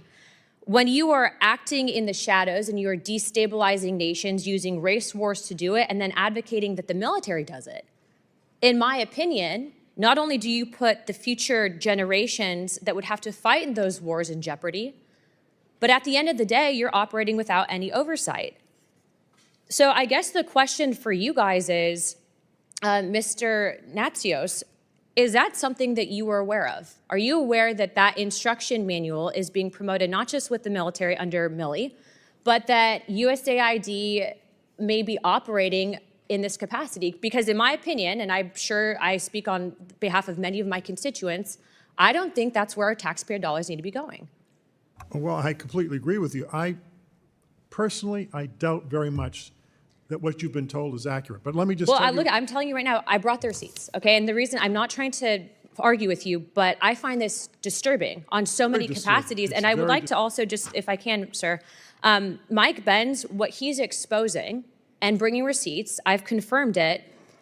Thank you for doing that on behalf of the American people, because I understand that when you take on the intelligence agencies, we're also now finding that apparently in this manual, that they're also advocating for social media campaigns, illuminating controversy to a global audience. I mean, using disinformation campaigns, is this happening here in our own country? Where's the oversight? Just to ask you, who in the agency, what bureau, I just what said office? you can actually find that instruction in this manual that Milley approved. Military manual, isn't it? Yes, but Milley approved it. You have it right here, USAID, working with government agencies. I mean, Yeah, this is not... Wait a second, did AID say that, or did the military say AID? Well, that would be the question for you, sir. Well, I don't these think AID operations, wrote that. sorry to interrupt you, these operations that are taking place without government oversight, without the authority of the president, without the authority of Congress, real men and women serve and they die because of stuff like this. When you destabilize nations without any oversight, we have to fight those wars. You have our chairman right here that literally risked his life. No, I'm sorry to interrupt you. I'm frustrated. I know it's not necessarily your fault. But I'm telling you, but it's as a head of nonsense. agency, that's not. I'm telling what Ben's told you is nonsense. That's not nonsense. These are the information and AID forms. didn't And write that. Ben's put this out to the American AID people. did not Sir, write that, Sir, I Congresswoman. disagree with you on so many levels, and I appreciate you being here How do today you know because they this is wrote not it? easy. How do I know what? Any person can write AID's name into a manual. It goes on all Sir, the time. they are advocating that the U.S. military Not work the- with and not taxpayer-funded AID. State Department, USAID funds to destabilize nations. That is Someone in unacceptable. special- I don't care who wrote it. USAID needs to come down and condemn it. They need to provide oversight to Congress on exactly where our tax dollars are going. And I know I might be at 17 seconds with our time, but sir, I hope that you agree. Yes or no, do you agree that this is wrong, period? I Should think this the be military happening? should be held accountable. I think it's And should nonsense. USAID condemn it? Nonsense to Should suggest that USAID AID condemn wrote it? that. Should they condemn it? The military should. Should USAID also condemn this? Of course, we don't Thank you. comment. AID Chairman, does I not yield my time. comment on military Thank you, manuals. sir. Ladies, time's None of our expired. business. Since there have been a couple more members that have shown up, and I promise you only two, let's do the 5-minute restroom break. You stand in recess for 5 minutes.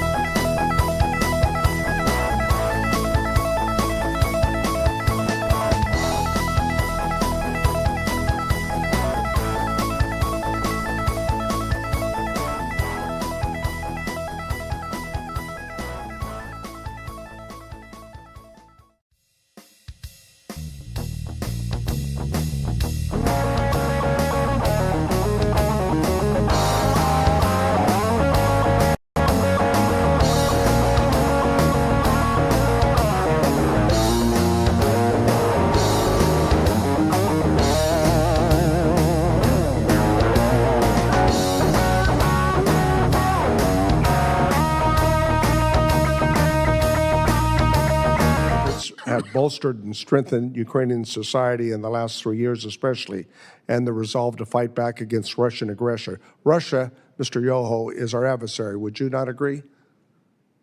Agreed. And so for those who claim over the past 2 years to care about oversight on how the money is spent on USAID staff, how do you think these investments in civil society and development-based projects have helped to bolster Ukraine's fight against the Russian invasion, the hostile invasion? You know, there is a need on the humanitarian side with the food programs and things like that, health, medical, those kind of things. But I question the role of NATO. You know, why is NATO not there stronger than we are? Well, I'll give you some numbers, and we can do that offside, but really, when you add the EU support and NATO support, it's pretty close to what we've done when you look at the totality of the numbers. Let me go to another place, Armenia, that I've worked with over the years. USAID's played a significant role in helping. Armenia's wanting to turn to the West. Russia has abdicated its role under the treaty and sided with Azerbaijan. Mr. Datisio, were you involved with the support for Armenia when they found out, or Mr. Yoho, you care to comment about the precarious position they're in right now? Are you asking me? Yes. I'm sorry. Trying to remember if we had an aid mission there. It was not huge, but the relationship between Azerbaijan and Armenia, which is the problem you're talking about, right, was stable then. It's not now. It's not now. And the Russians are deeply involved, and the Iranians. In fact, the Iranians almost went to war with Azerbaijan. In fact, I was told by one of our professors that they had actually started to put in military bridges from Iran into Azerbaijan. This is about eight or 9 months ago, and they're worried about a Middle Eastern war over it, because then Russia would have been drawn in, and Turkey would have been a catastrophe. I don't know what caused them to pull back, but they did. Well, my time's expired, but more to be discussed, and thank you for your testimonies today. Chair now recognizes Representative Issa. Thank you. And I want to thank Mr. Lawler for trading places with me and allowing me to go a little early. You know, this has been interesting because I've been in and out of here, but I've kept it on the television if I've had to be out. We seem to have an agreement to disagree because I think we agree on the following. At least some of the programs that each of you have seen when you've gotten into it are wasteful, unnecessary, and or would be better reprogrammed to some other use. Can we all agree on that? So are we dealing more with a stylistic complaint here today that this administration has said, stop, go back to baseline, justify your programs, and we'll restart, versus, as Andrew did, you said 80 programs were stopped in a very short period of time, and that money was reprogrammed to better use. Many of the programs that were talked about here, and some of them did turn out to be State Department, so let's assume for a moment that we're really talking about state and USAID, and for that matter, maybe the XM Bank, maybe a lot of places that disperse our funds, have been used for purposes that the new administration rightfully objects to and has the power or the desire to reprogram. Can we all agree that that's the case? So now I'm going to ask a couple of questions. One, earlier there was this question that I objected to based on my 25 years of experience here, and it was, why did we need a special IG for Afghanistan, and why did we need a special IG for Iraq?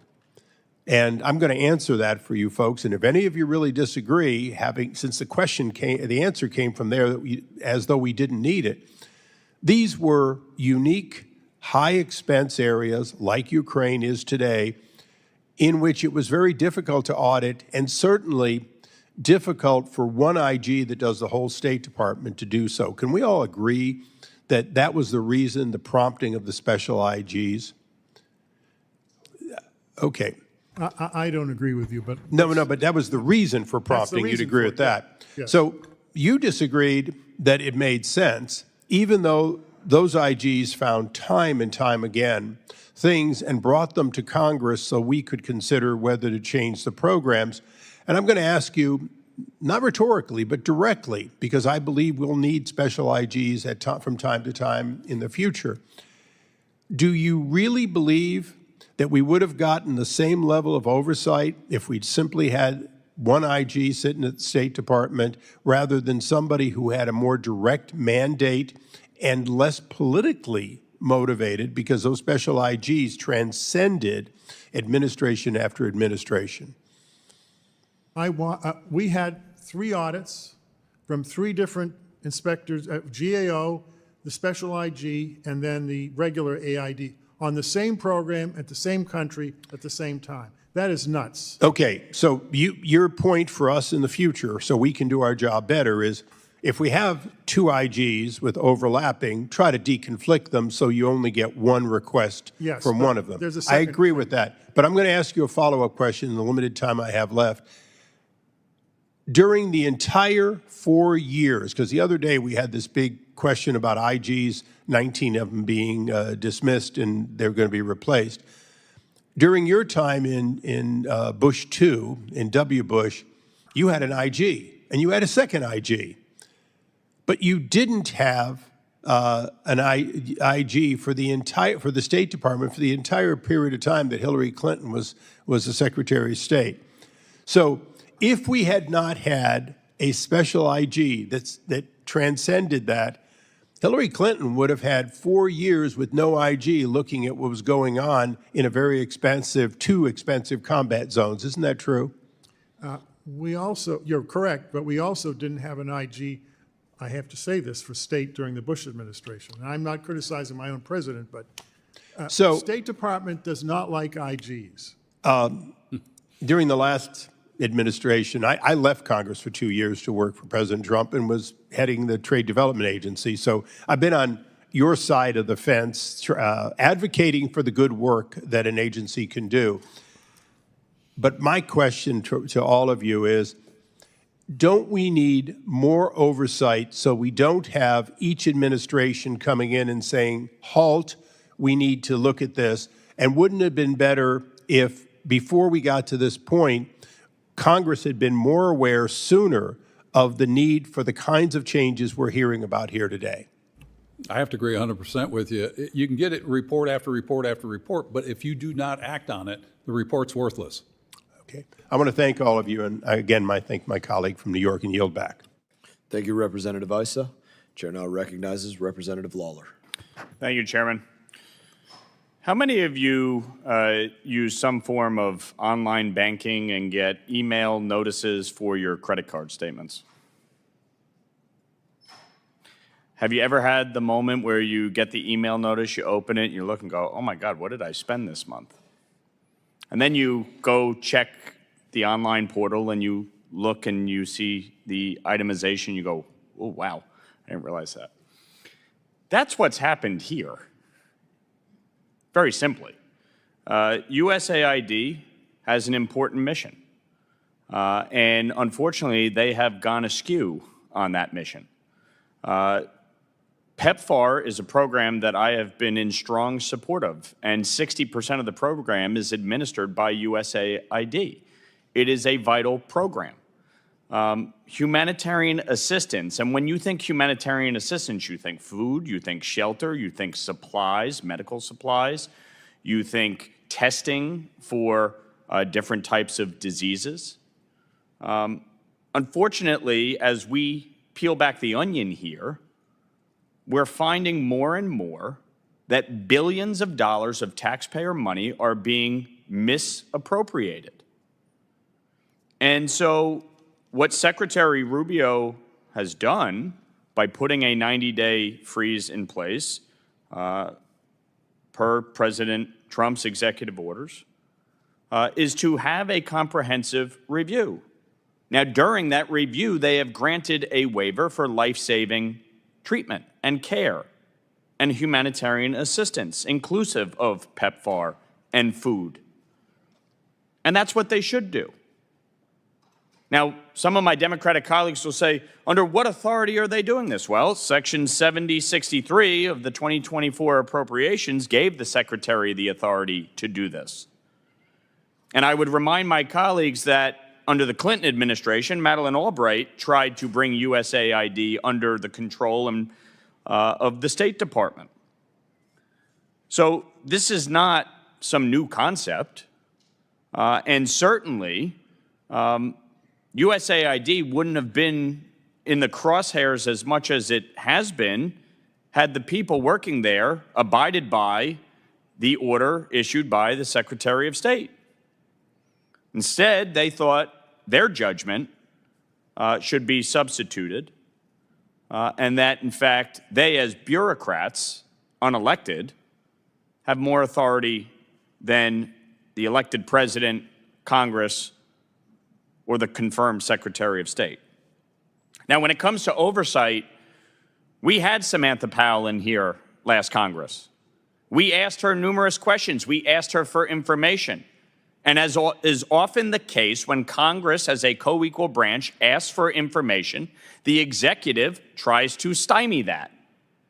And because it was a Republican-controlled House, the Democratic White House, and Democrat-controlled USAID did not want to cooperate with these investigations and requests for legitimate information.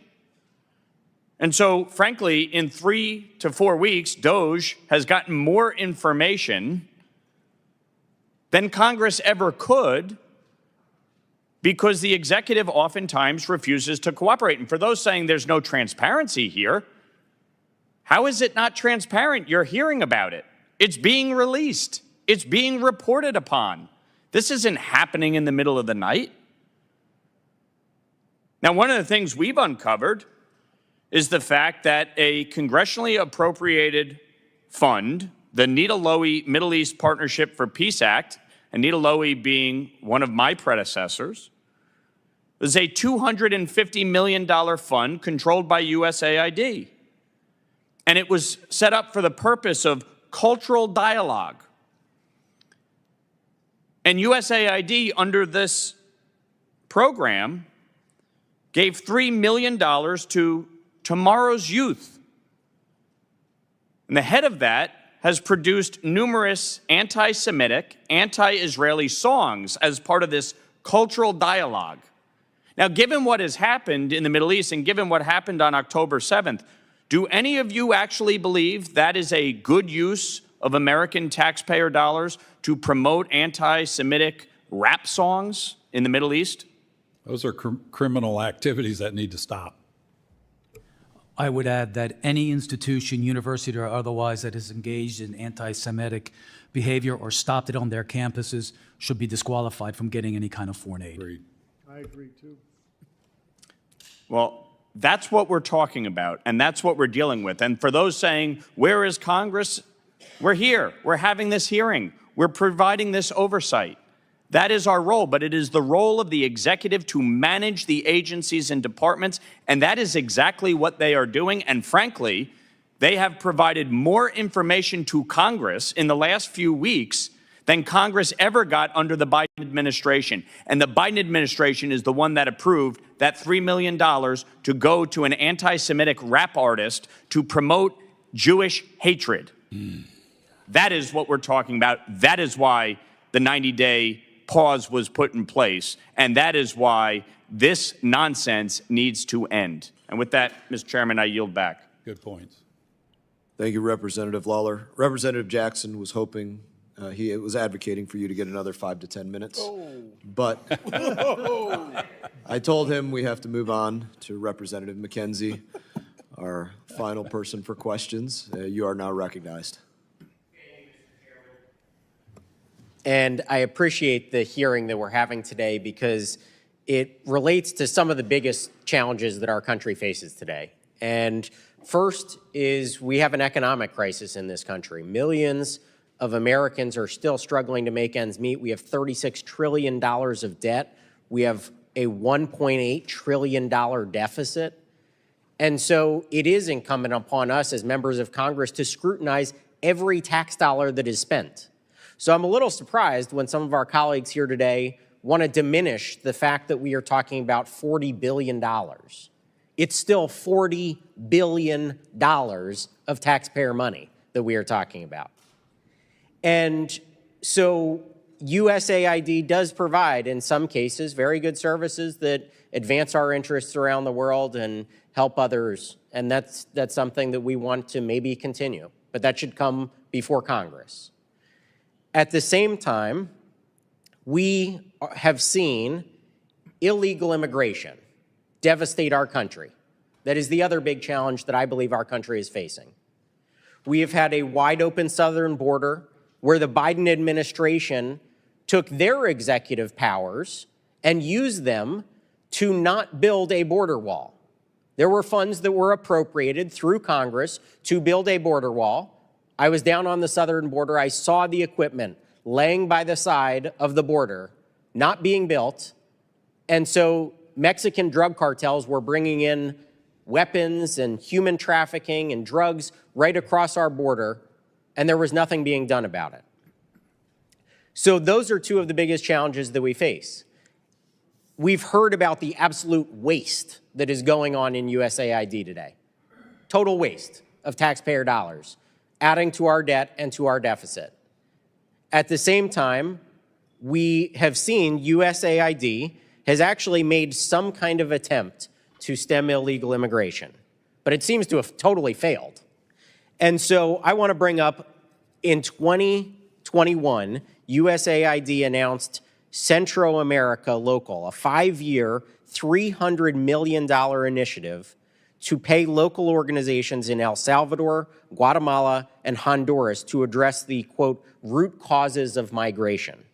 The GAO found that this initiative did not require training of staff to detect and reduce fraud risks because USAID did not actually regulate the training of agency-wide individuals.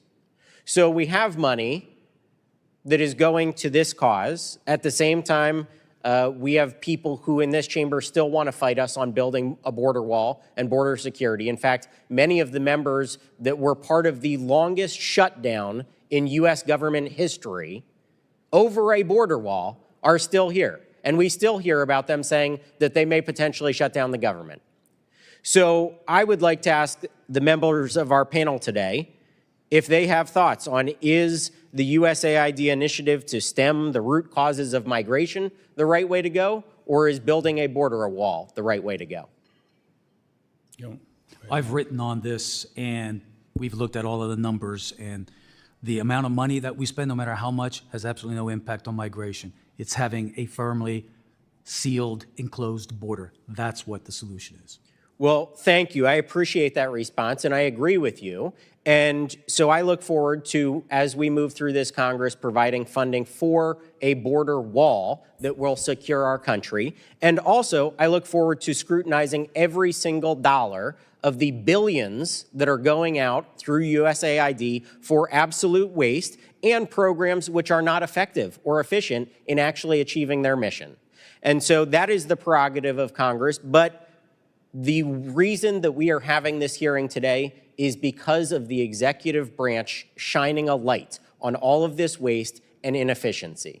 And so we can work in collaboration with an administration to provide for our American citizens safety, security, actually protecting and spending taxpayer dollars in an efficient and effective fashion, not putting our children and grandchildren in trillions of dollars of debt. I believe that we can do all of that, and we are going to do that this Congress and with this administration. So with that, I will yield back my time to the chairman, but I want to thank all of our panelists and everybody for today's hearing.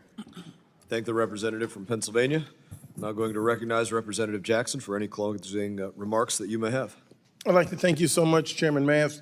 On behalf of Ranking Member Meeks, I'd like to say very much thank you for the time that you all have spent with us today, your candidness, your forthright, and the amount of time and sacrifice that you've made in not making your bodies more comfortable earlier in the program. So continued success, and I know we have many things in common. We will have continued success together, and we're going to continue to work for the best outcome for our nation, our great people. With that, I yield back, Chairman Mass. Great to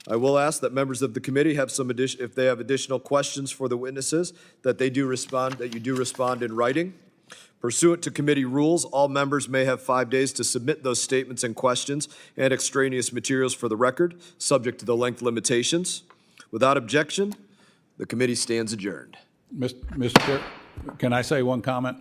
Committee stands adjourned, Mr. Yoho. Okay. But I'm happy to speak to you following this. I'll do that. Thank you.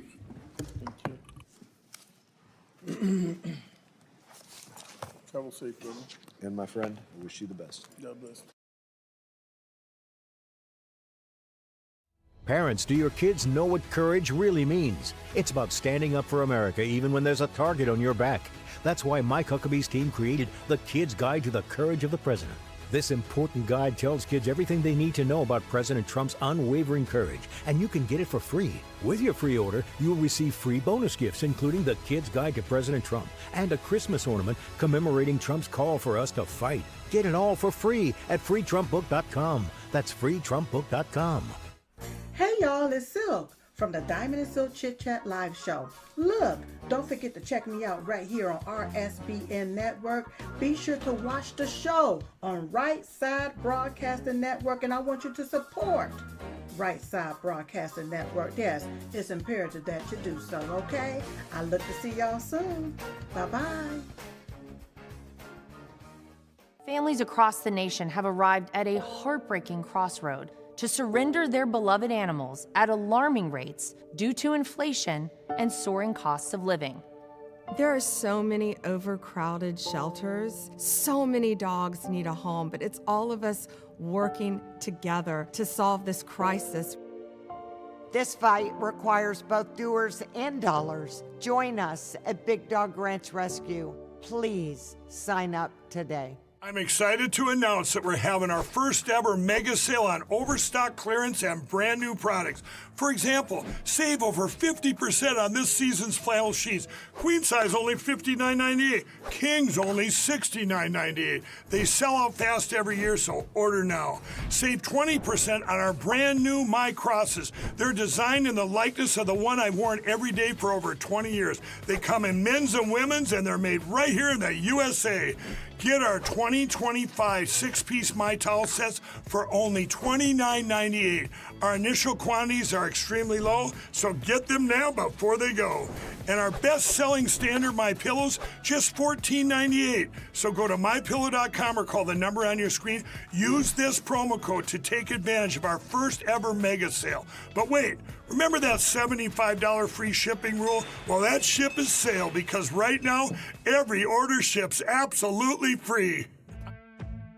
Welcome to Right Side Broadcasting Network, your trusted conservative news outlet. At RSBN, we deliver the truth when the mainstream media falls short. Since 2015, we've proudly broadcasted every single one of President Trump's iconic MAGA rallies, bringing you the excitement and energy live before anyone else. By watching RSBN, you get an unfiltered front row view of the action on the ground. We interview the crowds to give a voice to millions of Americans just like you. We show you President Trump's speeches in their entirety, free from interruptions and censorship. We cover the stories that matter to you with the integrity and passion you deserve. Thank you for choosing RSBN as your home for America First News. Together, we stand strong, united, and informed. So join us and be part of the right side of history.